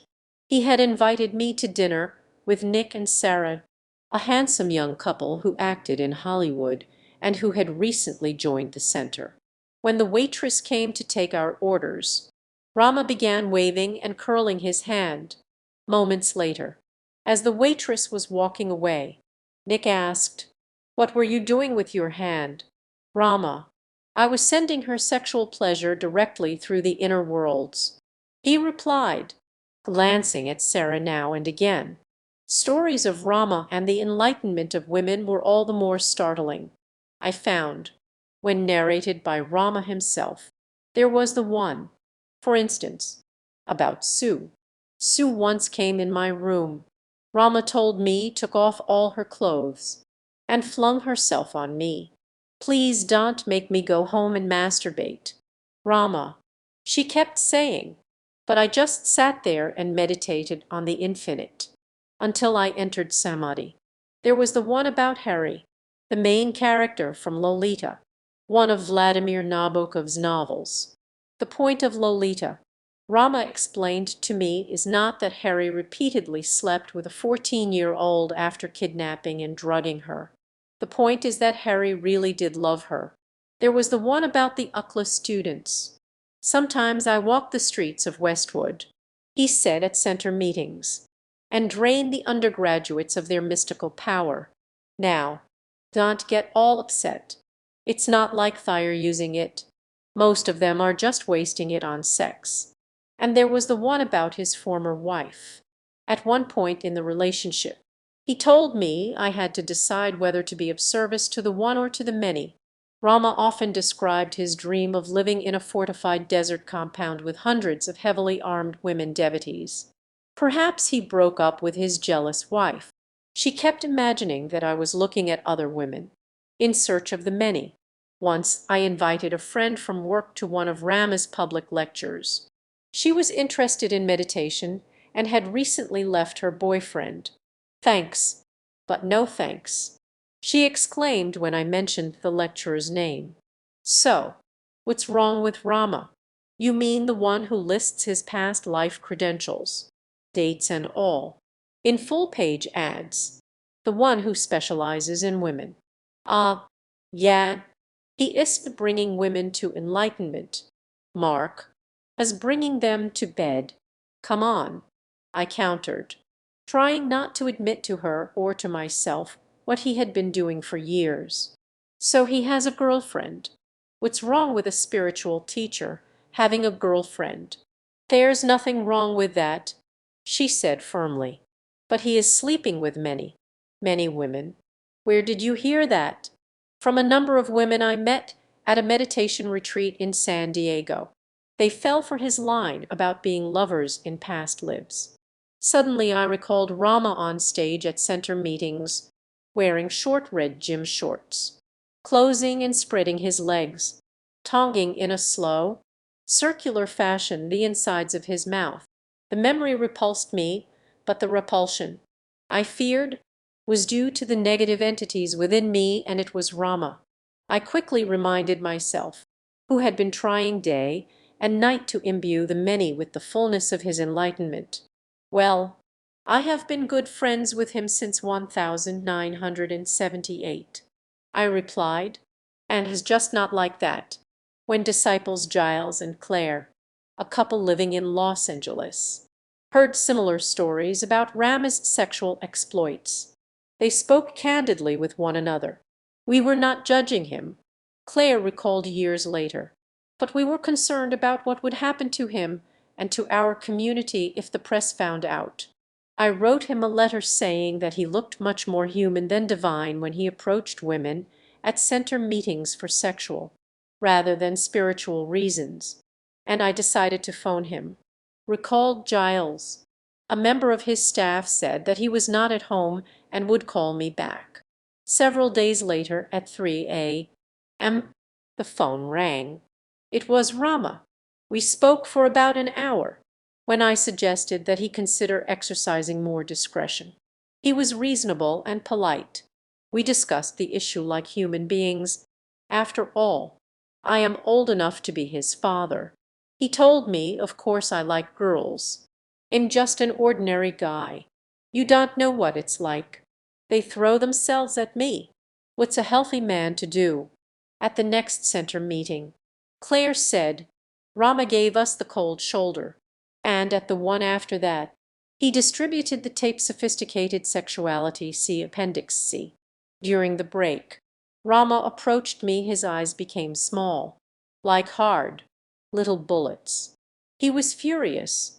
He told me repeatedly that my letter was self-indulgent nonsense. Then he asked to see me outside, said Giles, alone, grabbing me and digging his fingers into my shoulders. He shouted, "I've beaten you. I've beaten you all." After the break, Claire continued. Rama lectured for 30 minutes about how people had been constantly throwing him bad energy, all the while glaring at Giles. During the next few weeks, Giles and Claire fearfully recalled Rama's threat that deserters would look and feel like hell. Nonetheless, they stopped attending meetings and trips to the desert, where Rama kept trying to disappear. Some of you still harbor doubts that I can disappear. Rama accused the several hundred disciples who sat around him in a circle. But perhaps if I dissolve someone else, you will find it easier to see. Tonight I will be dissolving an old friend of mine. Mark, would you come up here, please?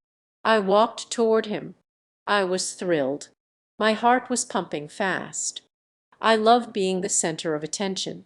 Now, close your eyes, he said, placing his hand on my forehead.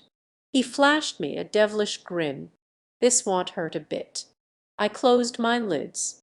After several seconds, I felt detached from my thought process. It was as if I could visually observe a thought as it formed, connected with meaning, and vanished. One thought had been, "What is going on?" As I tried to anticipate my next thought, I ended up instead observing the thought of anticipating a thought, when suddenly a volley of words jarred me out of the trance. To Mark. Come in, Mark. I opened my eyes and saw Rama towering above me, laughing softly. I looked away and saw liquid gold specks lining the blackness. I had managed, until now, to avoid thoughts about time, and had no idea how long the experience lasted. What did you see? Rama asked the group. It looked like Mark was dizzy, and you caught him right when he fell. I didn't see anything, reported another, but I felt very peaceful. I found it easy to slow my thoughts. You dissolved him, Rama, offered another. As we prepared for the journey back to the cars, Rama invited me to walk with him at the front of the line. That was fun, wasnn't it? He asked several minutes later, as he scanned the path for rattlesnakes. His powerful beam cut a sharp tunnel through the darkness. I agreed. It had been a blast. Over the past 5 years, moments of deep meditation had been typically interrupted by thoughts such as, "Hey, I'm meditating." But moments earlier, I witnessed thoughts objectively, as if they belonged to someone else. "Tonight I helped you see a beautiful world," Rama said. "My intent is to show my students how to fly through these worlds on their wings of perception. It is easy to show you because you like me. Many of my students fear me or hate me or, even worse, they worship me." Suddenly he flipped off the light, and a 15-foot-high Ocatalo shrub vanished. "I don't perform miracles to show off my powers, but to expand your view of reality. If my students can accept that I disappear, just imagine what they will be capable of." Though I was learning to fly on my wings of perception, and though in the months after the Stelazin trip I continued to deeply suppress part of my rational side, I never fully accepted Rama's world in its entirety. I never accepted, for instance, the story of Rama and the enchanted taco. The enchanted taco, Rama said, was an immense, luminous, and otherworldly treat. It could be seen in the desert, hovering casually over mystical power spots, garnished with divine light, knowledge, and guacamole. But in a parking lot at 4 a.m., I saw Rama wave to 300 bleary-eyed disciples, get in a black turbo Carrera, and disappear. 16. Ride to Heaven I didn't do well enough to remember, wrote Donald Cole in 1984. Bye. Rama. See you next time. Months later, Donald's father called me. "Do you have a few minutes?" he asked. I knew that Rama would not want me to talk with Mr. Cole, but I was shocked by the image of blood spurting from Donald's wrists. "I have time," I said. "I'm sorry about your son." Mr. Cole asked about Rama and the organization. "I know what you're thinking," I said, "but Donald was not involved in a cult. We're not like that. Rama teaches us to accept or reject his recommendations based on our own perceptions. He teaches us that is no more important than anyone else." I did not mention that Rama had distributed to each devotee a larger-than-life poster of his face. Rama asks that we help cover the cost of room rentals and things like that. But we're in charge of our own money. I did not tell him that Rama actively sought gift money to supplement the skyrocketing tuition. Nor did I tell him that Rama worshipped and had named the organization Lakshmi, the Hindu goddess of beauty and prosperity. Our goal is to teach people to meditate. I did not mention Rama's stated interest in finding students from his past lives, filling stadiums, and starting a world religion. Nor did I mention that Rama actively pursued these interests. He paid many thousands of dollars, for instance, for promotional photographs featuring a backlit aura. He shifted his advertising copy and name to reflect a growing sentiment that gurus were out while Zen masters were, and he called himself Zen Master Rama. And he persuaded thousands in the 2 years since the Stelazin experiment that he was a living legend, a rare presence, and a direct line to God. We normally meditate on our own for 40 minutes in the morning, 15 minutes at noon, and 50 minutes in the evening. Once a week we meditate with Rama at a center meeting. Sometimes we'll attend a public lecture or a field trip to the desert. Sometimes we'll help out on a project like office work or posturing. But that's pretty much it. Basically, we're just a group of healthy individuals who happen to meditate. It's not like we live in an ashram or anything. I did not mention that Rama had been initiating disciples with names Prema, Hanuman, Arjuna, taken from Hindu mythology. Nor did I mention that Rama had been teaching us to flip between various caretaker personalities.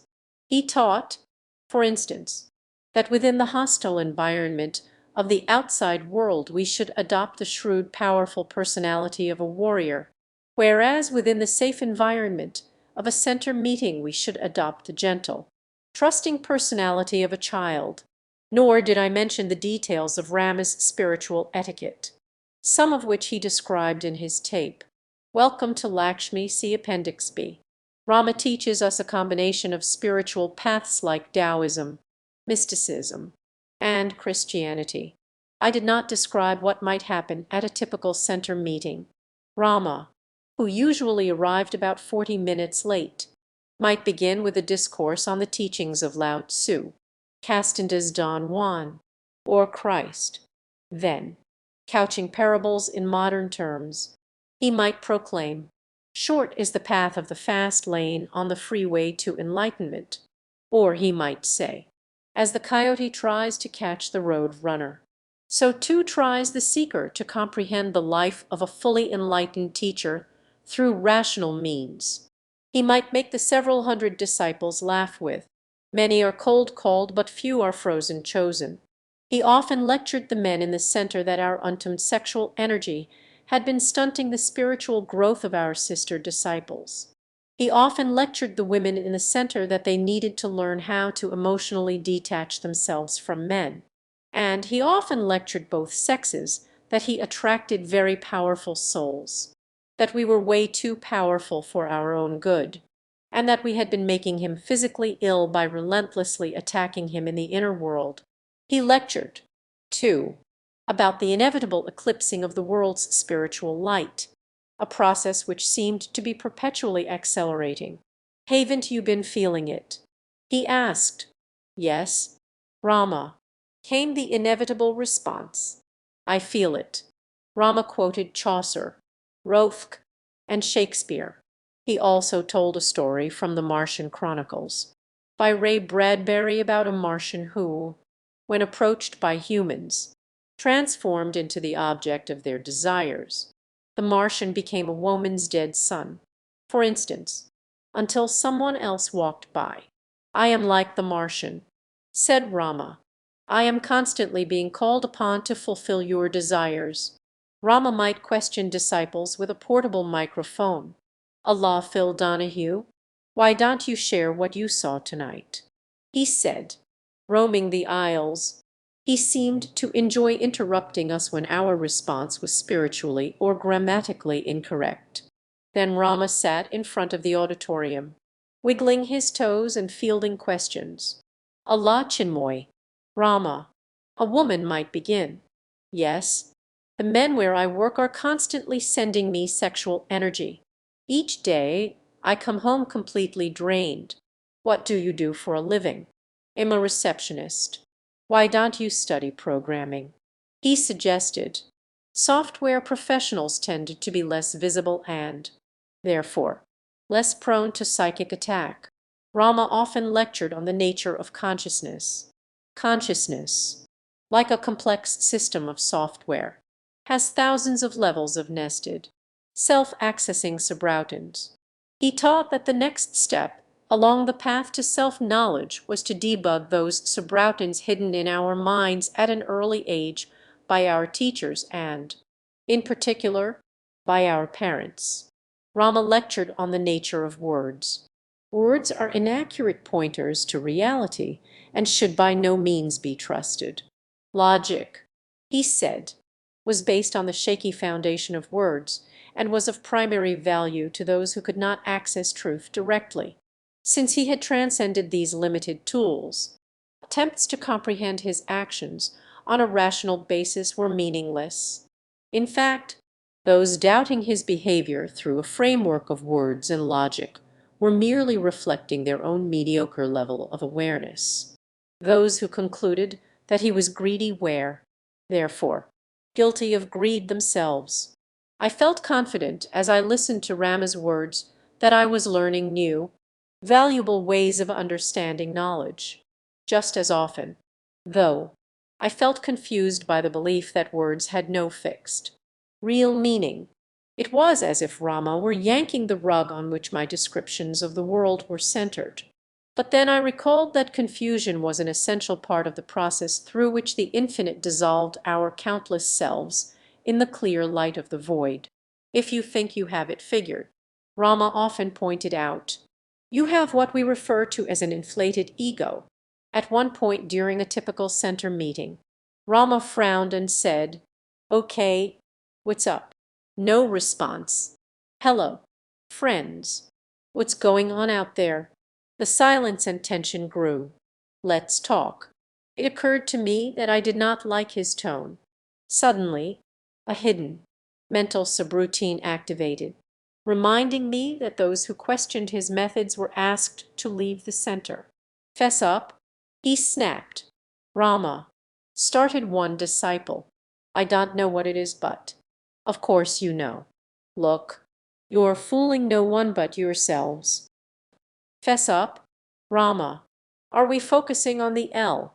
"Oh." "Again. What do you think?" "Yes." "Rama, look, none of you realize what you are getting yourselves into.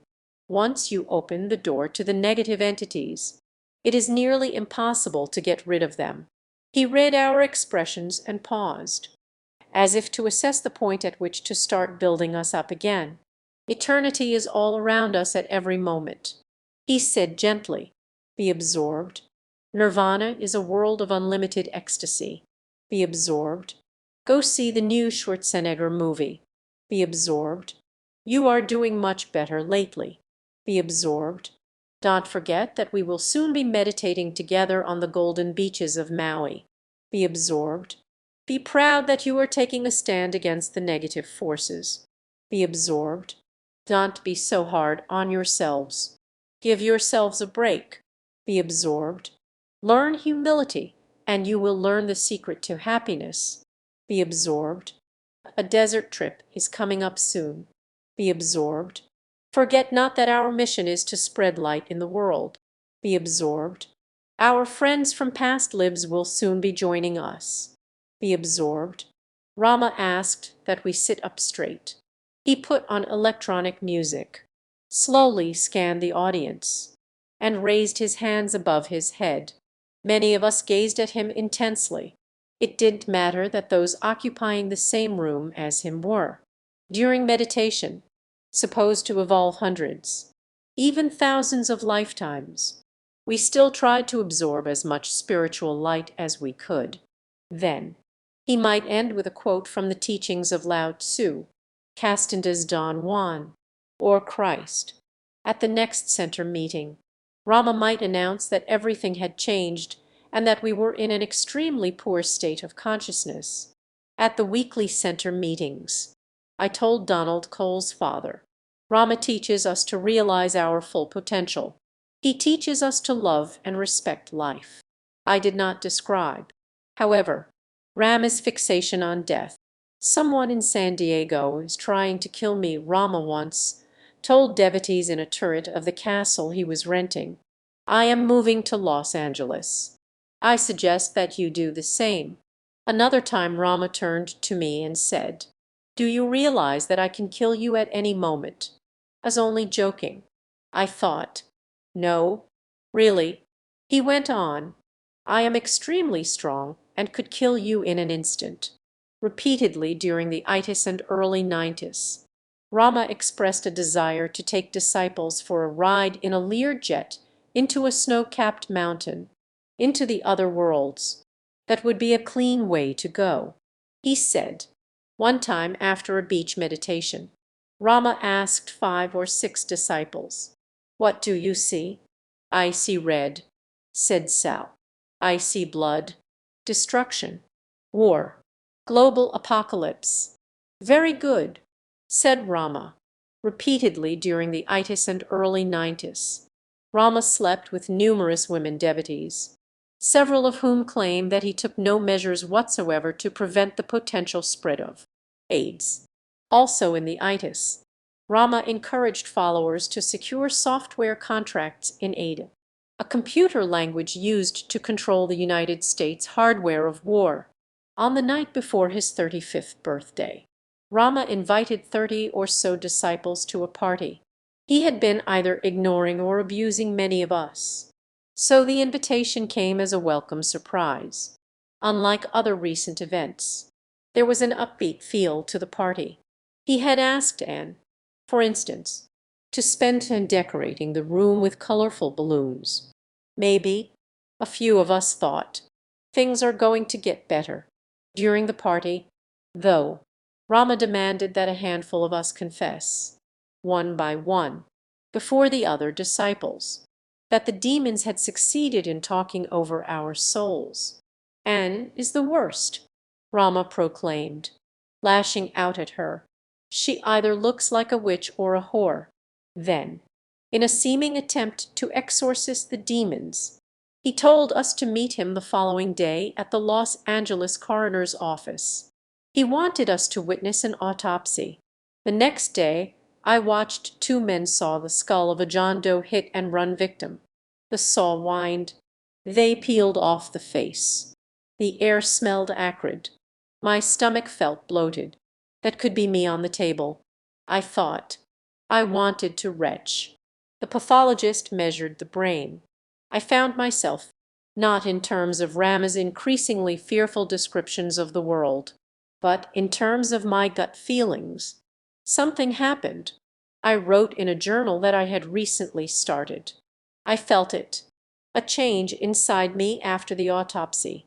I noticed the way I breathed. I noticed the way my blood pulsed through me. I slept more.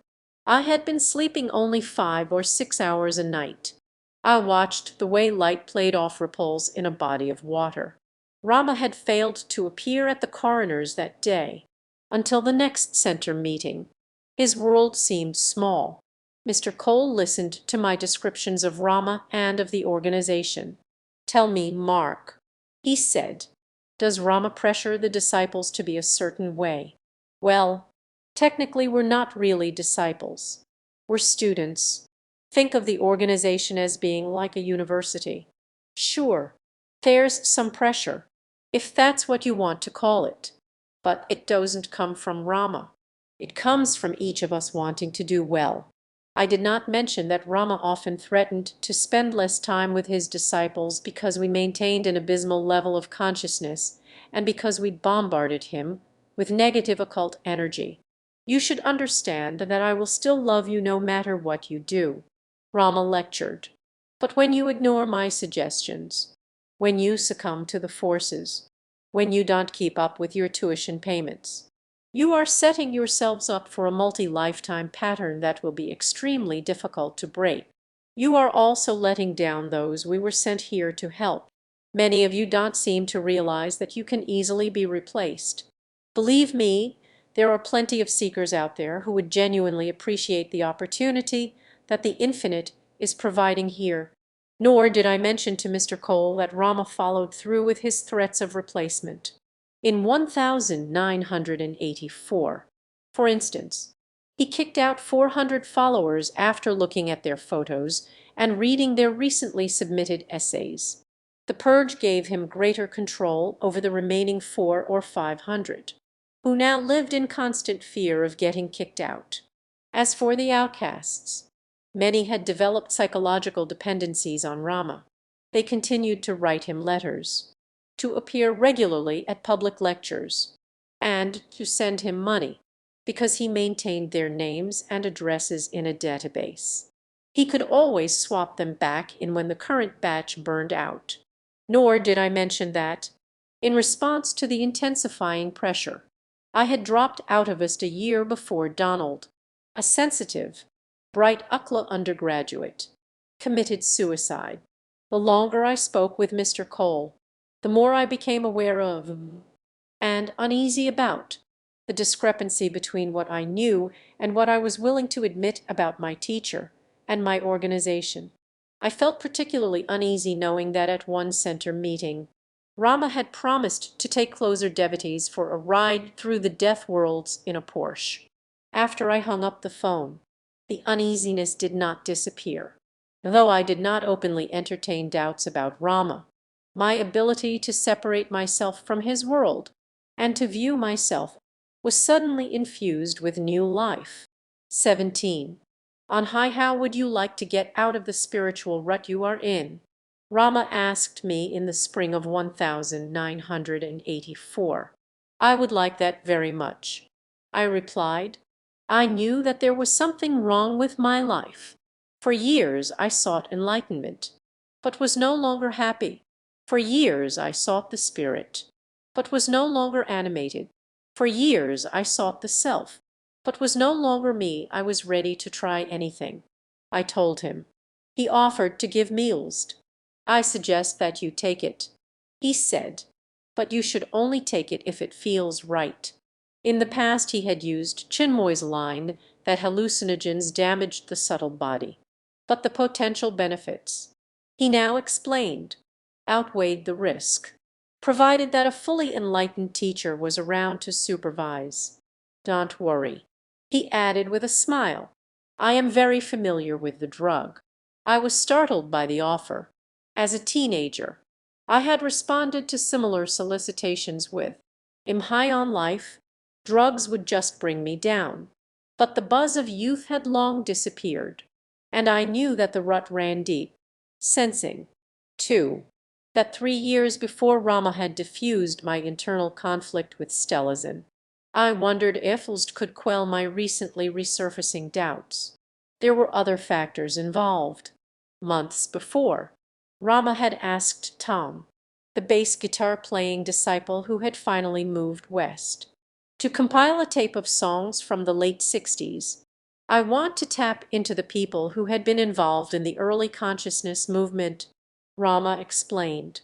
Subsequently, the list of musicians whose songs Rama played at center meetings and at public lectures, without regard for copyright law, grew from Tangerine Dream, Walter Carlos, Jean-Michel Jarre, Vangelis, and the Talking Heads, to now include the Beatles, Cat Stevens, Traffic, and Jimi Hendrix.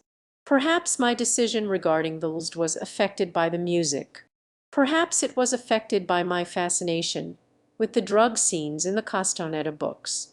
Perhaps it was affected by my realization that, according to the dictates of Rama's etiquette, there were grave karmic consequences for those foolish enough to ignore his suggestions. I told him it felt right.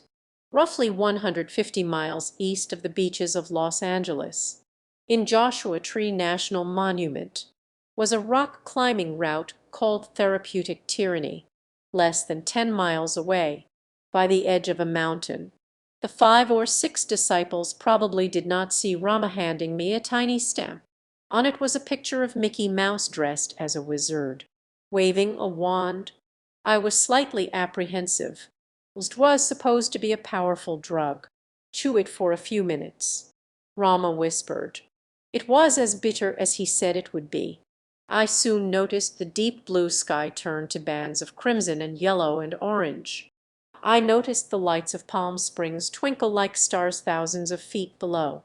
I noticed the mammoth peaks of Mount San Jacinto gradually fading away. So stark and surreal was the scene before me that I had to remind myself that this was how the desert appeared at twilight ordinarily. "How do you feel, kid?" "Fine, Rama," I reported, enjoying the attention. "Nothing yet."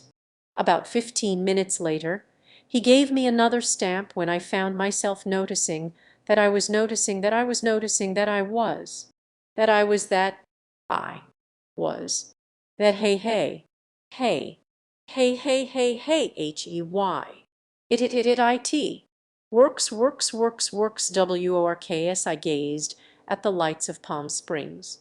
I did not blink. I did not breathe. I lost awareness that I was on a mountain. I lost awareness that I was tripping. I lost awareness that I existed. The points of light grew fuzzy and bright. Time touched the mountain world. I blinked. I inhaled. I turned from the light.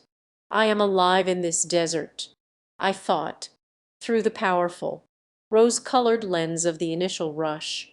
The thought magnified and blossomed into a stunning realization. I blinked again and exhaled. I turned and saw Rama and the disciples. I knew that I was seeing on a different level than they were. This made me happy. A large, silly grin took hold of my face. The joy gradually receded, but the facial muscles held.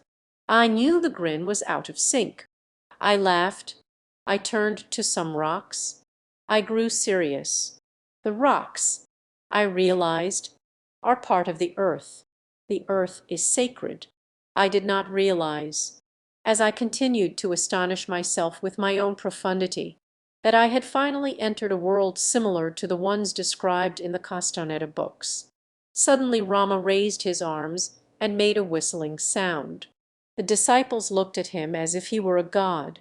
I felt detached from the scene, as if I were observing myself observe the disciples observe the man acting like a sorcerer. Soon I detected a faint glow from the corner of my eye. I gazed at what I felt was an incredible source of power, beauty, and wisdom. It was the rocks. They were glowing. On the drive back to Malibu, Rama was perhaps experiencing flashbacks from the late 60s, because he let me do my own thing. As a result, I rode with him in front, but focused on Cindy in back. Her flowing, blonde hair and radiant face had made an impression on me long before she appeared on the cover of Rama's newspaper. I turned around often to smile at her. "Hey there," I said at one point. Cindy looked slightly embarrassed. "Hey there," she returned sheepishly. "This is fun," I thought. For the first time in years, things were looking up. 18. Where's my tribe? In the fall of 1984, Rama took 28 disciples for a ride around the western United States. The purpose of the trip, he said, was to see which city we were supposed to move to. I was glad that he had invited me. I liked the idea of searching for a home. I loved to travel, and I looked forward to an exercise in seeing. This is going to be fun, I thought. The trip began in a parking lot in southern Malibu. Rama raised his arms, made a whistling sound, and said, "The ocean is your friend. You do not know how long you have left in this world. You may never see the ocean again in this lifetime. You should say goodbye." It was a poignant moment. Goodbye, I thought. Then Rama strode to his turbo Carrera. It no longer bothered me that Rama owned 2 Porsches at a time when many disciples were struggling to meet the increasing tuition. If he got what he wanted, I figured, maybe he'd go easy on us during the scorching demon and brimstone monologues. Besides, at 3 a.m. in northern Malibu, he once took me over 120 miles an hour. The acceleration had been breathtaking. The ride, smooth. The disciples now turned from the ocean to their cars.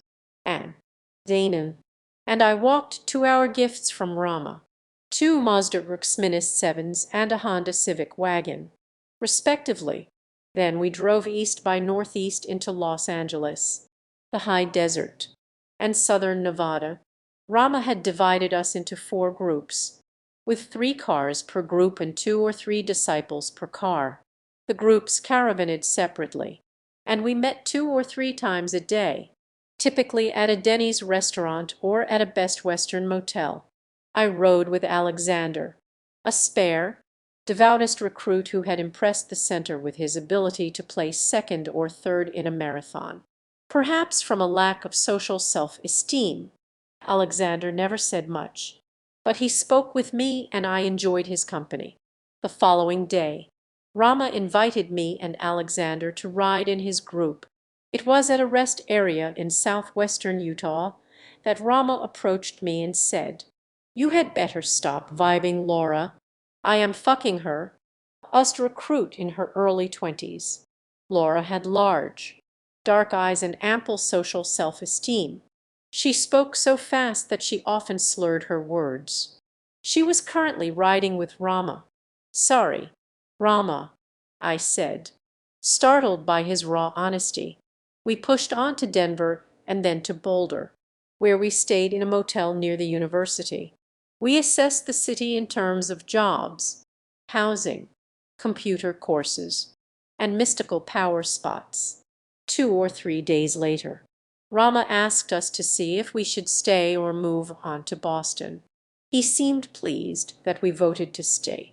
Boulder, after all, was commuting distance to computer jobs in Denver. It had a respectable university. It was beautiful in the winter and cute the year round. It felt at least a mile high until several days later, when Rama accused us of destroying it with our powerful negative energy field. "Pack your things," he ordered, and we cut a path south toward Albuquerque along the Rockies' edge. There was something about the open road and the blue Colorado sky that absolved us of our guilt, because Alexander and I were anything but upset. The Beatles' White Album was playing Sexy Sadie, a song satirizing an Indian guru. I asked him if I could turn up the volume. Sure. Soon he asked me the same. Before long, the music was blasting, and we were singing helter-skelter at the top of our lungs. When I get to the bottom, I go back to the top of the slide, and I stop and I turn and I go.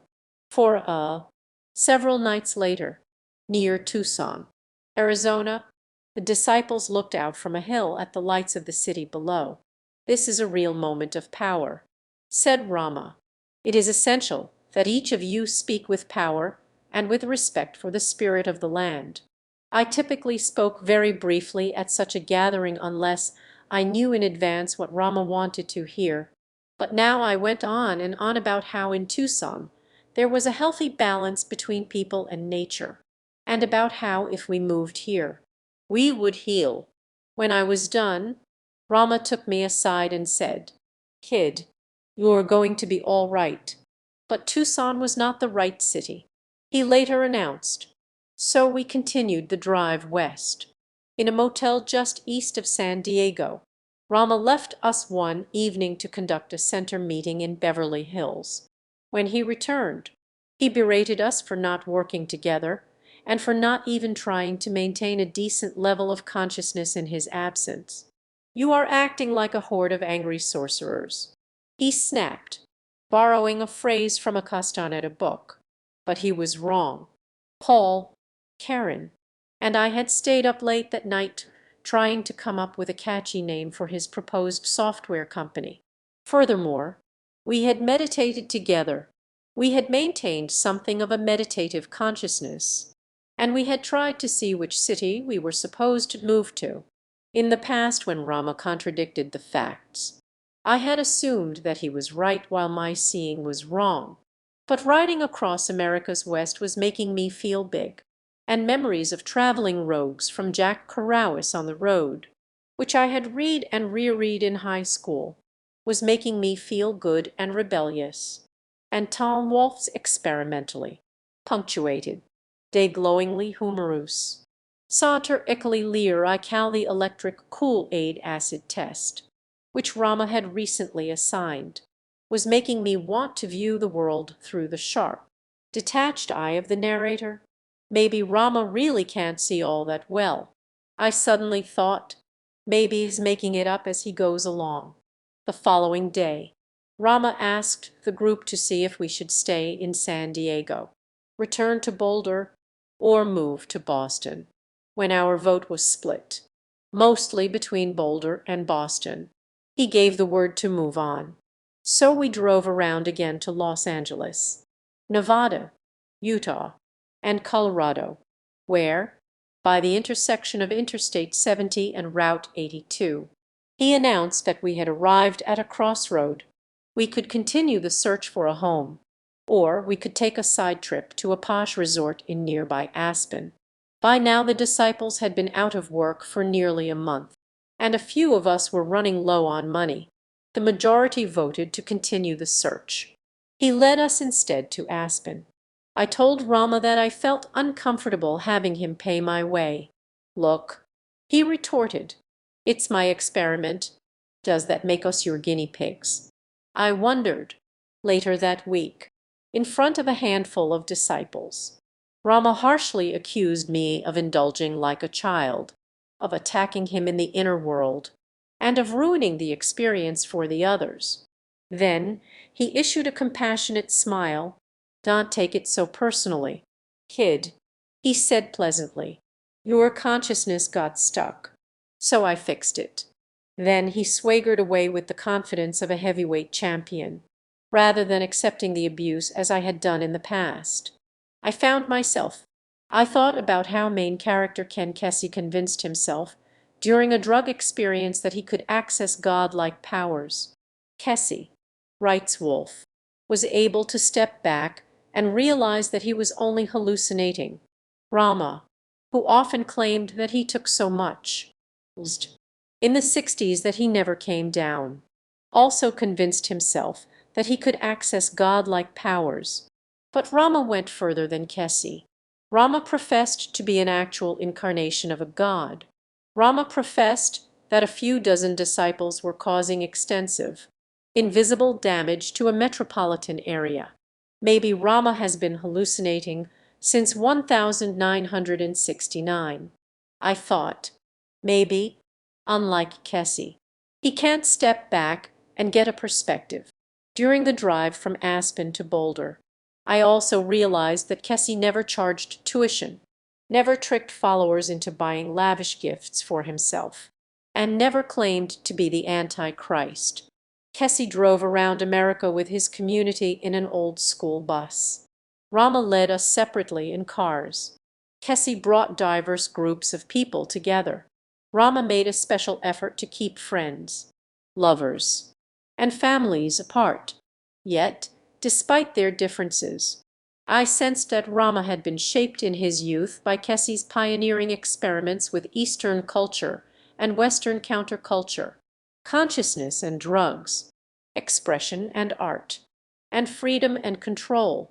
I wondered if Rama, by assigning the book, had been trying to reach out vicariously to his past and to an influential leader of his generation. When we arrived in Boulder, Rama seemed to flip between supportive and abusive personas more rapidly. One moment, he was calm and kind. The next, he was ranting about how the negative forces, which had been co-inhabiting our bodies, were causing his hair to fall out and affecting the health of Veu, his advanced Sald Scottish Terrier, then, flipping again to the other extreme. He encouraged us to move to a new condominium just outside of Boulder where we could all live close to one another. No one reminded him that only weeks before, we had left the city in psychic shambles. The dream of living and working together, of community, lingered on, and Rama had us fill out rental applications. When he found out that I had signed up for a less expensive condo unit, he gently chided me, "You just don't get it, Mark. That's your old self trying to reassert itself. You need to have more space. You need to live in a clean, healthy environment." I tried to explain to him that I needed money for center expenses and also for food. "Don't worry, kid," he said. "I'll subsidize you. I want you to be happy." So I switched to the most expensive unit, and I was happy. And the other disciples seemed happy. And Rama seemed happy. Boulder, after all, felt at least a mile high until a few days later, when Rama shouted at us for having once again destroyed the dream, the light, and the city. This is crazy, I thought. After the meeting, I went for a walk. I thought about how, earlier in the trip, Kathy had approached me and said, "This may sound funny, but is Rama okay?" "What do you mean?" I had replied, "As, well, it's just that something doesn't feel right. Rama is fine," I told her. "He just sees on a different level than we do." But now, as I strayed from the condo grounds, I wondered if Kathy had been on to something. I thought about how the other disciples had seemed pensive lately, as if they too shared her concern. I thought about how, during the trip, Rama seemed to be flipping out of control. Maybe Rama is not okay, I thought. Meanwhile, my readings and reflections on Kesey had located Rama within a cultural context which, like the knowledge that the Wizard of Oz was a man behind a curtain, largely deflated his projected images and metaphors. This enabled me to question elements of his world without fear of reprisal. I questioned the negative forces. The forces, I realized, had never affected me before I met Rama. Furthermore, they seemed to disappear as soon as I stopped thinking about them. Maybe the forces only exist in my mind. I thought, maybe they are a part of Rama's trip, Rama's experiment. I questioned Rama's claim that I was mentally ill and that I could hardly deal with the real world. I recalled my success as an undergraduate at a competitive university, as a computer operator and programmer, and as Rama's distribution coordinator. I recalled his claim that nearly everyone on the planet was mentally ill. I thought, maybe playing doctor is his way to control people. At one point during the walk, I wondered what the consequences were for doubting the last incarnation of Vishnu. But Rama had encouraged us, in the early years, to question him and to think for ourselves. Besides, I thought, I haven't burst into flames yet, so I went right on remembering, questioning, and thinking. I thought about The Razor's Edge, a movie about one man's attempt to walk the narrow path. What struck me about the film was that the man does not have a guru. Life is his teacher. I recalled the hour-long conversation I had had with Donald Cole's father, and suddenly the dam burst open and a flood of suppressed memories washed over me. I pictured Rama shouting "Fess up," announcing his name change, telling me to swallow the stelazine, bursting into my room on the night that I wanted to leave. I walked briskly back to the condo and knocked on Rama's door. "Things don't feel right," I told him. "I think I need to take some time off. You have to do what is right for you." He replied, "I wanted to make a clean break. I still had a few $100s. I told him that I wanted to give him back the car. He frowned. "Your desire to return the gift," he said, "is proof that you are mentally ill and that you cannot function in the real world." I did not want to stand around and argue. "Okay, Rama," I said and left. I felt primed for action. I was not scared. I felt sure I was doing the right thing. I said goodbye to the disciples, packed, and started to back out of the lot, when I saw Laura in the rearview mirror, signaling me to wait. "Rama wants to see you," she exclaimed. My impulse was to press the accelerator. After all, he might try and get me to stay, as he did years before in La Jolla. But I felt that I had come a long way since 1981. I felt confident that I could handle myself. Besides, I was curious. I let Laura lead me to him. Rama, Anne, and a few others were in the room. They looked somber. Rama had us stand in a circle and hold hands. He told us we were a tribe. It felt odd, holding hands. It wasn't the sort of thing he'd normally have us do. After a brief meditation, he took me to another room and gave me a long hug. I drove away feeling sad. For the next few days I rode east, driven by childhood memories of New England, and by the notion that I had seen Boston as the target city. In Nebraska and Iowa, I felt good about my decision to leave, but I had developed no system with which to support my new interpretation of the world, and the decision seemed more distant with each passing state. I had devised no language of rebellion, forged no icons of discontent, and, on a more practical level, had no sense of what I wanted to do or whom I wanted to be. I had met Rama when I was 17. Now I was 24. I had never experienced successes or failures from following a path of my own design. I had been deprived of this ritual of passage into adulthood. I had come of age in a destructive cult. The electric Kool-Aid acid test was packed away somewhere in the back. I arrived in Massachusetts feeling frightened and confused. I felt drawn to southern New Hampshire where, 8 years before, I had worked one summer on a farm. I found Rico, a younger friend from the farm days, who was now a senior in high school. I had not seen him in years. I wanted to tell him about Rama and the organization, but did not know where to start. "There are bad people out there," "Rico," I told him, "you have to be careful. Whatever happens, always follow your heart." I drove away, Rico later recalled, with a frightened look on my face. I called my parents in New York and asked them if they wanted to see me. They flew to Boston, and we went to a restaurant near Gloucester, Massachusetts. I felt happy to see them, but could not share the burden of my new-found freedom. Days later I sat in traffic in the suburbs of Boston. I felt completely alone. I missed the disciples. It was true that we had fallen for Rama's line about stealing one another's power. It was true that we had allowed Rama to foster, through ongoing whispering campaigns, a climate of fear and competition. But I didn't care. The disciples spoke the same language as I. They were my friends.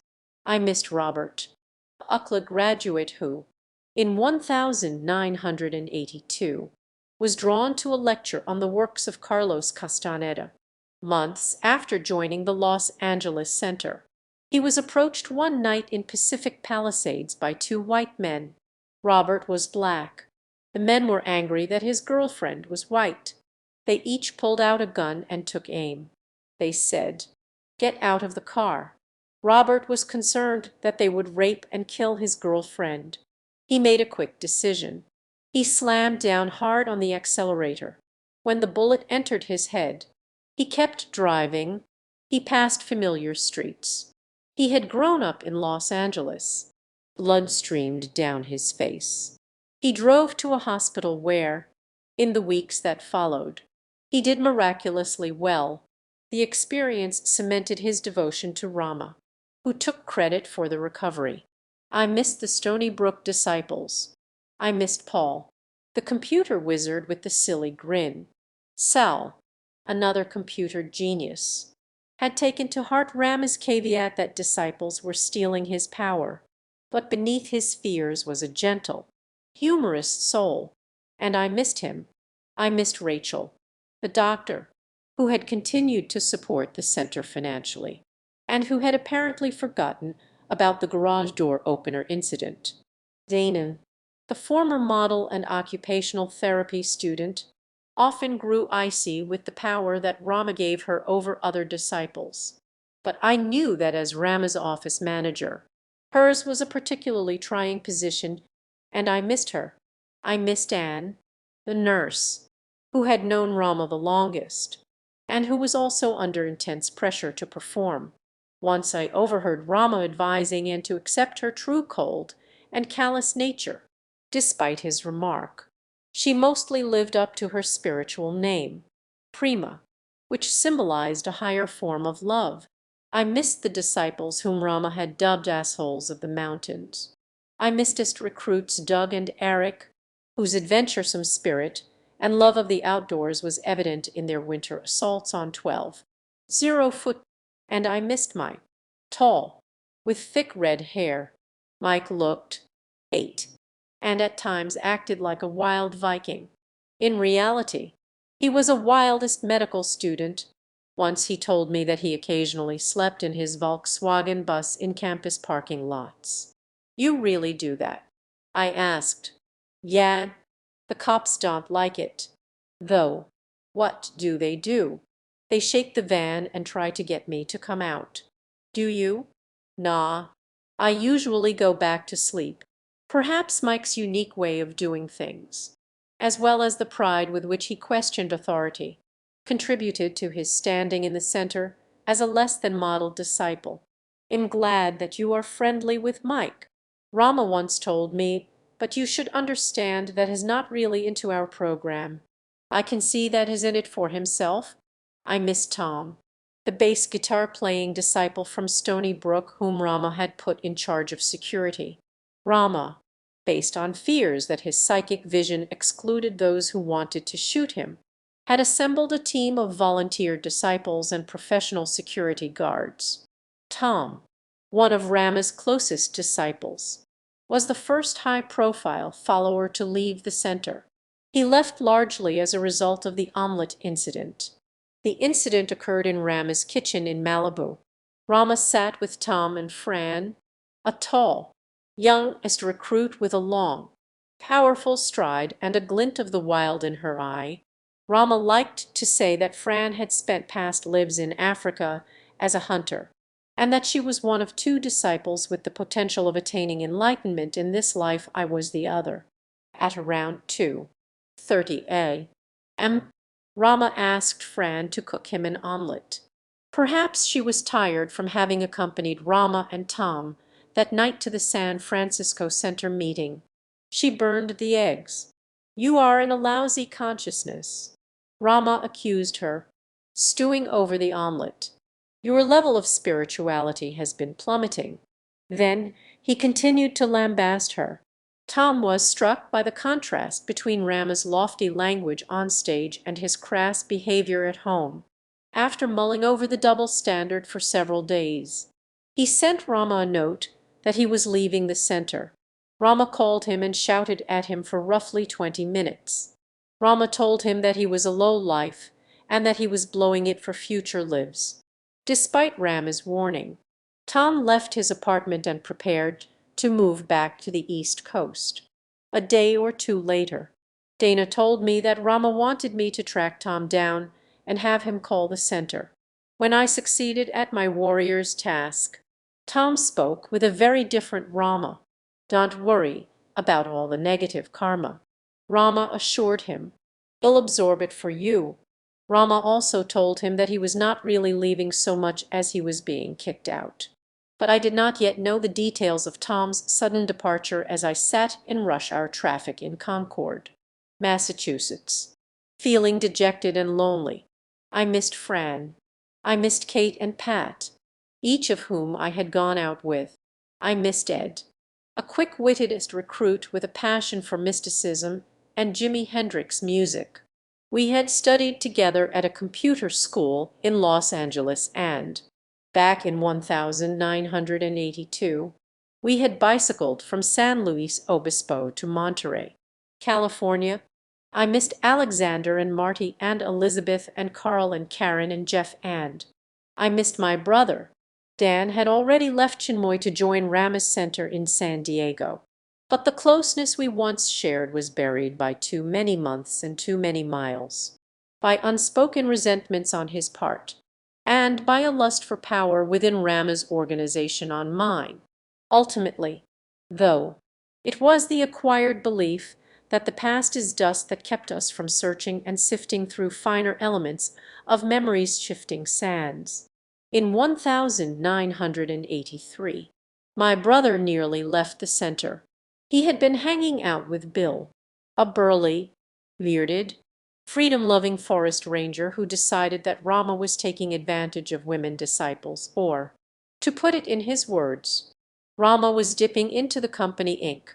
My brother, too, decided that Rama was out of line, and the two of them were planning to leave. When Rama found out, he summoned me to his house. "Your brother is about to blow it in a big way," he told me. "This is your big chance to help him. Get him to call me." I did, and Rama persuaded him to stay.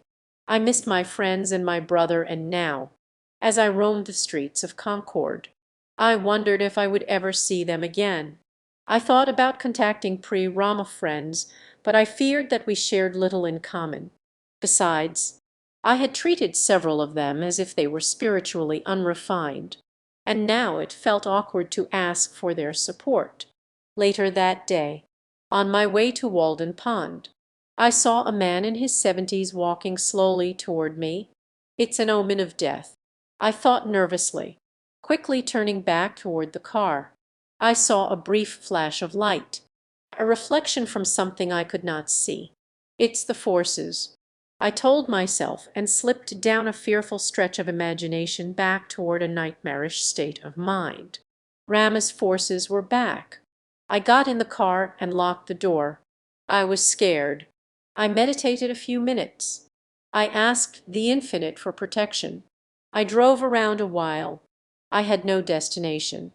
I recalled something Rama used to say about reflections. "I am like a perfect mirror. If you ever perceive me in a negative light, you are seeing nothing more than a reflection. I pulled into a parking lot of a motel. I found myself looking for cars from Rama's tour group. I found myself wondering where the disciples, my friends, were and what they were doing. For years we had been close, like a tribe. Suddenly I had an inspiration. Set out across America and rejoin my tribe. And how my spirit soared. And through the sleepless days and nights I searched Howard Johnson's, Best Western, and Denny's parking lots across America for a black turbo Cara. I had not forgotten the problems with Rama, but I remembered him telling me that through the good times and bad, we would always be family. And what family doesn't have problems? I asked myself.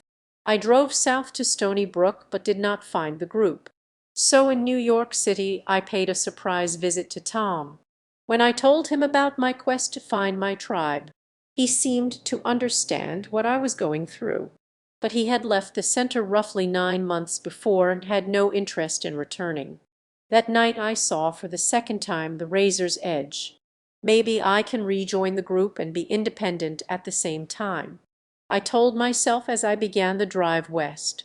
Days later, in San Diego, I was showering at the gym when I asked a guy if I could use some of his shampoo. "Sure, Mark. Take as much as you want," was the reply, wiping the soap from my eyes. I recognized Gary, a disciple who had left Rama years ago.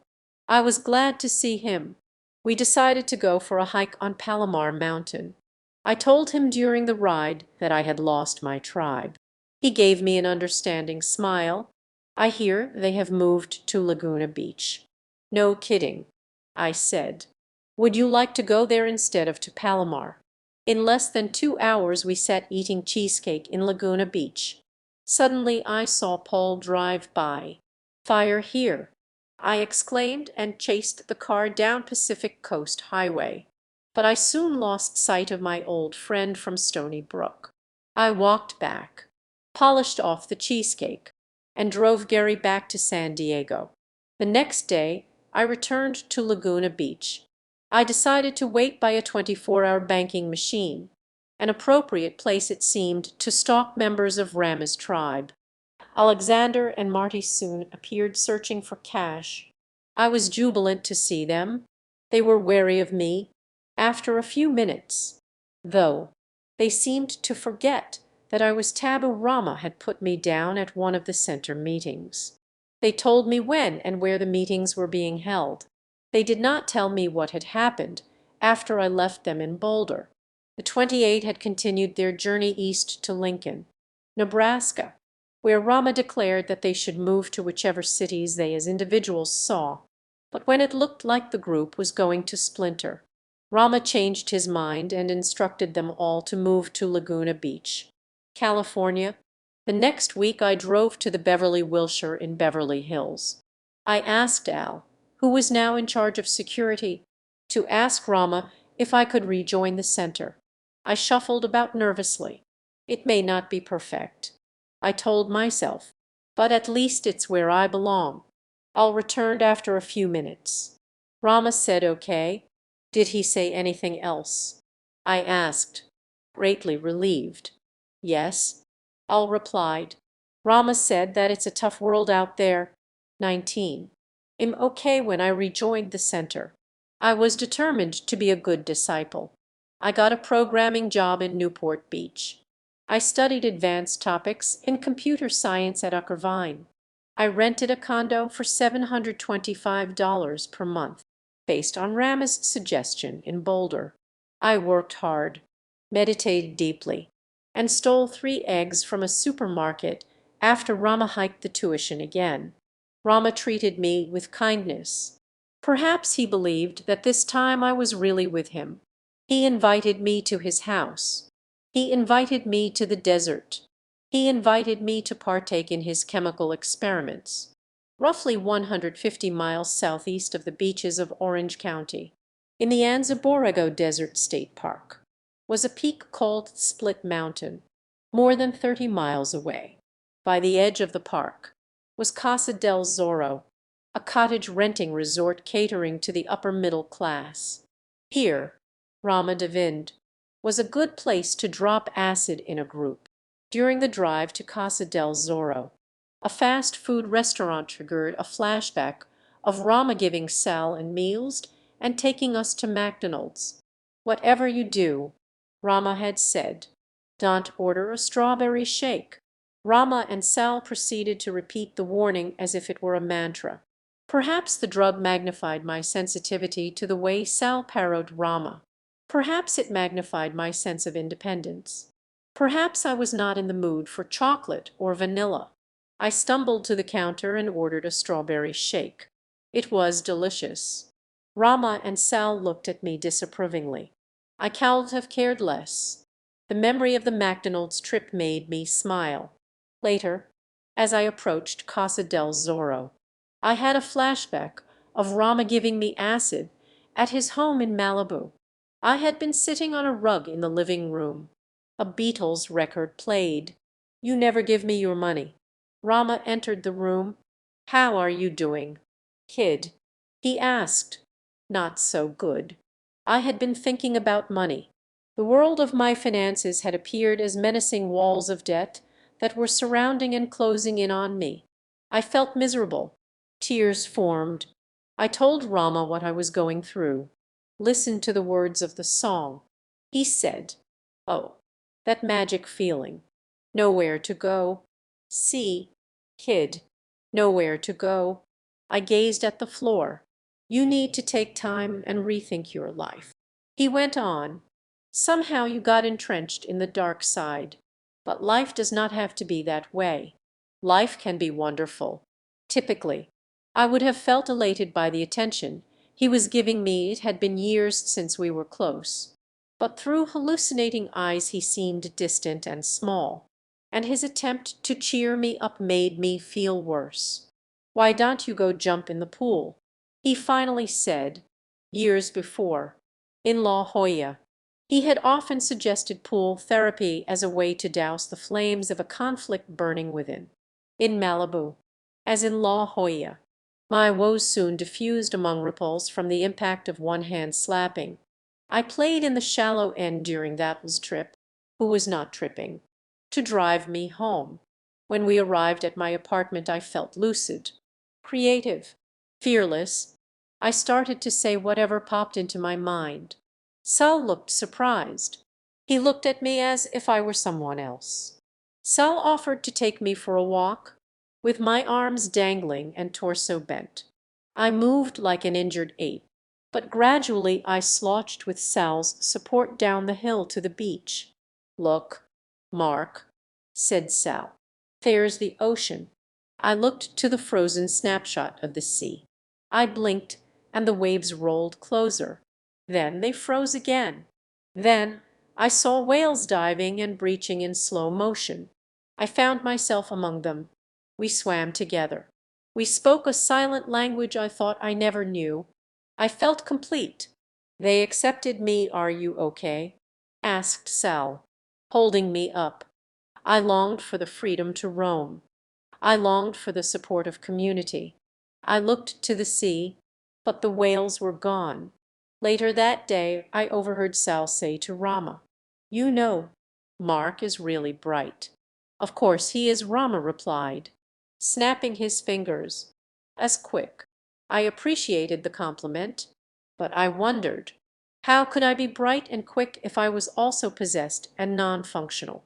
The memory of the Malibu trip was fresh on my mind when I arrived in the Anza Borrego Desert and approached Casa del Zorro. Soon I sat waiting in the cottage with Sal, Bill, and Al. Rama arrived late. He looked doughy-faced and haggard. He said he was stressed out and exhausted. Perhaps he was in more of a rut than we were. Rama distributed the stamps. Later he drove us to the top of a hill where he had us watch him. At some point I threw up. My awareness that I was me faded in and out. Behind my opened or closed lids flashed continuous, multicolored explosions. From the chaos formed a spot, and the spot became shapes, and the shapes became symbols. I startled myself when I realized that I had been gazing in my mind's eye at the word Elliot. Perhaps, as the rug of my ordinary perception was wrenched out from under me, I needed something solid, such as my middle name, to hold on to. I found myself sitting in the cottage, observing the way in which I thought about my thoughts. I noticed that my thoughts arrived in the form of words. I could read and understand them, or I could hide from them and let them pass. When Rama started to speak, his words were tightly packed, and it was difficult to hide. He talked for what seemed an eternity. Hours later, when Rama decided to drop acid, which he may not have done since the early seventies, I had for the most part come down from my trip.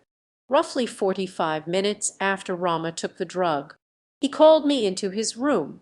He lay in bed. His hair was messy. His face was contorted. He seemed disturbed. "Is it okay?" he asked meekly. "It's okay, Rama," I said. "Are you sure?" I looked at him tossing and turning. I remembered how he had repeatedly knocked me down psychologically, helped me and knocked me down again. I remembered how he had often told me that revenge was worth waiting for. I had the sudden urge to help him up and knock him down. But my anger quickly dissipated when I realized that trembling before me lay not ruthless Rama, but rather the shell of a 34-year-old man named Fred Lenz. "I'm sure," I said. "I had an idea.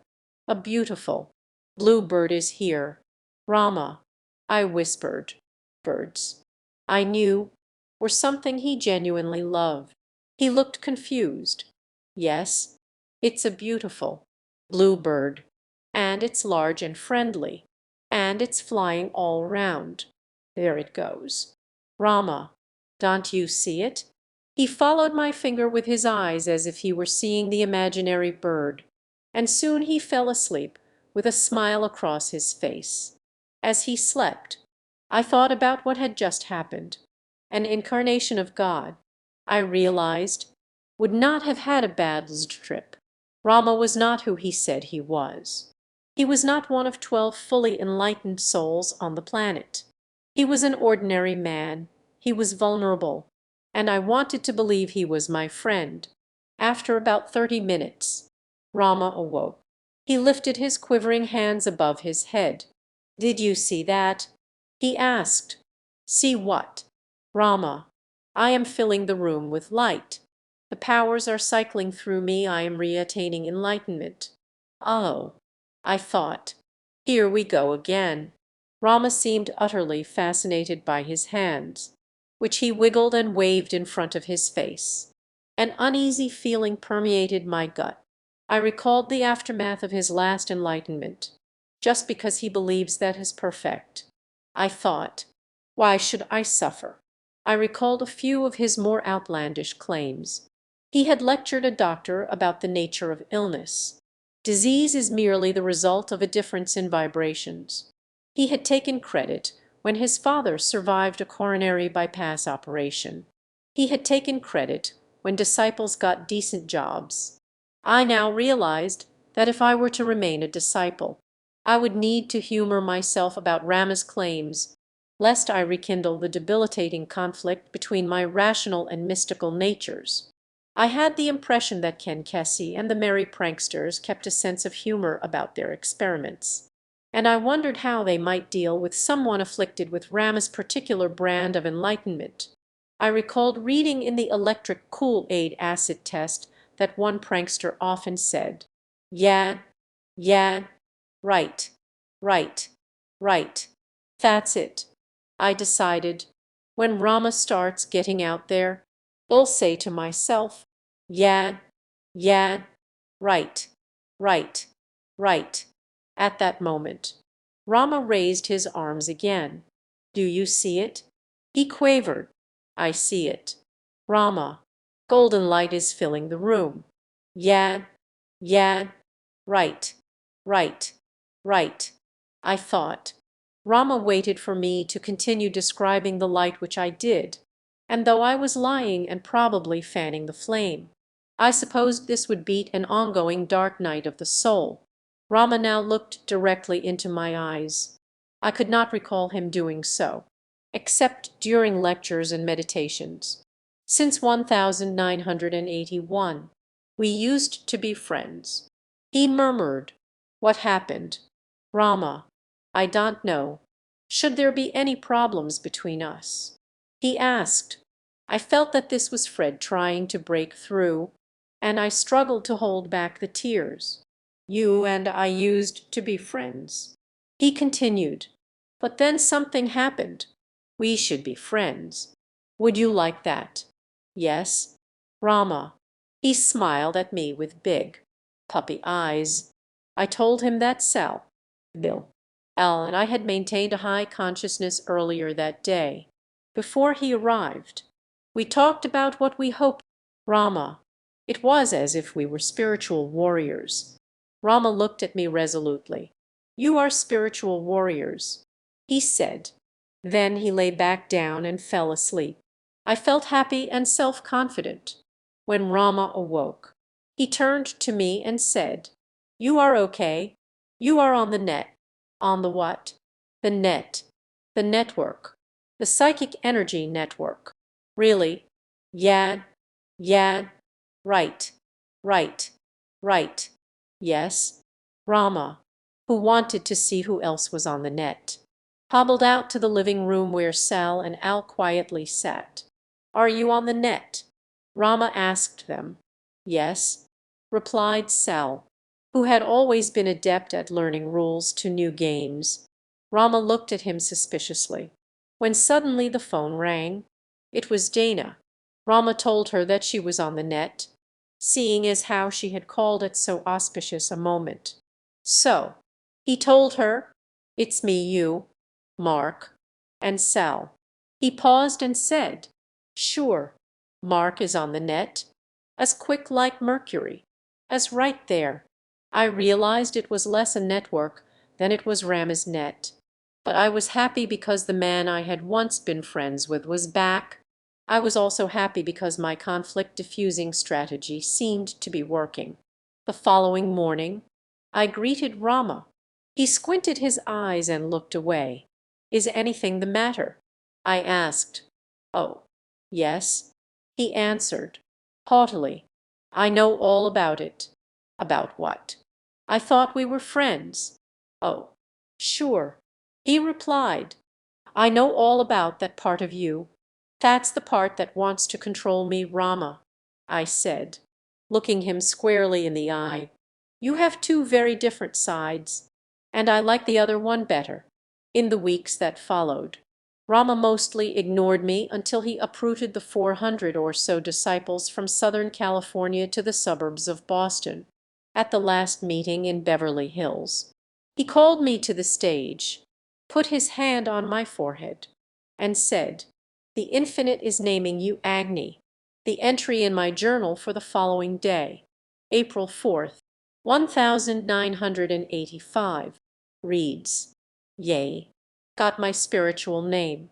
Agni, fire, breaker of illusions, vision, third eye. Now, everything is totally fresh and new. I feel good. I liked the name. It represented the spiritual progress I had made despite the difficulties of the past few years. As I caravaned across America in Rama's group, the new name boosted my confidence. It was springtime in New England.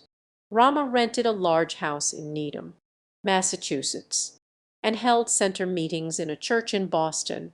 Many disciples followed his suggestion and moved to Concord, Lincoln, or Wellesley. I moved to Wayland. One day I bought a copy of Walden by Henry David. My journal entry for June 15th, 1985, reads, "Economics chapter in Walden didn't provide any answers, but caused me to ask questions which lead to a variety of possibilities. One question I asked myself, how can I pay off my debt? One solution I came up with was commute to work by bicycle." The entry continues, "By driving to a free lot in Arlington, parking, and bicycling the remaining 7-8 miles. Save 100 month, instill spirit back in me, get exercise and strength. Pass Harvard and mit daily for brain power. Bike around Boston lunch time. Meet girls at Faneuil Hall. Be independent. Mobile. Self-reliant. The following day I bought a used 3-speed for $45 and put the plan into effect. Each weekday I parked in a free lot, pedaled several miles along the Charles River, and braved downtown traffic as I sped to work, which was located 2 blocks from the site of the Boston Tea Party. I began to think of myself not as Rama's disciple, but as a bicyclist. On June 29th, 1985, I wrote, "I am a bicyclist. That is my nature. Swift, light, strong and sure, motion, speed, agility, pivotable, flexible, colorful, self-propelled, motivated. Bad forces beware. I am back, and am riding high. That's me. Agni. Free spirit. Go. Now. And do not look back." It felt good to be pursuing a dream of my own, but I sensed that Rama would equate my project with the negative forces. So I chose not to tell him about the daily commutes and my newfound esteem. Perhaps as a result of my new, streetwise sense of self, I grew increasingly critical of Rama. Another entry for June reads, "What really pisses me off is that Rama changes everything he says, contradicts himself, turns a situation around completely, so you never have a handle on him." The following week, Rama invited me to a group's trip at his house. On July 7th, 1985, I wrote, "Maybe a picnic tomorrow at Rama's. My intent is to change my view of reality completely, with particular attention given toward becoming someone who has a girlfriend, becoming my own person. My happiness and well-being is not hinged upon the absence parents or presence Rama girlfriend of any person s. To regain my kinship with the earth, to renew my excitement in life, to regain my integrity, self-reliance and confidence." The next day Rama distributed drug-soaked stamps to 10 or so followers in his living room. He let us wander around the house. Hours later, he called us to the living room and began to talk, and talk, and talk. I tried to understand how his words were affecting us. I thought in terms of computers. I decided that he had rebooted us with Lulzden now, as we were coming down. He was downloading his wordy operating system to our unfirmit, receptive minds, as formatting us like floppy disks. I thought. I was about to plug my ears with my fingers when suddenly I remembered that I had brought my journal. I retrieved it and sat back down. Rama was still talking, in the upper right-hand corner of the page, where I typically included the date. I wrote, "Timeless." I was still high. Then I wrote, "The basic Agni operating system. Boot. Breath deeply twax. Take your time. Where is your stomach? Who has control of it? Note, nothing else matters. Whoever is letting or not letting you take deep breaths of air, if this is someone other than me, eliminate them. You breathe. You take it is. Get good exercise. Learn anything at a pace healthy for you." So, 2 traps to avoid. 1 other people, who live my life, not me living my life. 2 people trying to help me, but I take it wrong due to 1. Whatever trip you're on, remember breathing. Remember who you are. Never look to others to patch. Agni, you must be strong. Even now, I am drawing upon a very healthy basic energy that supports me. That so is good, but over the last 7 years, I have been always rushing to meet someone else's gap. No thins. Everyone is the same. Some people think they are special. No, Rama was talking about American Indians. They weave people's attention, he said, to help sell their products. I wrote, always be moving on your own steam. Accept no substitutes. Everything has power. Some things are good, others not. Rama asked what I was doing. Am writing in my journal. I replied. What have you written? I read the last few sentences aloud. Some things have more power than others. He editorialized. Then he began talking about me. He spoke about how, when I had lived with him, I made shakes in the blender with all kinds of strange ingredients. Why did Agni make these shakes? He asked the disciples. No one answered. 1. He continued.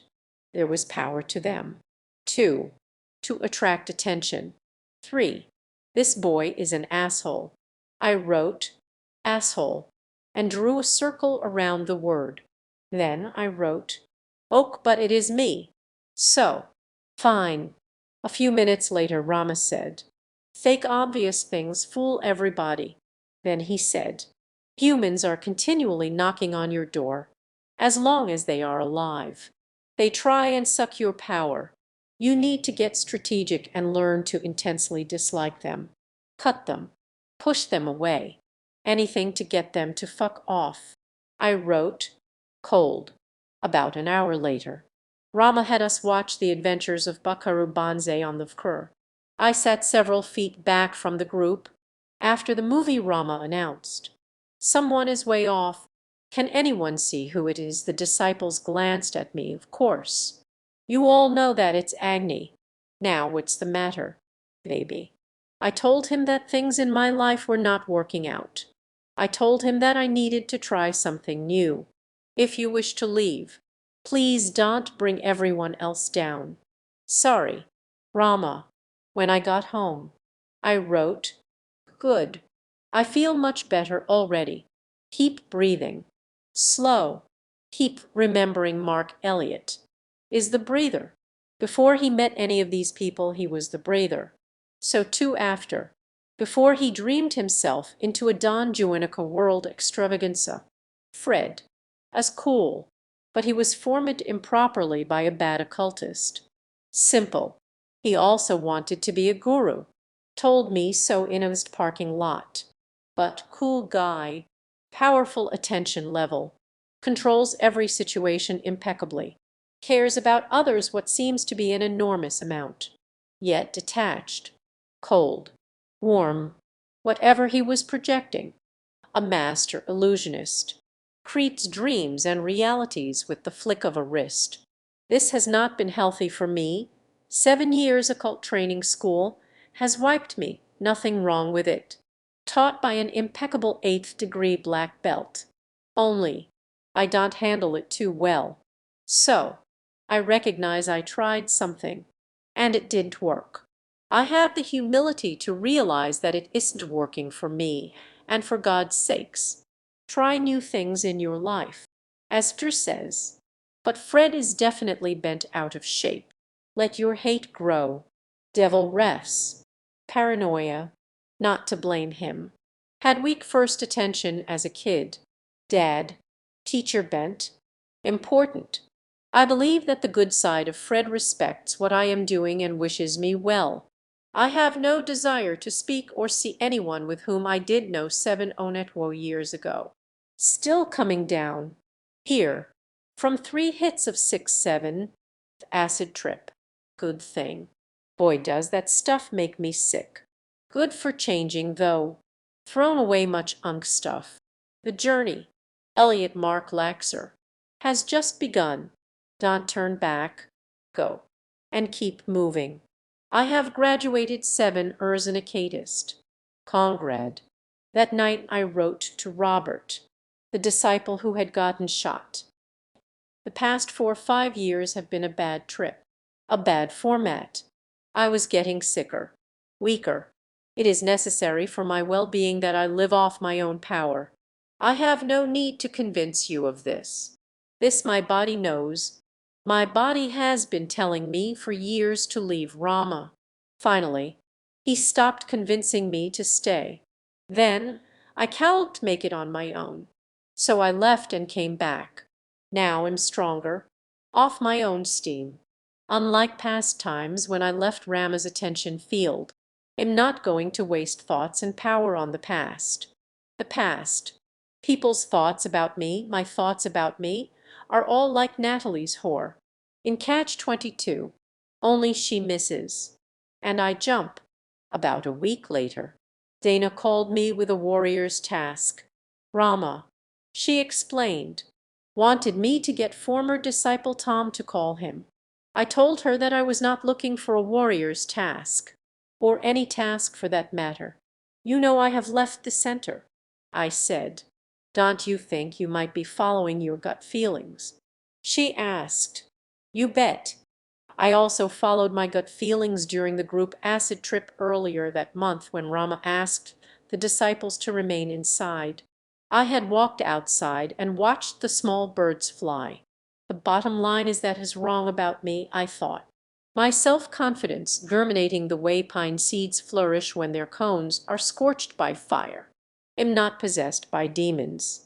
Mentally ill or bent on destruction, am okay. 20. The Last Supper in August. 1985. I began spending time with old friends and with people from work. I felt awkward. I did not know what to talk about. They used words like concerts, bar hop, chaser, dive, dude, hot babe, married, pregnant, job security, tax break, investment, global economy, third world, Cold War, Reagan, Saturday Night Live, and Letterman. Their language felt alien to me. They used party as a verb, not as a noun.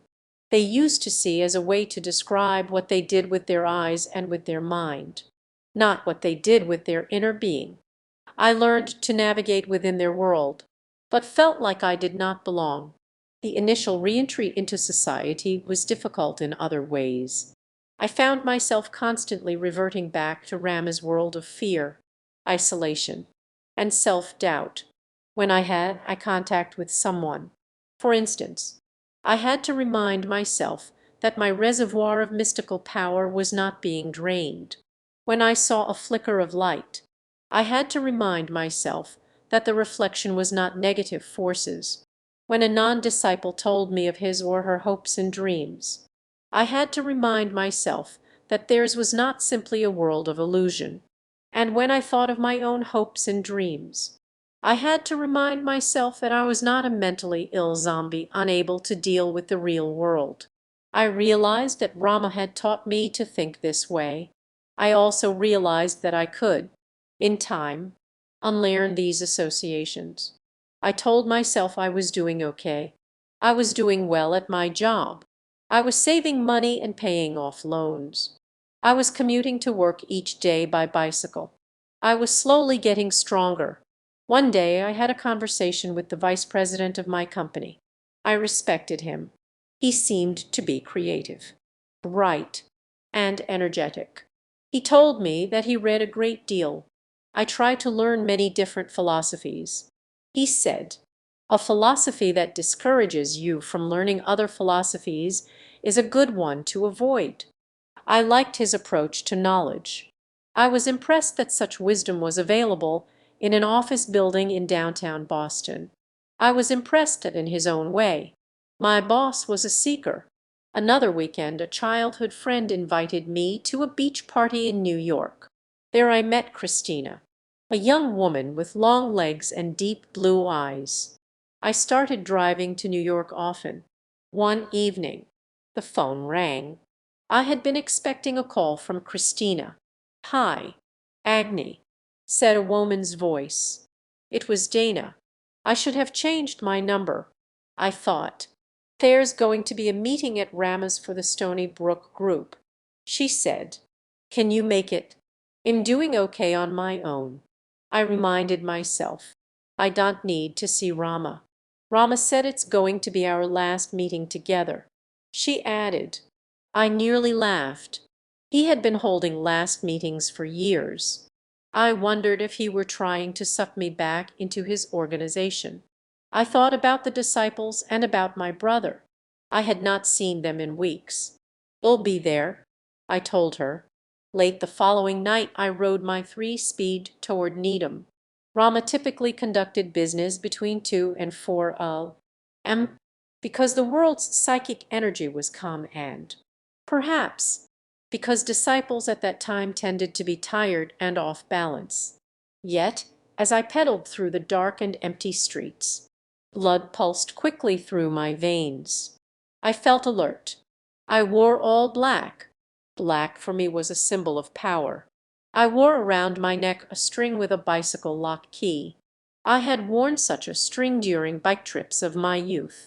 Before locking on to Rama's path, the key was a reminder that waiting just outside Rama's door was the trusted 3-speed. I entered the house. The disciples seemed friendly toward me. Rama approached. He said, "You look much better. Agni." I offered him a classical music tape. This was my way of saying that I harbored no ill feelings. He accepted. It was well past midnight, and the 12 had arrived. Actually, there were only 10, but we counted Tom's spirit.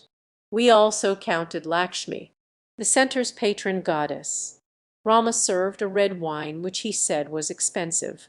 I recalled that weeks before he had counseled disciples to avoid alcohol. He showed us a cake decorated with the image of a frog. "You will get some cake after the meeting," he said, as though addressing a group of children. The decoration reminded me of Kermit. I wondered if he had reincarnated the symbol as part of a spiritual lesson, or if it was just icing on the cake.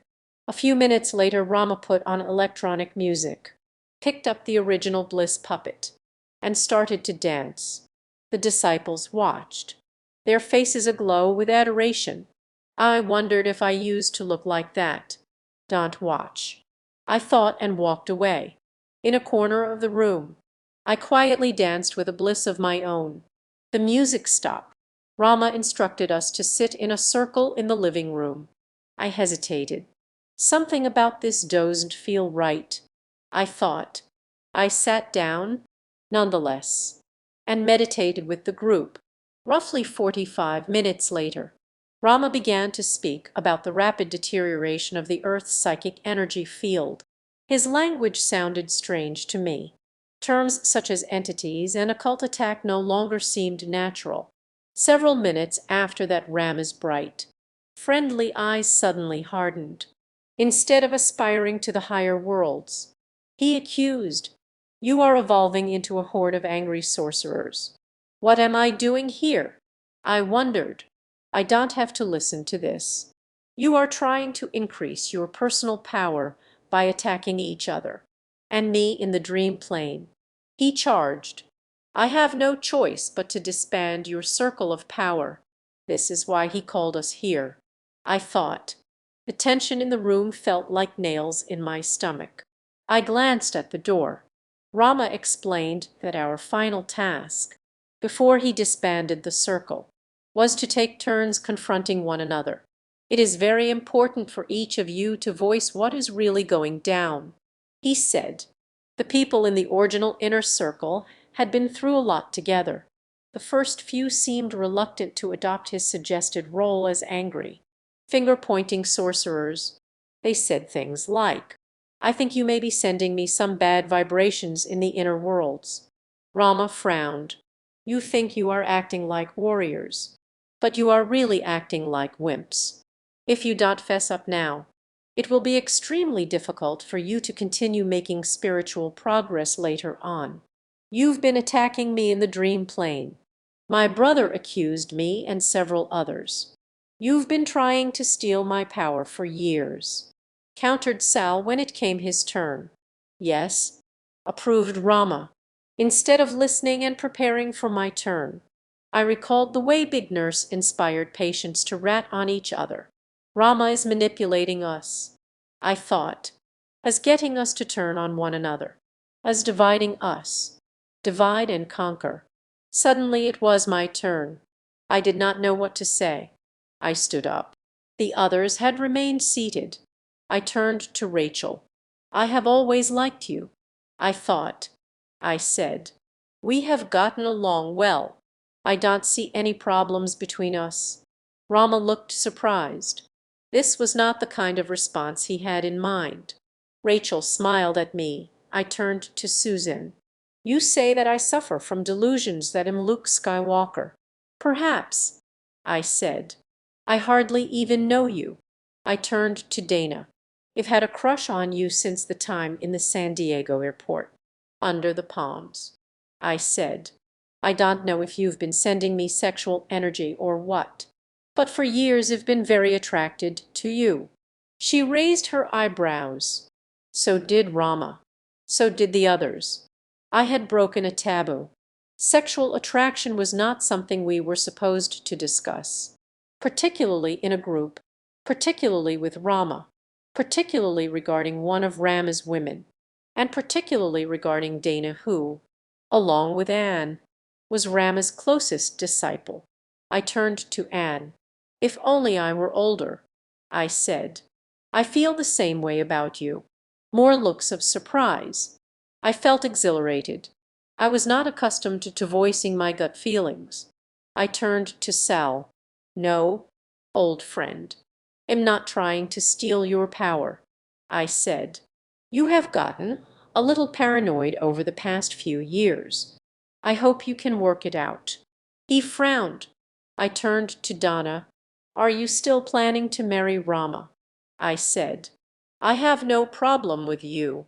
She nodded. I turned to Paul. "What's the penguin doing on the telly?" I said. "We are friends."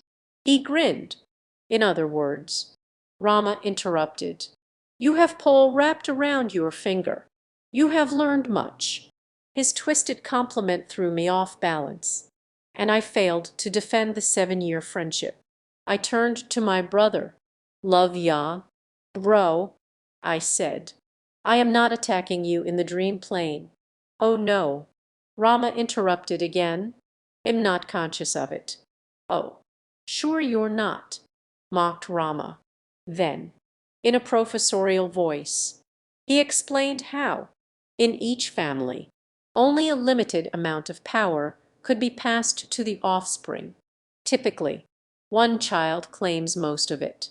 The others are often so drained that they don't even notice it's gone. Rama is an only child, I thought.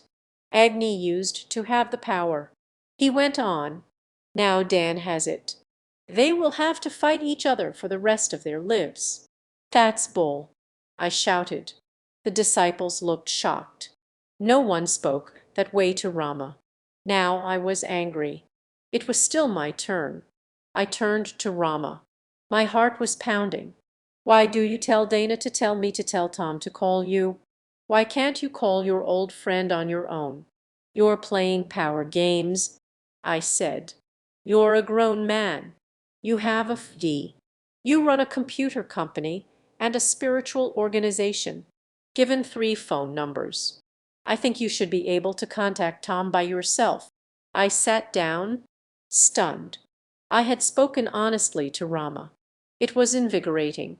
"That's going to be a tough act to follow," admitted Rama. Then he began to speak. Within minutes he transported me with a tranquilizing voice and abstract language inside a fuzzy, familiar bubble where words were not questioned and consciousness seemed high. I found myself being drawn into his world. It was comforting being back. Earlier, he had given me some play that made me feel important. I let my thoughts drift aimlessly about. I found myself gazing, without blinking, into his eyes. I found myself mesmerized by the sound and the rhythm of his words. Somewhere far away, I found myself floating. My vision blurred. Things went fuzzy. "Hey," I thought, bursting the mental bubble, as formatting us again, only this time without the "zzz." I stood back up. I was ready for action. I did not know what to do. Rama stopped talking, squinted his eyes, and aimed his index finger at me. I recalled a scene from the last wave, a movie Rama once took me to see, in which a sorcerer kills a man by pointing a death bone at him. I now saw Rama as both friend and foe. mentor and tormentor, Christ and Antichrist. I was frightened and confused, estranged, yet held by his seductively androgynous, authoritative face. I lapsed into a meditative stupor. A glint of light caught my eye and snapped me out of the trance. Rama was chanting something in a low, monotonous tone. I seized the string with the bicycle lock key. I pictured bright purple sparks and blue lightning bolts radiating in all directions from the key. The light shielded me from attack and lit the path to the door. "Gotta go," I said, and slowly walked away. "I've got your number," Rama replied, still pointing his crooked finger. "You're full of it." I returned and stepped outside. Here the light was soft and gray. A mourning dove cooed.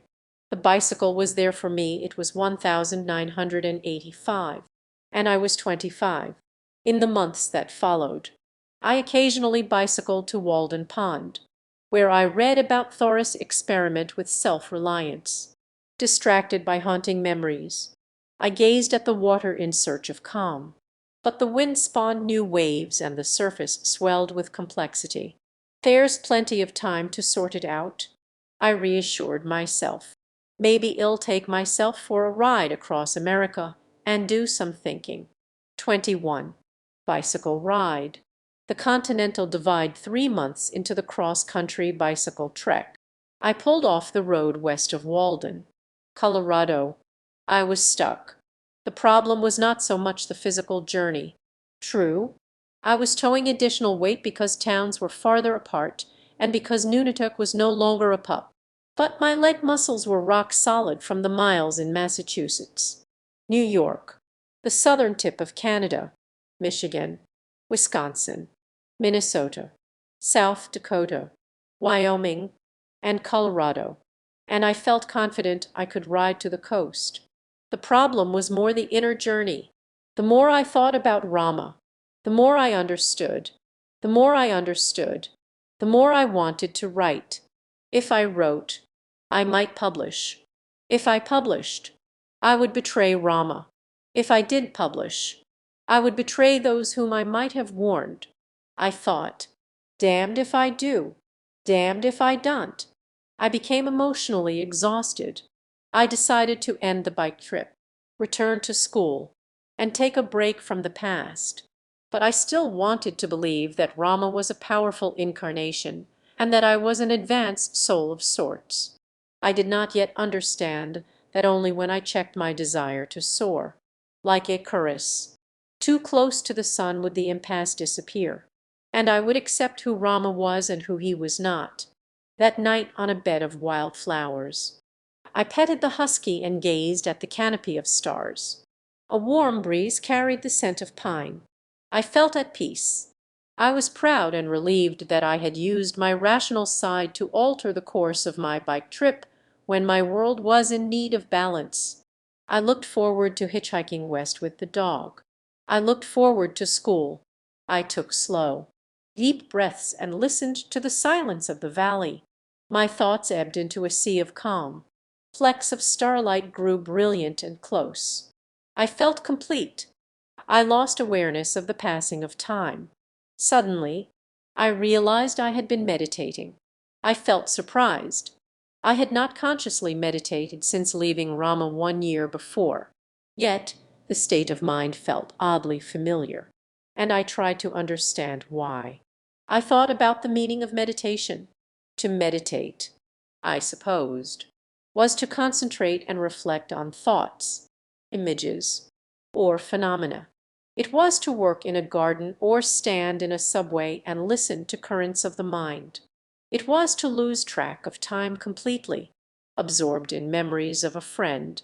It was to gaze down the highway of light where the sun lit into the sea. There were as many ways to meditate, it seemed, as there were facets on the jewel of the human condition. It occurred to me that I had meditated on the first day of the bike trip at Walden Pond. I had become immersed in watching waves rise and fall and in listening to them lap the shore. Their pattern suggested a rhythm unlike any I had followed. When a friend asked which route I would take, I smiled.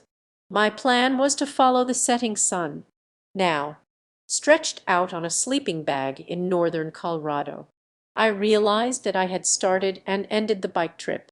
I recalled other times during the journey that I had meditated. I gazed, for instance, at the bands of bright color which arched from drenched cow fields to the luminous Wisconsin sky. I gazed at the blur of the Minnesota pavement when the wind was strong, and at my tail.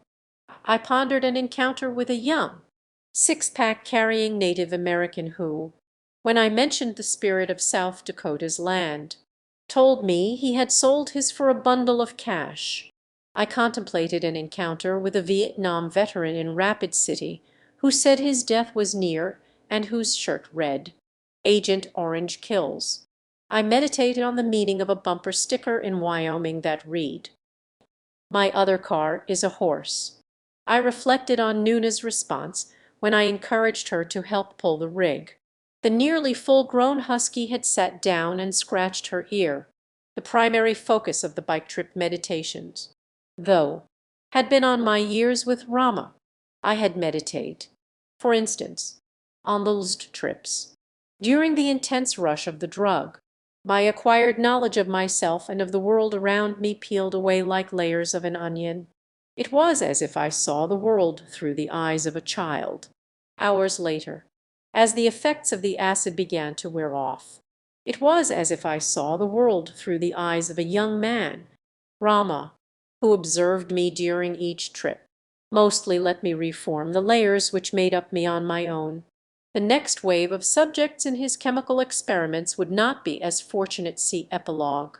I meditated during the bike trip on how, over the years, Rama flipped between caretaker personalities more frequently and how, starting in 1984, the flipping grew sudden and extreme.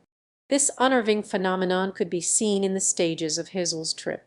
Perhaps, inadvertently, he had designed a multi-leveled, persona-flipping program of sophisticated spirituality to mask advanced symptoms of schizophrenia. I meditated on what had happened the night I left the center, when I followed my gut feelings and spoke honestly to Rama and to the inner circle. Rama responded by turning my brother against me.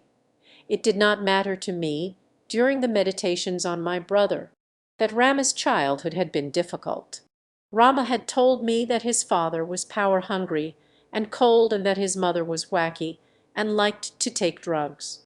Nor did it matter that Rama had probably sought to fill the vacuum of his early years with promiscuity, devotion to a guru, money, expensive cars and property, and consummate power over hundreds of people's lives. Nor did it matter that his confusing set of personalities had probably developed from a simultaneous belief and a living legend and God incarnate on the other. Nor did it matter that I wanted to forgive him when I meditated on the casual, diabolical way in which he pitted my brother against me. I tensed my gut and wrestled with a primal image. The water was red. I shuddered. I saw my brother clearly. He had an open, bleeding heart. I knew how that felt. I saw him treading water. There was no bottom. I knew how that felt too. A great white shark circled, rising effortlessly from the depth. I clenched my fists. There was nothing I could do. Dan could not hear me. I meditated on what had happened later that night, after Rama rooted his divisive legacy in my brother's mind. When Rama pointed his finger at me, I knew that he was trying to intimidate me. I also knew that he was trying to maintain some semblance of control. But I feared that he might be a sorcerer. I intentionally visualized sparks and bolts of protective lightning radiating from the bicycle key. I understood that the colorful explosions were emanating from the world of my imagination. But that did not stop me from seeing them. The scene unfolding before me was, after all, not just another ending to a castaneta book. It was real, and I needed all the inspiration I could generate. The meditations during the bicycle journey helped me comprehend and come to terms with an earlier journey. When I was 16, I sought fellowship, truth, and that which lies beneath the surface world of reason. I came to believe that I could find these things by studying with a sorcerer in a desert in Mexico, by gazing at an underexposed photograph of a fully enlightened Indian man, and by following the etiquette of a warm, funny, brilliant, persona-flipping man with a f.d. in English. I later looked to Gandhi and to William Shire for answers. But as I rode west from Concord, Massachusetts, I found a teacher inside myself, and the lessons worked for me. I learned that it is important not to follow someone blindly, even if he is truly childlike, humble, self-giving, and self-realized, even if he is a friend, and particularly if he is reluctant to openly admit that he can be seduced by his power over others.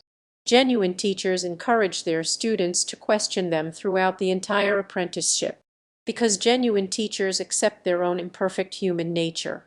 I learned that it is important to balance the mystical with the rational. Meditation tends to open the mind to suggestion.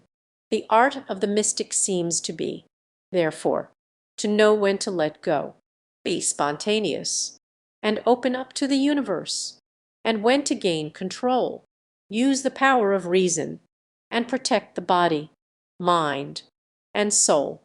I learned, too, that it is not necessary to focus on a leader, a philosophy, or a technique to contact deep by facing intense sunlight and storms during the bike trek.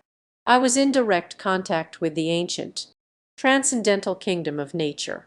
By observing my thoughts clarify as they projected and pulsed over fields, lakes, and mountains, I drew closer to the land, to the creation. By wrestling with winds born of colossal power, I was forced to make constant leaps of faith to merely carry on. But now, sitting by the Eskimo dog, I contemplated the awesome blackness of the night. I was unaware that the bicycle journey itself had been a natural expression of mysticism. The following day, I ascended the purple peaks of the Continental Divide. The sky was clear, the wind calm. A sign indicated that waters to the east flowed toward the Atlantic, and to the west, the Pacific. It did not indicate that the waters might return and follow a different path. I dismounted the 12-speed. Fragments of Rama's deepest hooks still lurked in my heart. But I was doing better now. The healing process had begun, facing the east while walking backwards to the west. I quickly retracted my thumb whenever a vehicle or driver seemed unsuitable or unsafe to take me for a ride. Epilogue. Hidden between East and the Pacific Ocean were burial grounds, Rama said, that were sacred to Native Americans. Surfers on their way to Black's Beach passed through this land of cliffs and ravines. They pointed to a graceful, white mansion and said, "Hi, Jewwood. That's Atkinson's place. Jewwood." Several properties south of the Chancellor's mansion lay a burned-out car abandoned on a charred foundation. The address seemed to be 951, but in my mind the missing tile was in place. 9514 La Jolla Farms Road, where Rama became enlightened and where I moved into darkness. It was 1988. I parked my Volkswagen bus at a mall 1.5 miles east of campus and walked with Nunatak toward the sea.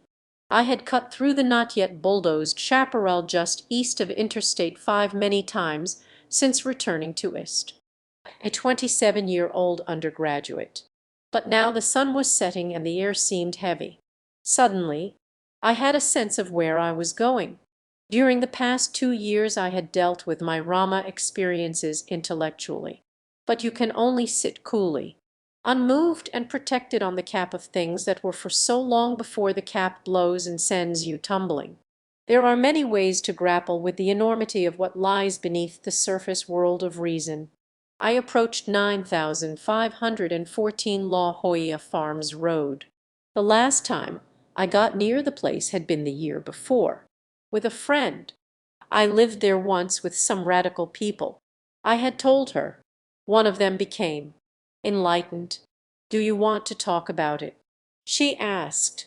"That's where Atkinson lives," I said, pointing away.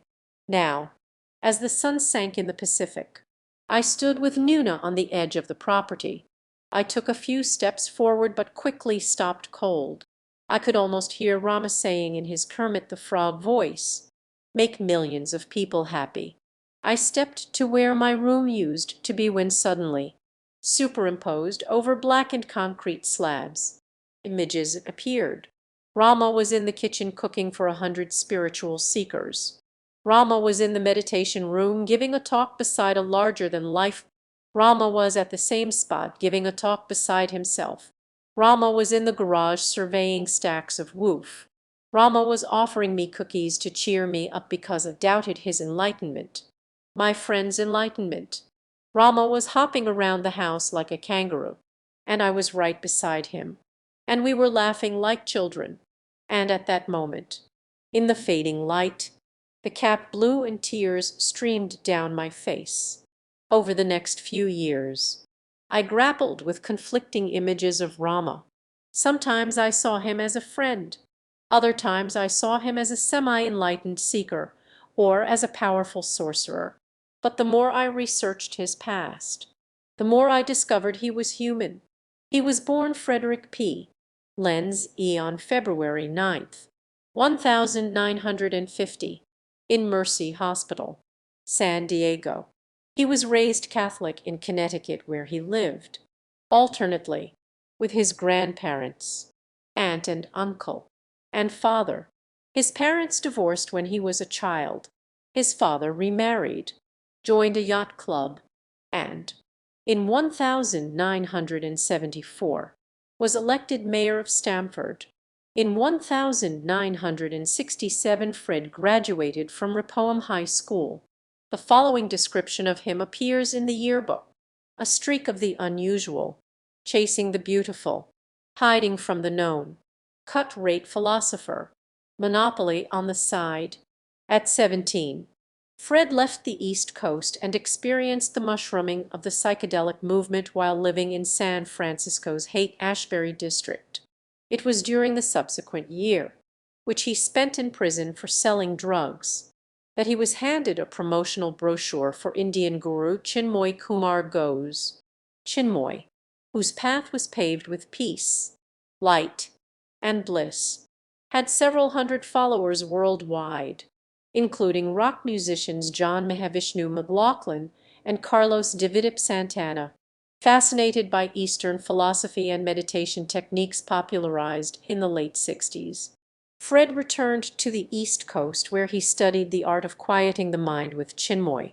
He also studied English at the University of Connecticut at Storrs.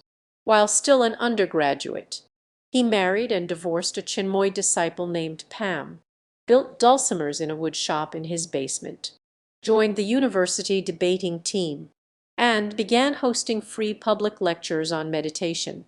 Chinmoy, who often asked disciples to start divine enterprises, asked this well-spoken Phi Beta Kappa graduate to start a laundromat, when Fred chose instead to enroll in a FD program in English at the State University of New York at Stony Brook.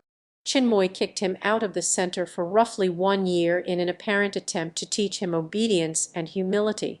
By the time I met Fred several years later, Chinmoy had dubbed him Atmananda, or bliss of the soul, whereas the State University of New York at Stony Brook, after accepting his dissertation The Evolution of Matter and Spirit in the Poetry of Theodore Roth, had bestowed upon him the title Frederick Lenz.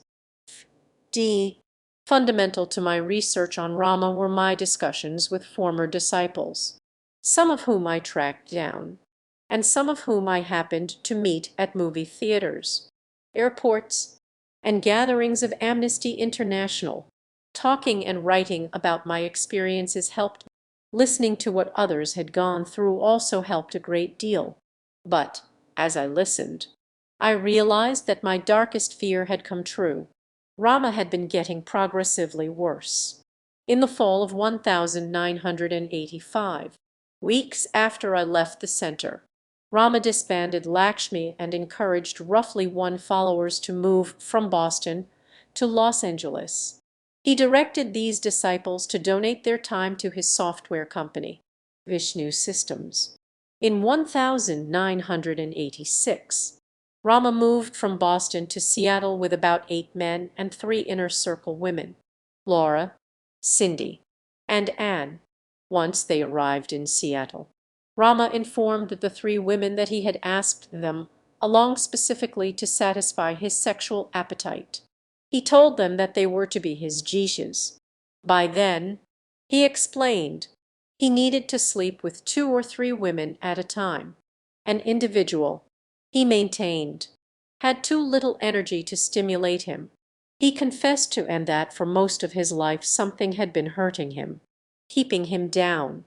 He told her that during a recent trip to a family event, he saw that his aunt and uncle had been using their psychic powers all along to make him deathly ill and to try to kill him.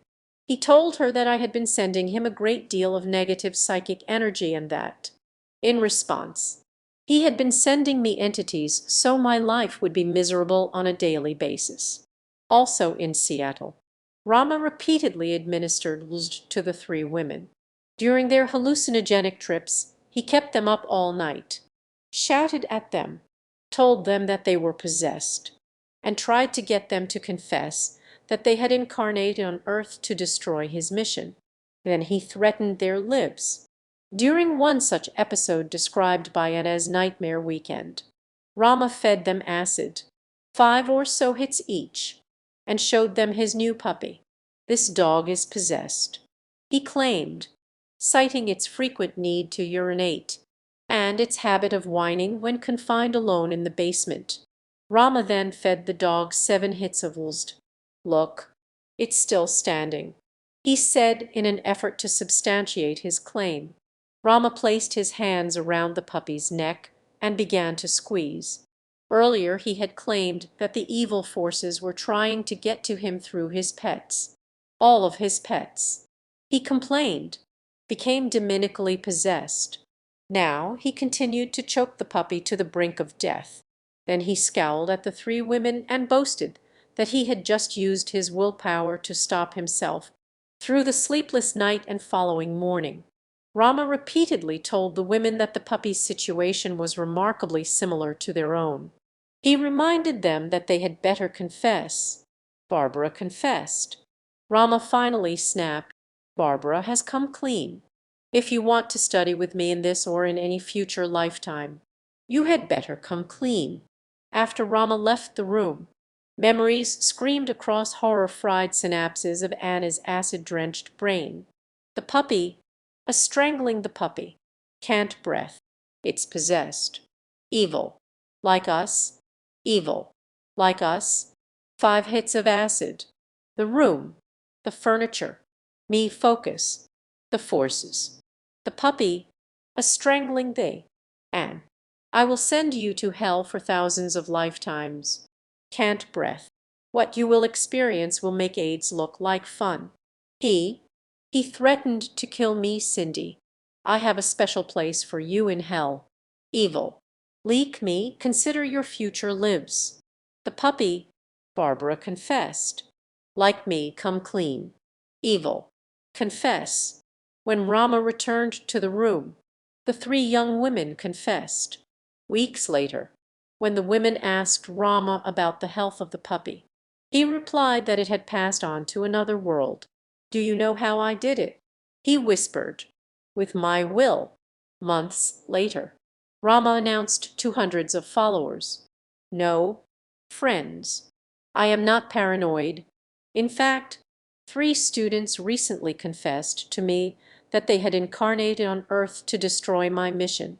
Also in 1986, Rama wrote to followers, "A very close friend of mine, Jack Cuckolin, died several weeks ago.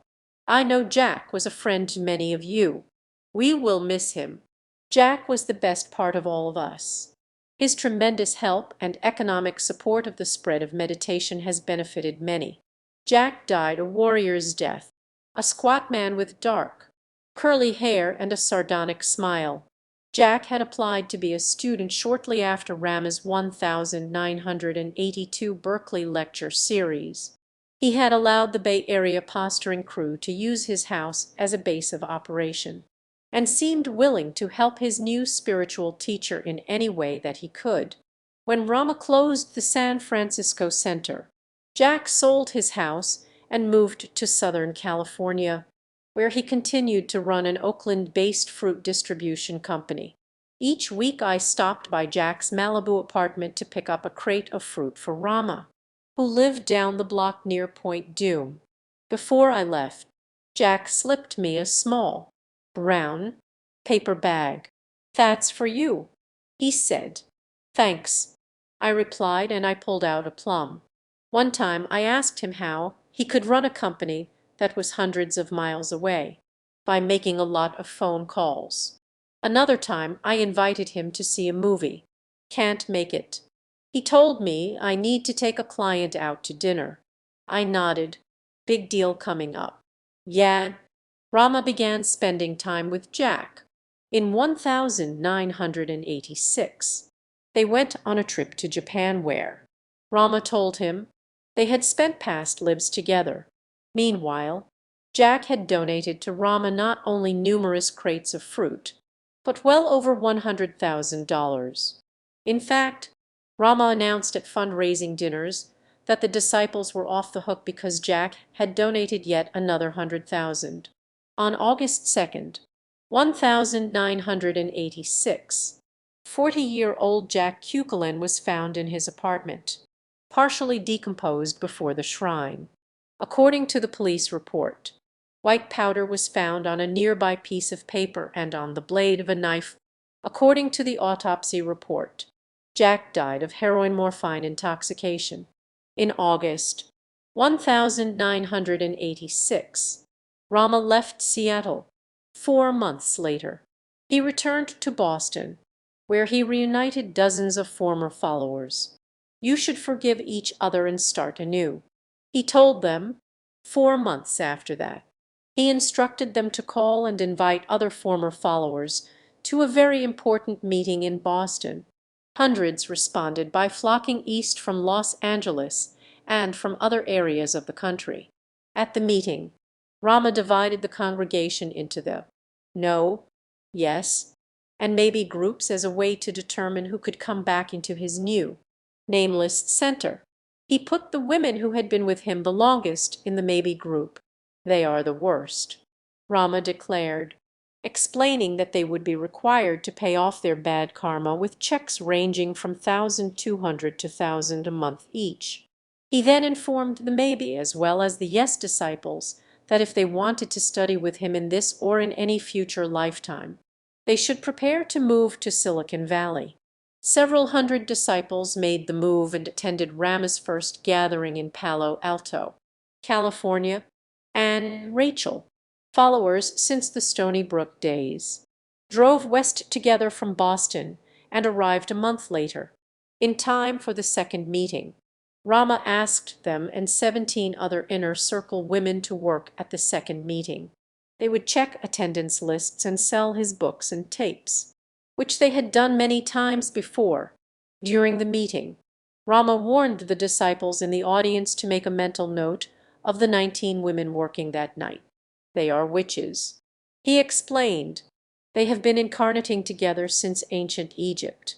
They have been trying to destroy my mission." He cited as evidence the times he had gotten sick, that some of his hair had fallen out, that past life students had been kept from finding him, and that current students had been sapped of their energy. Briefly flipping to a less abusive persona, Rama announced that the 19 women also happened to be his best students. "But," he said firmly, "they have been seduced by the dark side of the Force. They seduce people. They band together in the demon world." Rama knew the women had recently left their homes, quit their jobs, and traveled 3,000 miles to be with him. He knew their devotion ran deep. He then kicked them out before the entire center. Rama started a woman disciple from the audience. "I recently dreamt that 7 of the 19 flew around me like witches. Rama nodded. Recently, he said, they have networked and conspired to murder Jack Cuchulain. Several months later, Rama gave Karen a warrior's task. He told her to call and instruct each of the 19 to attend a private meeting. The meeting was to be held hundreds of miles south of Palo Alto, in an obscure park in the mountains of Malibu. It was scheduled for December 5th, 1987. The following night, they showed, under the guise of helping them protect their careers.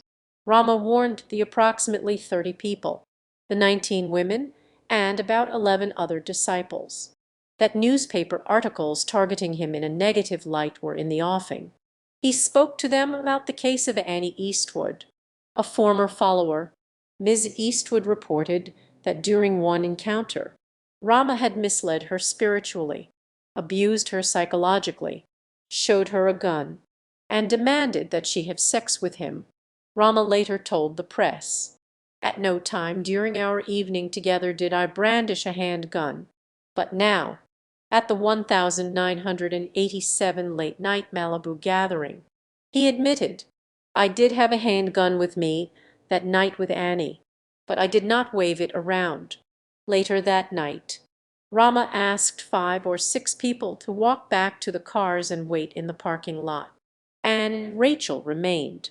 Rama faced the remaining disciples, roughly half of whom had participated in one of his group's trips. "If anyone asks you about it," he said somberly, "you all know that I gave you a placebo." Then Rama, perhaps nervous about what I had observed in 1984 and 1985, told the disciples, "Mark was always a little young, a little naive, a little stupid. He thought that I actually had given him lust. We all used to indulge him. We all knew that it was just that goofy Mark again." Rama went on to say that one day they might have to explain all this to a judge and jury, but under no circumstance. He warned, should they speak to the press. Toward the end of the meeting, he told the 19 that if they wanted to return to the center in this life, they must first hand in an essay, typed, double-spaced, in which they were to confess to and apologize for their hurtful, wicked deeds. After the meeting, Rama returned to his latest project, staging a national, 6-month, $650,000 Zen seminar promotional campaign.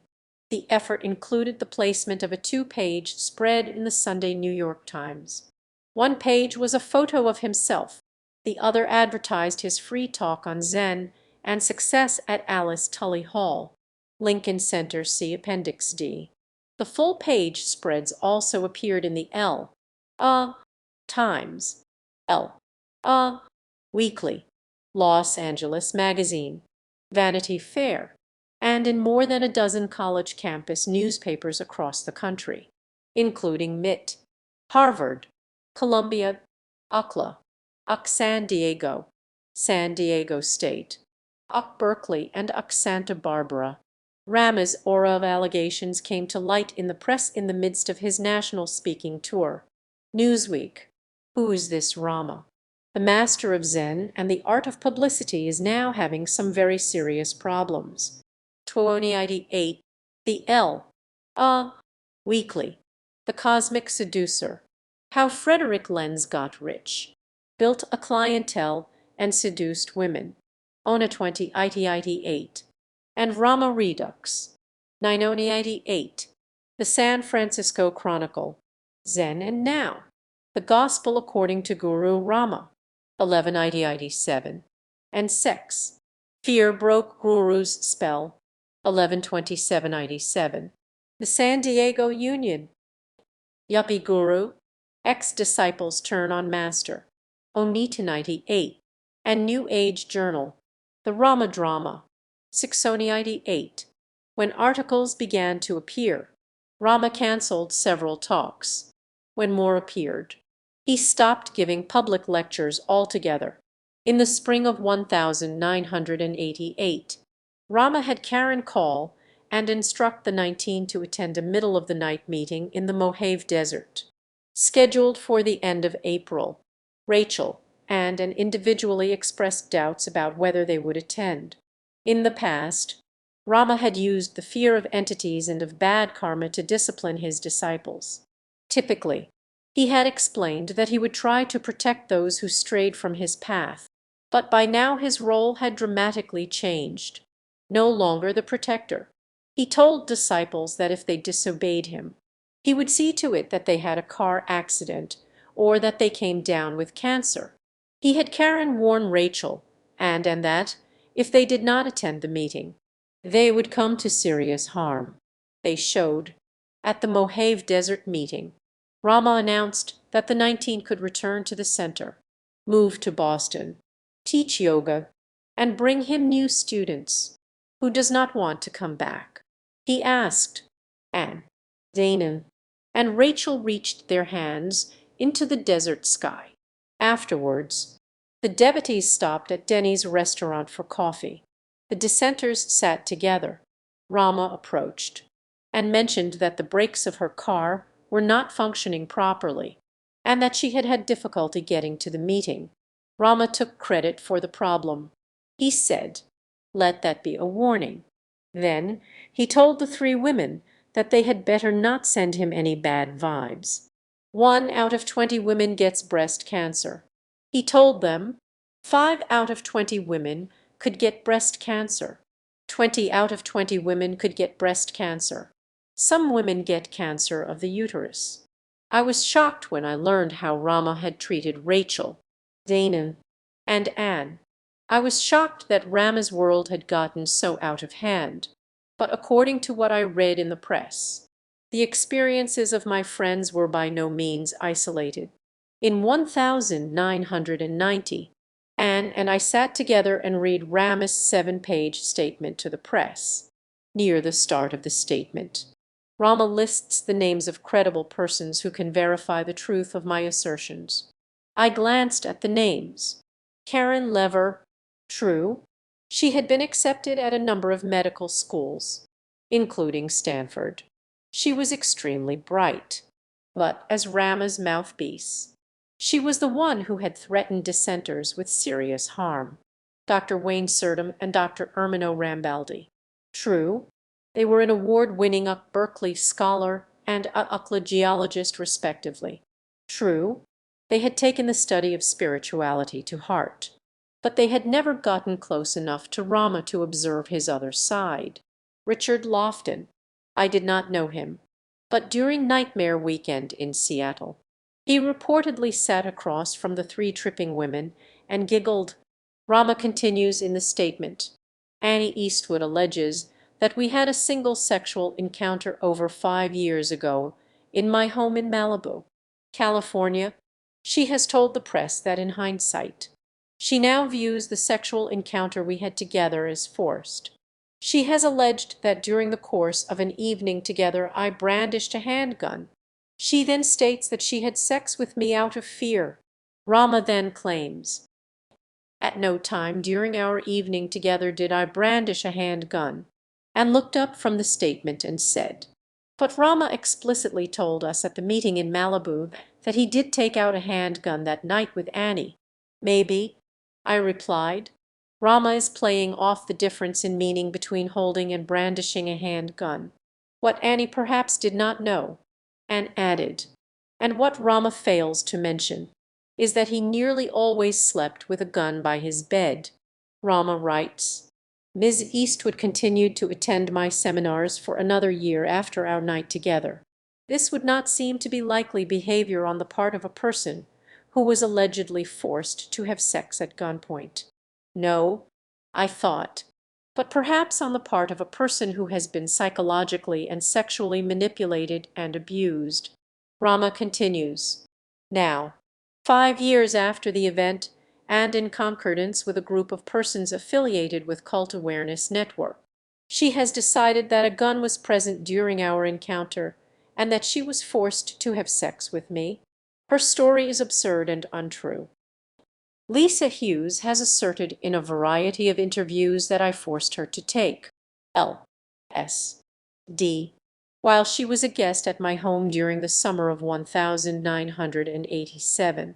She also alleges that in some way, which is not fully clear in her accounts, I coerced her into having sex with me.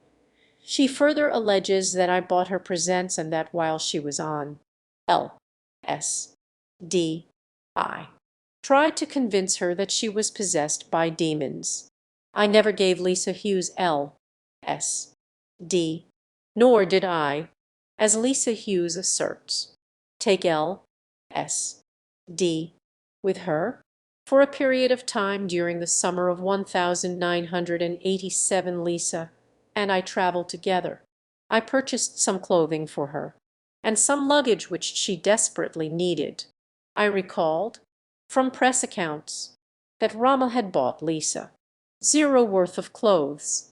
I also recalled how, in 1984, Rama had told me I was mentally ill when I tried to return the new car he had bought for me during that summer while Lisa was a guest in my home. Lisa and I were frequently joined for dinner, videos, and an occasional soccer game by our mutual friend, Mr. Richard Lofton. Shortly before I started spending time with Lisa, a close female friend of hers was killed in a brutal knife attack in a parking lot in Santa Barbara. Lisa told me that she knew that the killer was also stalking her. She told me that he was following her on campus and knew where she lived. Lisa shared a small house in the Santa Barbara area with several men and one other woman. She told me that she was certain that the killer had come into her house when no one was home. She told me that this was possible because her housemates never locked the doors. She said that it was only a question of time before she would be killed. Out of concern for her welfare, I gave Lisa some money to rent an apartment in a gated high-security condominium complex so that she would be safe. Just before Lisa graduated, the killer was apprehended, and I did not give the matter any more thought until she brought it up over the summer. During the summer, Lisa told me about the demons. Her first revelations occurred in the early part of the summer. As the summer progressed, demons became all that she talked about. One evening, in the presence of Mr. Lofton, she said that she was convinced that demons had been directing the killer in Santa Barbara.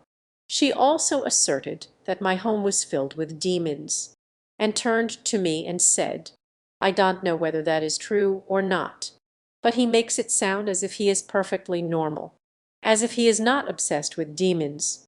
I recalled how Rama had increasingly preached that most of his disciples, and most of the human race, were possessed by negative entity demons.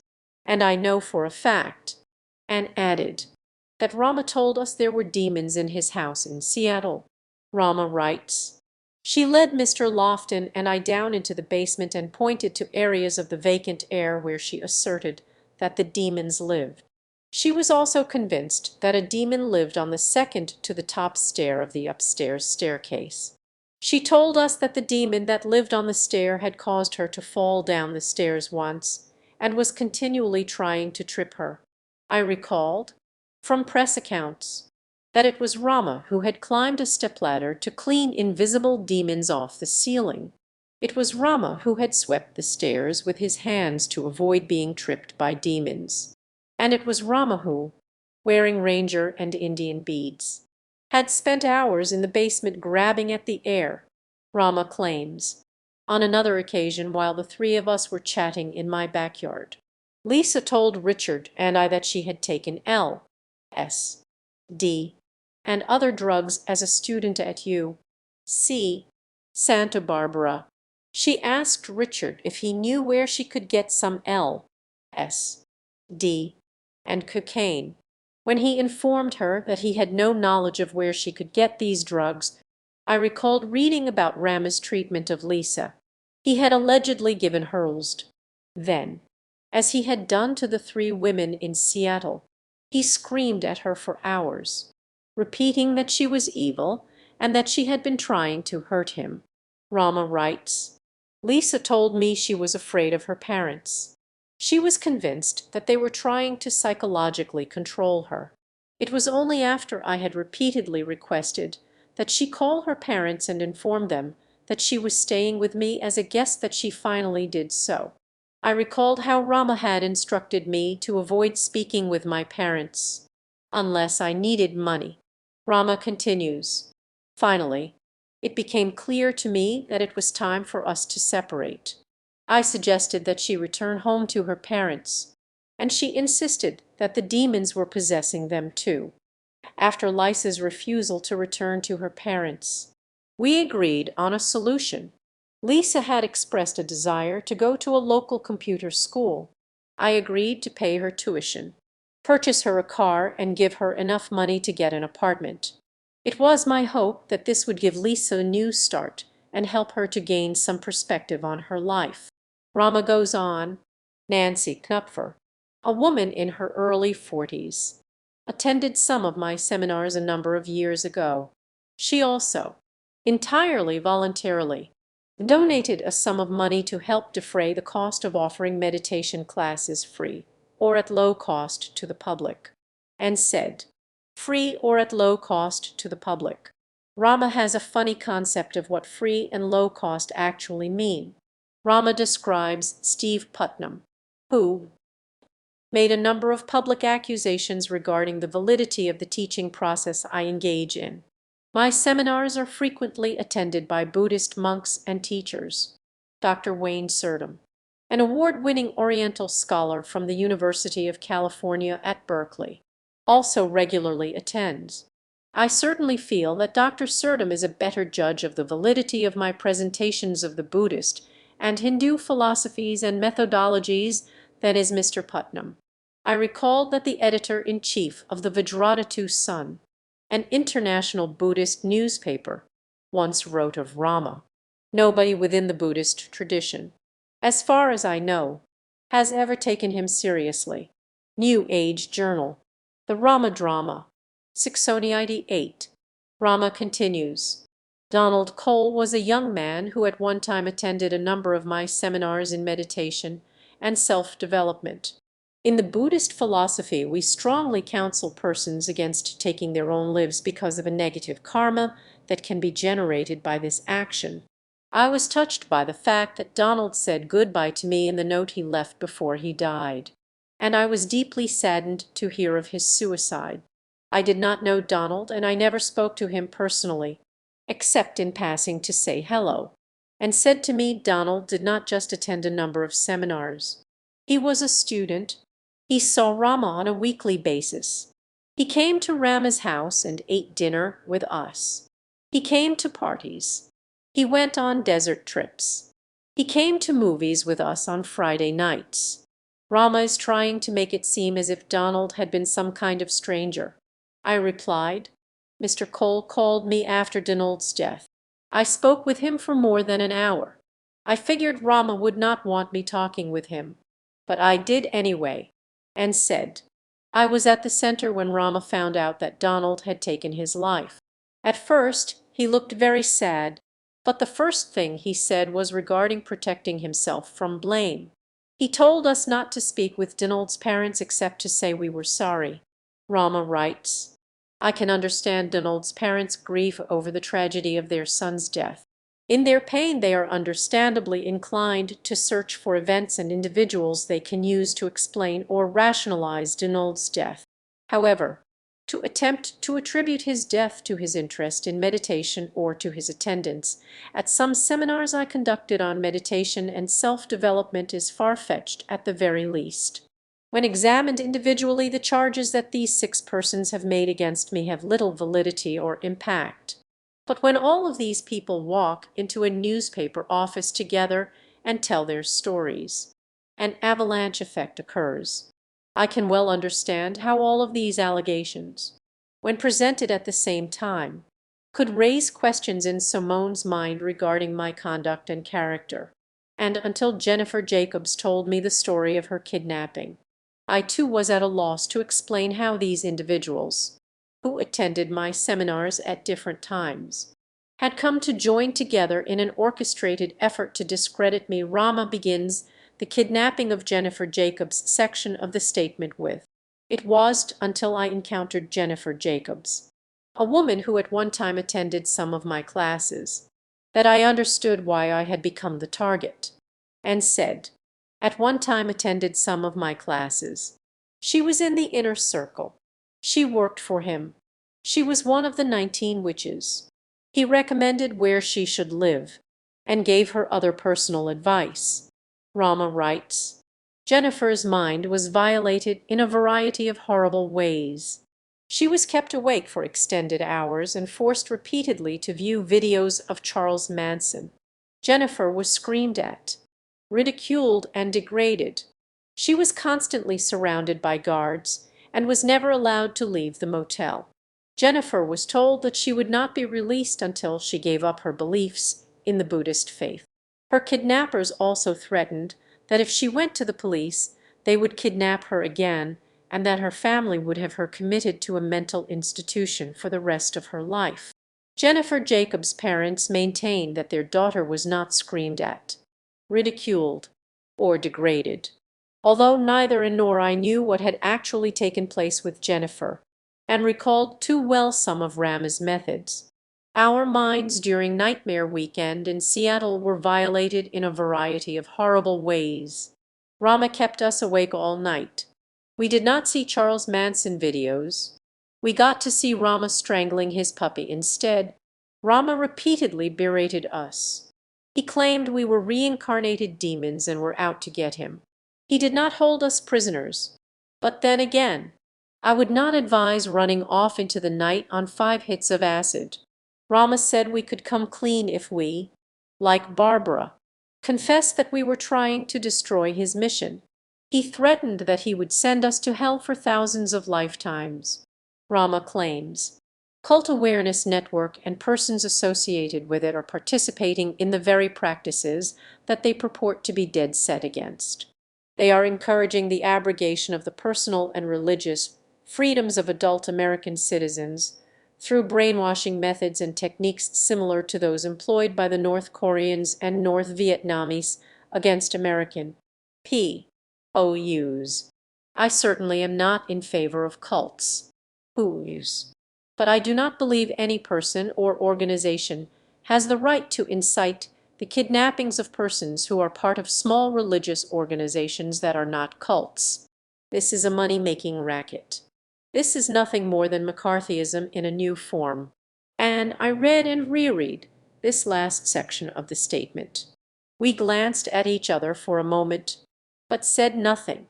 In 1990 I spoke with the 3 English professors who, in 1976, had served on Rama's doctoral dissertation committee. Lewis Simpson, a Pulitzer Prize-winning writer, told me he had written a poem about a student, a brilliant lecturer, who creates his own system rather than working within an existing one. Simpson, Lewis. Herons and Water Lilies. In the Room We Share. New York. Paragon House. 1990. Paul Dolan told me that Fred's performance on the FD oral exams had been slightly above average. Gerald Nelson told me that while he had taken a liking to this graduate student, he had never thought much of Fred's get-rich and famous schemes, including the one to boost his credentials via a mail-order minister's degree. Fred once asked me what I thought of his idea for a book called The 13 Mystics. Nelson told me. I joked that he would already have a built-in market for the sequel, The Return of the 13 Mystics. But Nelson had not taken lightly the way young Frederick had been affecting undergraduates during his free lectures on meditation. In 1975, Nelson recommended that Fred read about Ken Kesey and about Charles Manson. The lesson was that while both charismatic leaders had experimented with drugs and with young people's lives, Kesey learned to check his power over others. Manson did not. Yet it was difficult for me to guide Fred, Nelson explained, though he was my student. He was Chinmoy's disciple. Professor Nelson was a tall man with a strong, kind voice. I wondered if Fred had been drawn to him in his search for a caring father figure. I asked Nelson if he had read the newspaper accounts of Fred's recent schemes. He nodded sadly. This is the sort of thing you would expect from an intelligent, sensitive, abused child from a well-to-do family. Fred quite obviously needs help, but is probably too far gone to realize or admit it. In the mid-80s, Rama sent Nelson self-promotional brochures, tapes, and books. In 1986, Rama wrote in a brochure that Nelson had been one of the three most influential people in his life. In 1988, Rama confessed to Nelson that he only wanted to make some money, that he no longer maintained a following, and that he had finally learned his lesson about Ken Kesey and about Charles Manson. Yet the more I learned about Rama through my continuing research, the less I was heartened by Rama's confession to his former mentor. In 1988, Rama persuaded many of the roughly 300 disciples to move to Reston, Virginia, and then to Westchester, New York.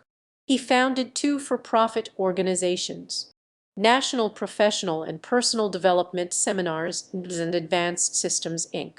AC. During regular meetings of NS and AC, he continued to teach his disciples about spirituality. He continued to experiment with mind control. He also experimented with new ways to make money. Rama had been strongly encouraging disciples to study software at the Computer Learning Center, a 6-month technical school which typically prepared people for entry-level programming jobs. Several disciples, including my brother, Sal, and Paul, had developed impressive track records in the software industry, but many were only CLUK graduates. During the meetings of NS and AC, Rama told disciples to share their knowledge of state-of-the-art software technology. Then he told them to lie. According to the San Francisco Chronicle, Yuppie Guru finds cash in computers. Devotees pay $0 a month to sit at his feet. 7/30/92. Rama, in 1989, wrote a manual for disciples in which he encouraged them to think of a resume as a mandala that reflects your new self. Rama wrote, "They will believe anything you say, even when you intersperse unrealities, because they feel the truth of your experience. When you have your stories and images in place, arrange for your references. Choose people from our group who are comfortable on the phone, who sound professional, and who have had data processing experience. Give them a few notes about who they were." In 1991, Rama told New York Newsday's William Falk, the Yuppie Guru, 7/30/91, "It's the most amazing career that I know of. You can start in the mid-30s, and in a year or two you can make 100, 0 to 150, 0 a year, from 1988 to 1991. Rama's individual tuition rose from roughly $1,000 to $3,000 per month. He told followers that since NS and AC were actually furthering their careers, they should deduct the increasing payments from their taxes. This enabled Rama to dramatically increase his surprise gift reservoir, while bilking the of millions, in a way that would be difficult to expose. In 1989, Rama justified to the disciples his rising tuition. "I nearly killed myself by accepting your negative occult energy," he said, "and now you are going to have to pay for it." In January 1990, Rama announced that disciples had until March 21, 1991, to donate additional money from $0 to $0 per person, depending on his or her capacity. They didn't have to participate, he told them, but it would be their last year in the center if they did not. He gave them each charmed marbles.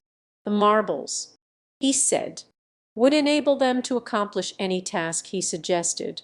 The charm, he added, would fade for those who left the center, who had not already lost their marbles. At one meeting in 1990, Rama claimed that his students were treating him with disrespect by being late with their tuition payments.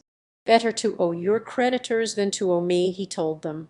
He suggested that they move in together, sleep on apartment floors, and not pay their other bills for a while.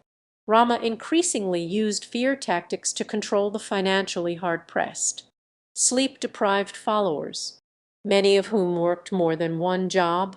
He told them that if he stopped protecting someone who left the center, they would suffer forever in the seventh level of hell.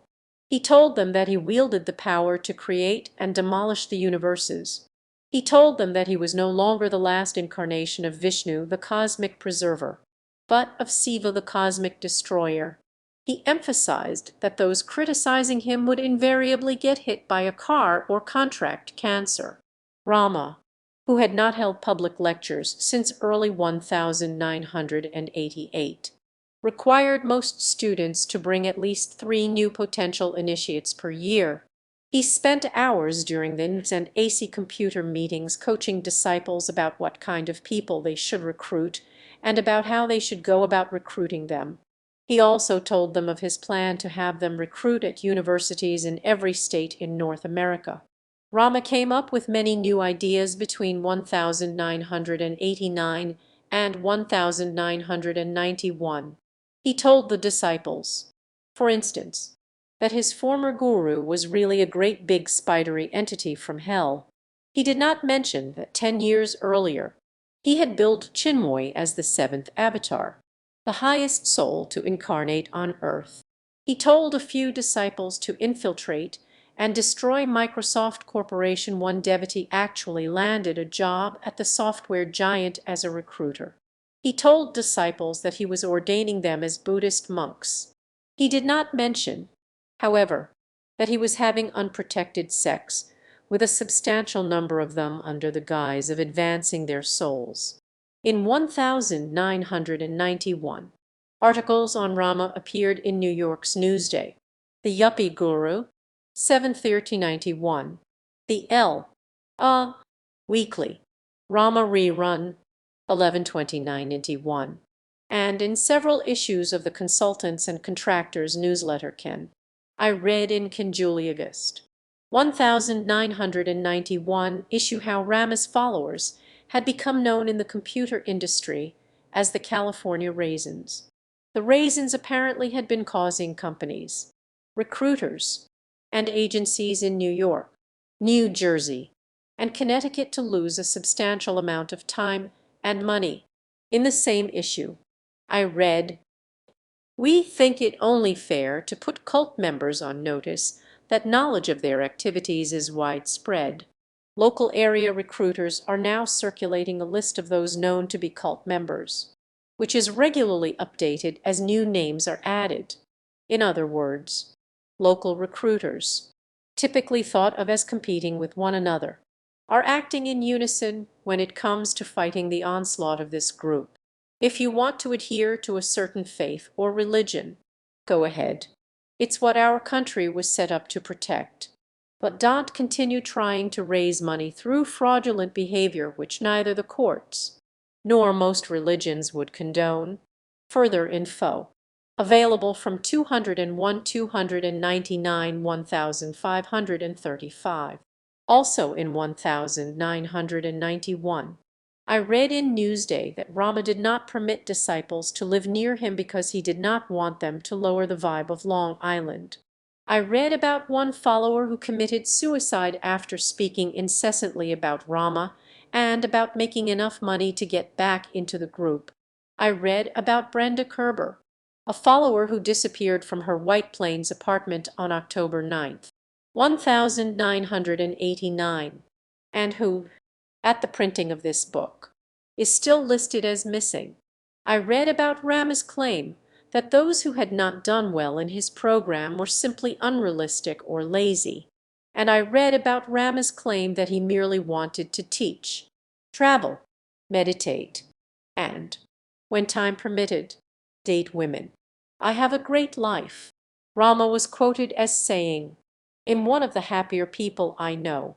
In 1992, Rama regularly held private meetings for his computer company monks at the Performing Arts Center at the State University of New York at Purchase. Christopher Beach, director of the Performing Arts Center, told the New York Times mentor to some, cult leader to others. Westchester edition. 6/2093, that Lenz is no more than a Dale Carnegie of the 90s.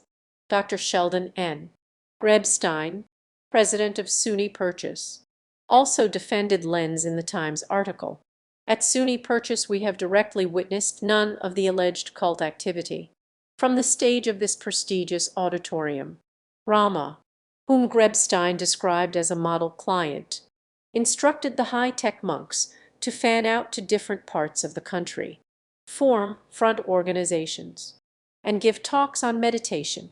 On the East Coast his recruiting arms included Boston Meditation Society, Massachusetts; Hartford Meditation Society, Connecticut; Philadelphia Society for the Meditative Arts, Eastern Pennsylvania; Diamond Mind, Washington, D.C. and Maryland; New Jersey Meditative Society, Southern New Jersey and Princeton area; Virginia Meditative Society; and Manhattan Meditation Forum, New York City and Westchester.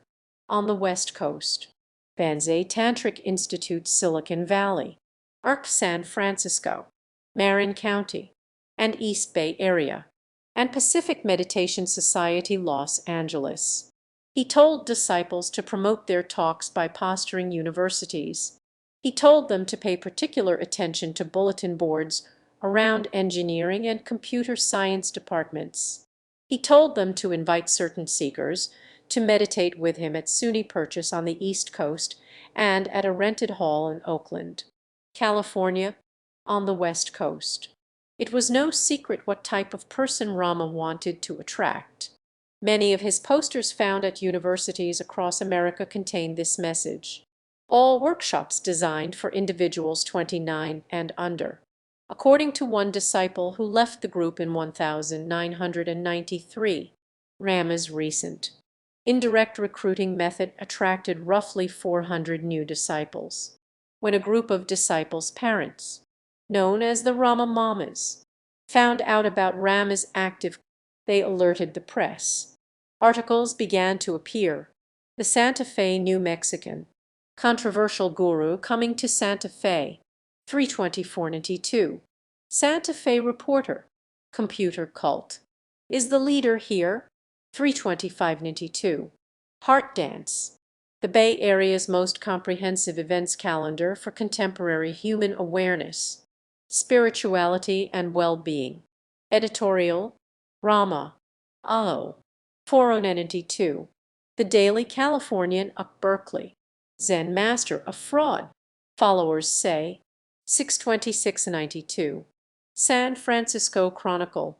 Yuppie guru finds cash in computers. Devotees pay $0 a month to sit at his feet. 7/30/92. The Philadelphia Inquirer. As guru's disciples hit town, critics cry beware. Truth and light. The followers promise fraud and suffering. The Watch Group warns. I-30/92. The Portland Oregonian. Is Brenda Barrett reading this? If so, phone home. 9/5/92. The Ramapo News. College authorities alerted of cult leader. 10/15/92. The Hartford Current. Guru mixes money. Mystique. Ex-followers say students exploited and traveling along the path toward enlightenment. 10/18/92. The Wesleyan Argus. Cult recruits students via meditation group.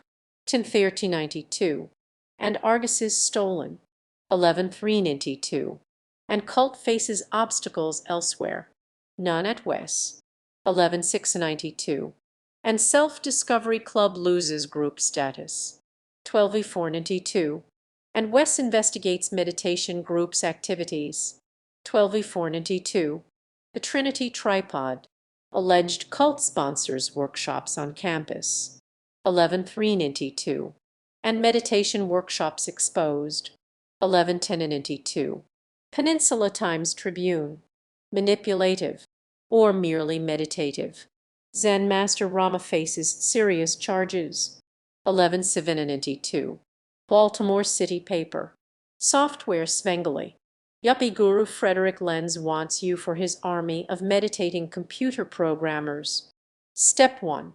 Bring your purses and wallets. 1113. Yale Herald. Meditation group accused of cult recruiting. 1113. Westchester Gannett Reporter Dispatch. Zen and the Art of Computer Maintenance. And Flim Flam Artist or Hindu Deity.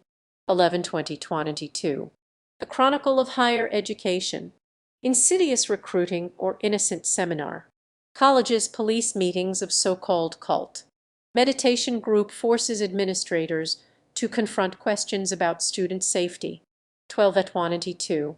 New Age Journal. The Return of Rama. Onionenity 3. Family Circle. Do you believe in magic? New light on the New Age.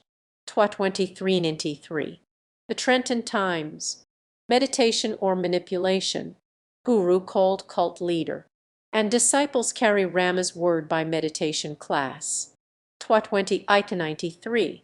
Santa Cruz Sentinel. High-tech Rama. Frederick Lenz offers a vision of affluence. For a price. 93 and Guru's disciples teach campus clubs. Is it a hustler's scam? Or an invitation to enlightenment? 3. The New York Times Westchester edition. Mentor to some, cult leader to others. 62093. Rama's response to the waves of negative publicity was no different than his response years before on The Larry King Show and A Current Affair. He professed, through spokeswoman Lisa Lewinson, that money-seeking deprogrammers were persuading former disciples to fabricate accusations. Yet the individuals whose accounts appear in this book share their experiences as individuals. These individuals are members of no such anti-cult conspiracy. These individuals respect and defend the freedom to practice religion in its myriad forms.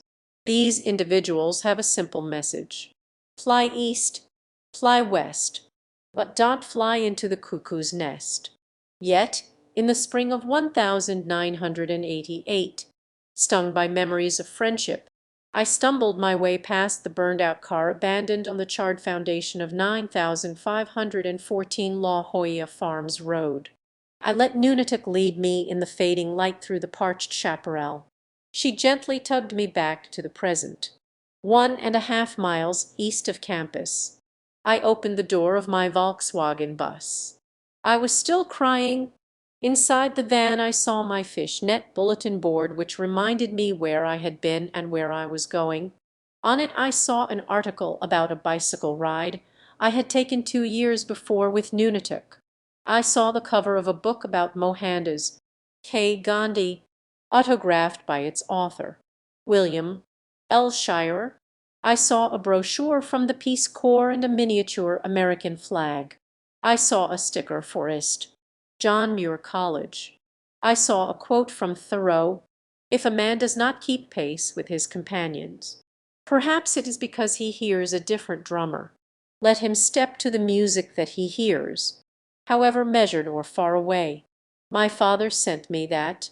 I saw a picture of anthropologist explorer Thor Heyerdahl standing at the Bow of Rye, a papyrus reed boat which he and 6 others sailed across the Atlantic. The journey had proved that primitive people could have crossed the great waterways which connect the continents. My mother sent me that, and I saw, next to an inflatable globe, written on a small piece of paper, the name of the chariot. Sumped I, a solar electric human-powered vehicle. Below that I saw the name of the quest, Tour del Mundo. I was starting to realize that by leaving Rama's dream, I had gotten back my world. Nuno rode shotgun in the passenger seat. I turned the key and it started. Leaving the mall, I slowly gained momentum. Appendix A. Excerpts from Woof. In a fabricated advertisement issue for February 1981. Atmananda poked fun at televangelists. Dear friends in Christ, I want to offer you my secrets of success so that you can make fantastic profits before the world ends. This offer is good for a limited time only. So act now. Send 100. For my new book, Better Living with Jesus Through Voodoo. You will receive your copy in a plain brown bag. Here is a brief selection of some of the wonderful topics my book covers. 1. How to make Satan work for you. 2. Selling religious trinkets to the poor. 3. Using television to rake in the millions. 4. 14 genuine fake miracles you can impress your congregation with. 5. Using guilt to pry the last pennies from your friends' pockets. 6. How to make your own religion look good while defaming all the others. 7. Convincing people that you once took Jesus to lunch. 8. 7 great strategies to win at pinball.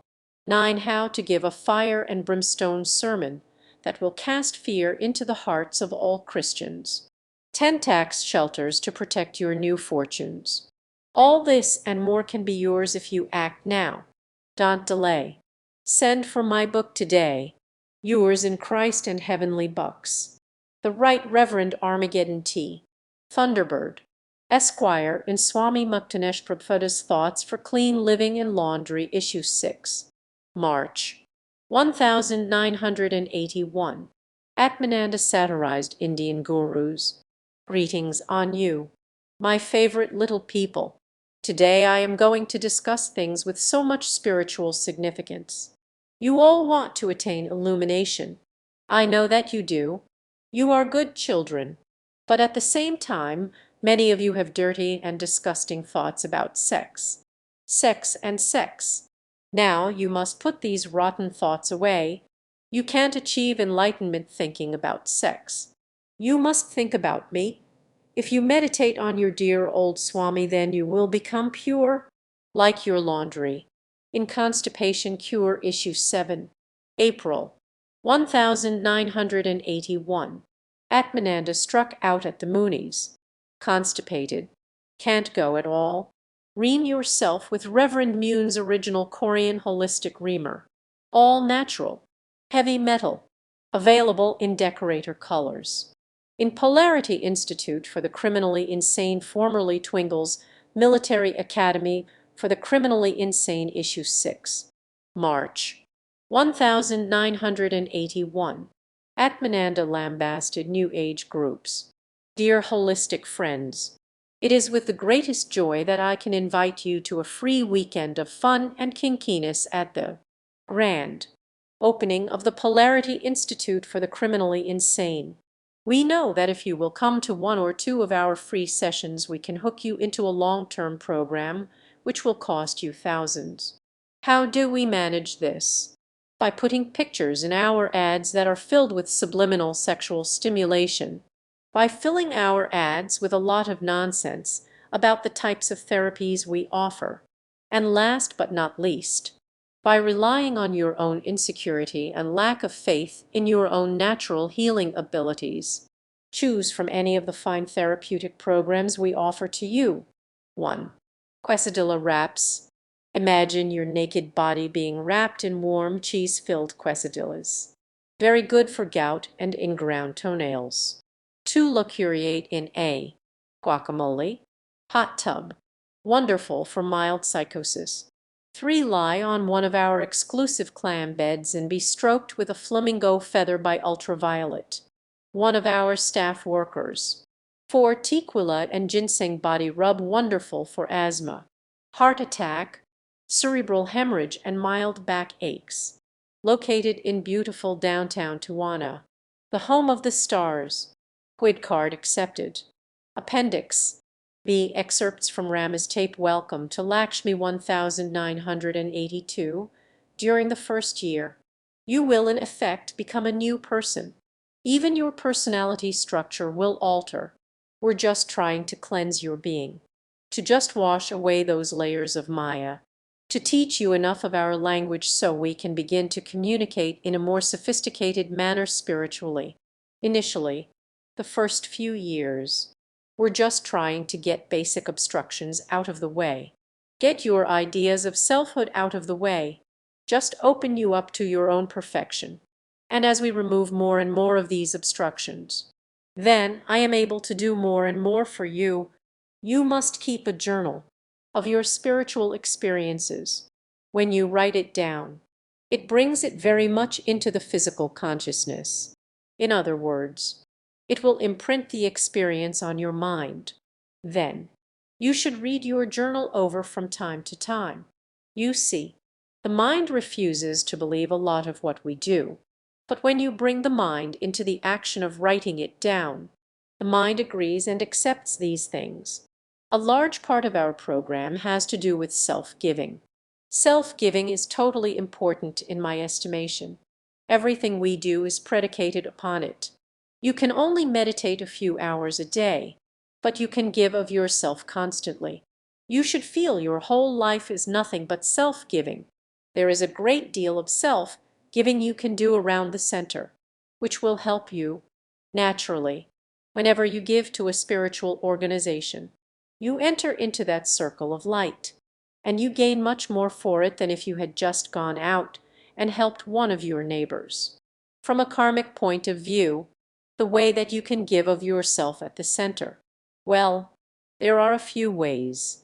Naturally, the most important is economically. Money is necessary in this world to run a spiritual organization. The more money we have, the more people we help. It's a very simple equation. Appendix C. Excerpts from Ram's tape Sophisticated Sexuality 1983. As the years went on, I found that my relationships got better. They changed. Though, as I changed, the love became very pure, and then it was no longer painful. As I went on, relationships got better and better, and they meant less. I found that love and sexuality continued to be one of many doorways that seemed to continue to help me in evolution. It just seemed to be there. I had no choice in the matter, as I have no choice in anything that happens anymore. I no longer could love one person. I just found that I loved everyone equally. It's no more special to sleep with one person than another. What's the difference? It's all a dream anyway. So I decided the best thing to do was to avoid the Watergate mentality, and to be in full disclosure, without the sense that anyone would understand. Most people and most of you are threatened completely by your own sexuality. You don't know how to deal with it. You're terribly afraid of it. And it's a terrible threat to see someone who is at ease with it. So I knew it won't be easy, but at the same time I had to be myself. I was never particularly interested in impressing others. Otherwise I would not have been part of the Woodstock nation. I rejected society ages ago, and came back to it because it seemed like an interesting thing to do. I began to hear rumors that, well, I don't know what I was doing. I haven't listened to much of the rumors, but I guess. I don't know, that I was making love to millions of women, or something like that. I don't know. That hasn't been the case. It might be a wonderful idea, but to be quite honest, I haven't the time because I'm very busy. It's very demanding running a spiritual community. It might be a heck of a lot more fun than some of the things I do. I've been very fortunate without one exception. All of the women I have ever met and have been involved with have been wonderful, remarkable, absolutely remarkable. And I feel they have all been my teachers, as are all of you my teachers. But I think it's time everybody grew up and stopped being so petty about their own lives or other people's lives, and instead turn their attention towards what matters. Money. Sex is the preoccupation of adolescents. Money is the preoccupation of adults. And Lakshmi is the goddess of money. So I think it's time everybody adopted a more professional attitude about their lives. In other words, not focus so much on your relationships. Have fun with them. Or if you don't have them, you don't want them, have fun with that. but don't bother with what other people in the center do so much. Sexuality, I think, is a little different for me than it is for most people, in that there is almost no body awareness whatsoever. It's just light. If you can't handle the fact that someday you might be enlightened and still fall in love with people and love them and be with them, and if you can't deal with that, if you hate yourself so much and hate your sexuality so much that you think it has no light in it, if you think it makes a difference if I have 10,000 sports cars and 10 million girlfriends and lead a very flashy life and eat at only the most fashionable restaurants, which I don't, but if that would make a difference in what we do, in other words, if you can carry my lifestyle to the most absurd proportions in your mind, and that would make a difference in the meditation process, then you shan't work with me. I don't think you should work with any teacher, 'cause you don't know what it's all about yet. You should come to the fashionable restaurants with us and have a good time, 'cause we have a good time, 'cause God is in everything. Appendix D. Excerpts from Rama's advertisements and brochures from a full-page spread in the New York Times. The still center of the turning worlds, there is a still center of eternity, a place where all pasts, presents and futures meet, this intersecting point of knowledge and experience, pleasure and pain, mortality and immortality has been described and referred to in a variety of different ways by mystics, prophets and teachers who have experienced it. Some have described it as God or heaven. Others have referred to it as nirvana or Tao. In Zen it is called Zen mind or enlightenment, while names, descriptions and methods for reaching the still center of being vary greatly. The ultimate worth of this awareness is agreed upon by all who have shared it. The experience of the still center of being brings freedom, self-control, balance and power to those who have attuned their lives to it. Zen is the study of the 10,000 states of mind and of enlightenment, the still center which lies beyond the 10,000 states of mind. It is a highly personal study which brings clarity and purpose into the lives of those who practice it. Zen Buddhist thought has had a profound influence upon Chinese and Japanese history and culture. A great deal of the current success of the Japanese corporate mind stems from the effect of centuries of Zen practice in Japan. Martial arts, dance, poetry, the tea ceremony, and many other forms of personal, athletic, and artistic expression have been given birth to by Zen mind. Zen is a highly refined and artistic approach to the meaning of life. It is necessary to learn Oriental customs or to speak the Japanese language to successfully practice it. All that is required is an open mind, patience, a good sense of humor, and an intense desire for self-improvement. I have written a free booklet about Zen for the computer age called The Zen Experience. This minute I discuss Zen in more depth if you would like to learn more about Zen and the wonders of your own mind. Call or write for this free booklet. From a Rama Seminars Notice, June 7, 1987. The cost of Saturday's desert excursion will be 100. If you choose to attend both the Saturday and Sunday excursions, the rate will be 0. No personal checks will be accepted.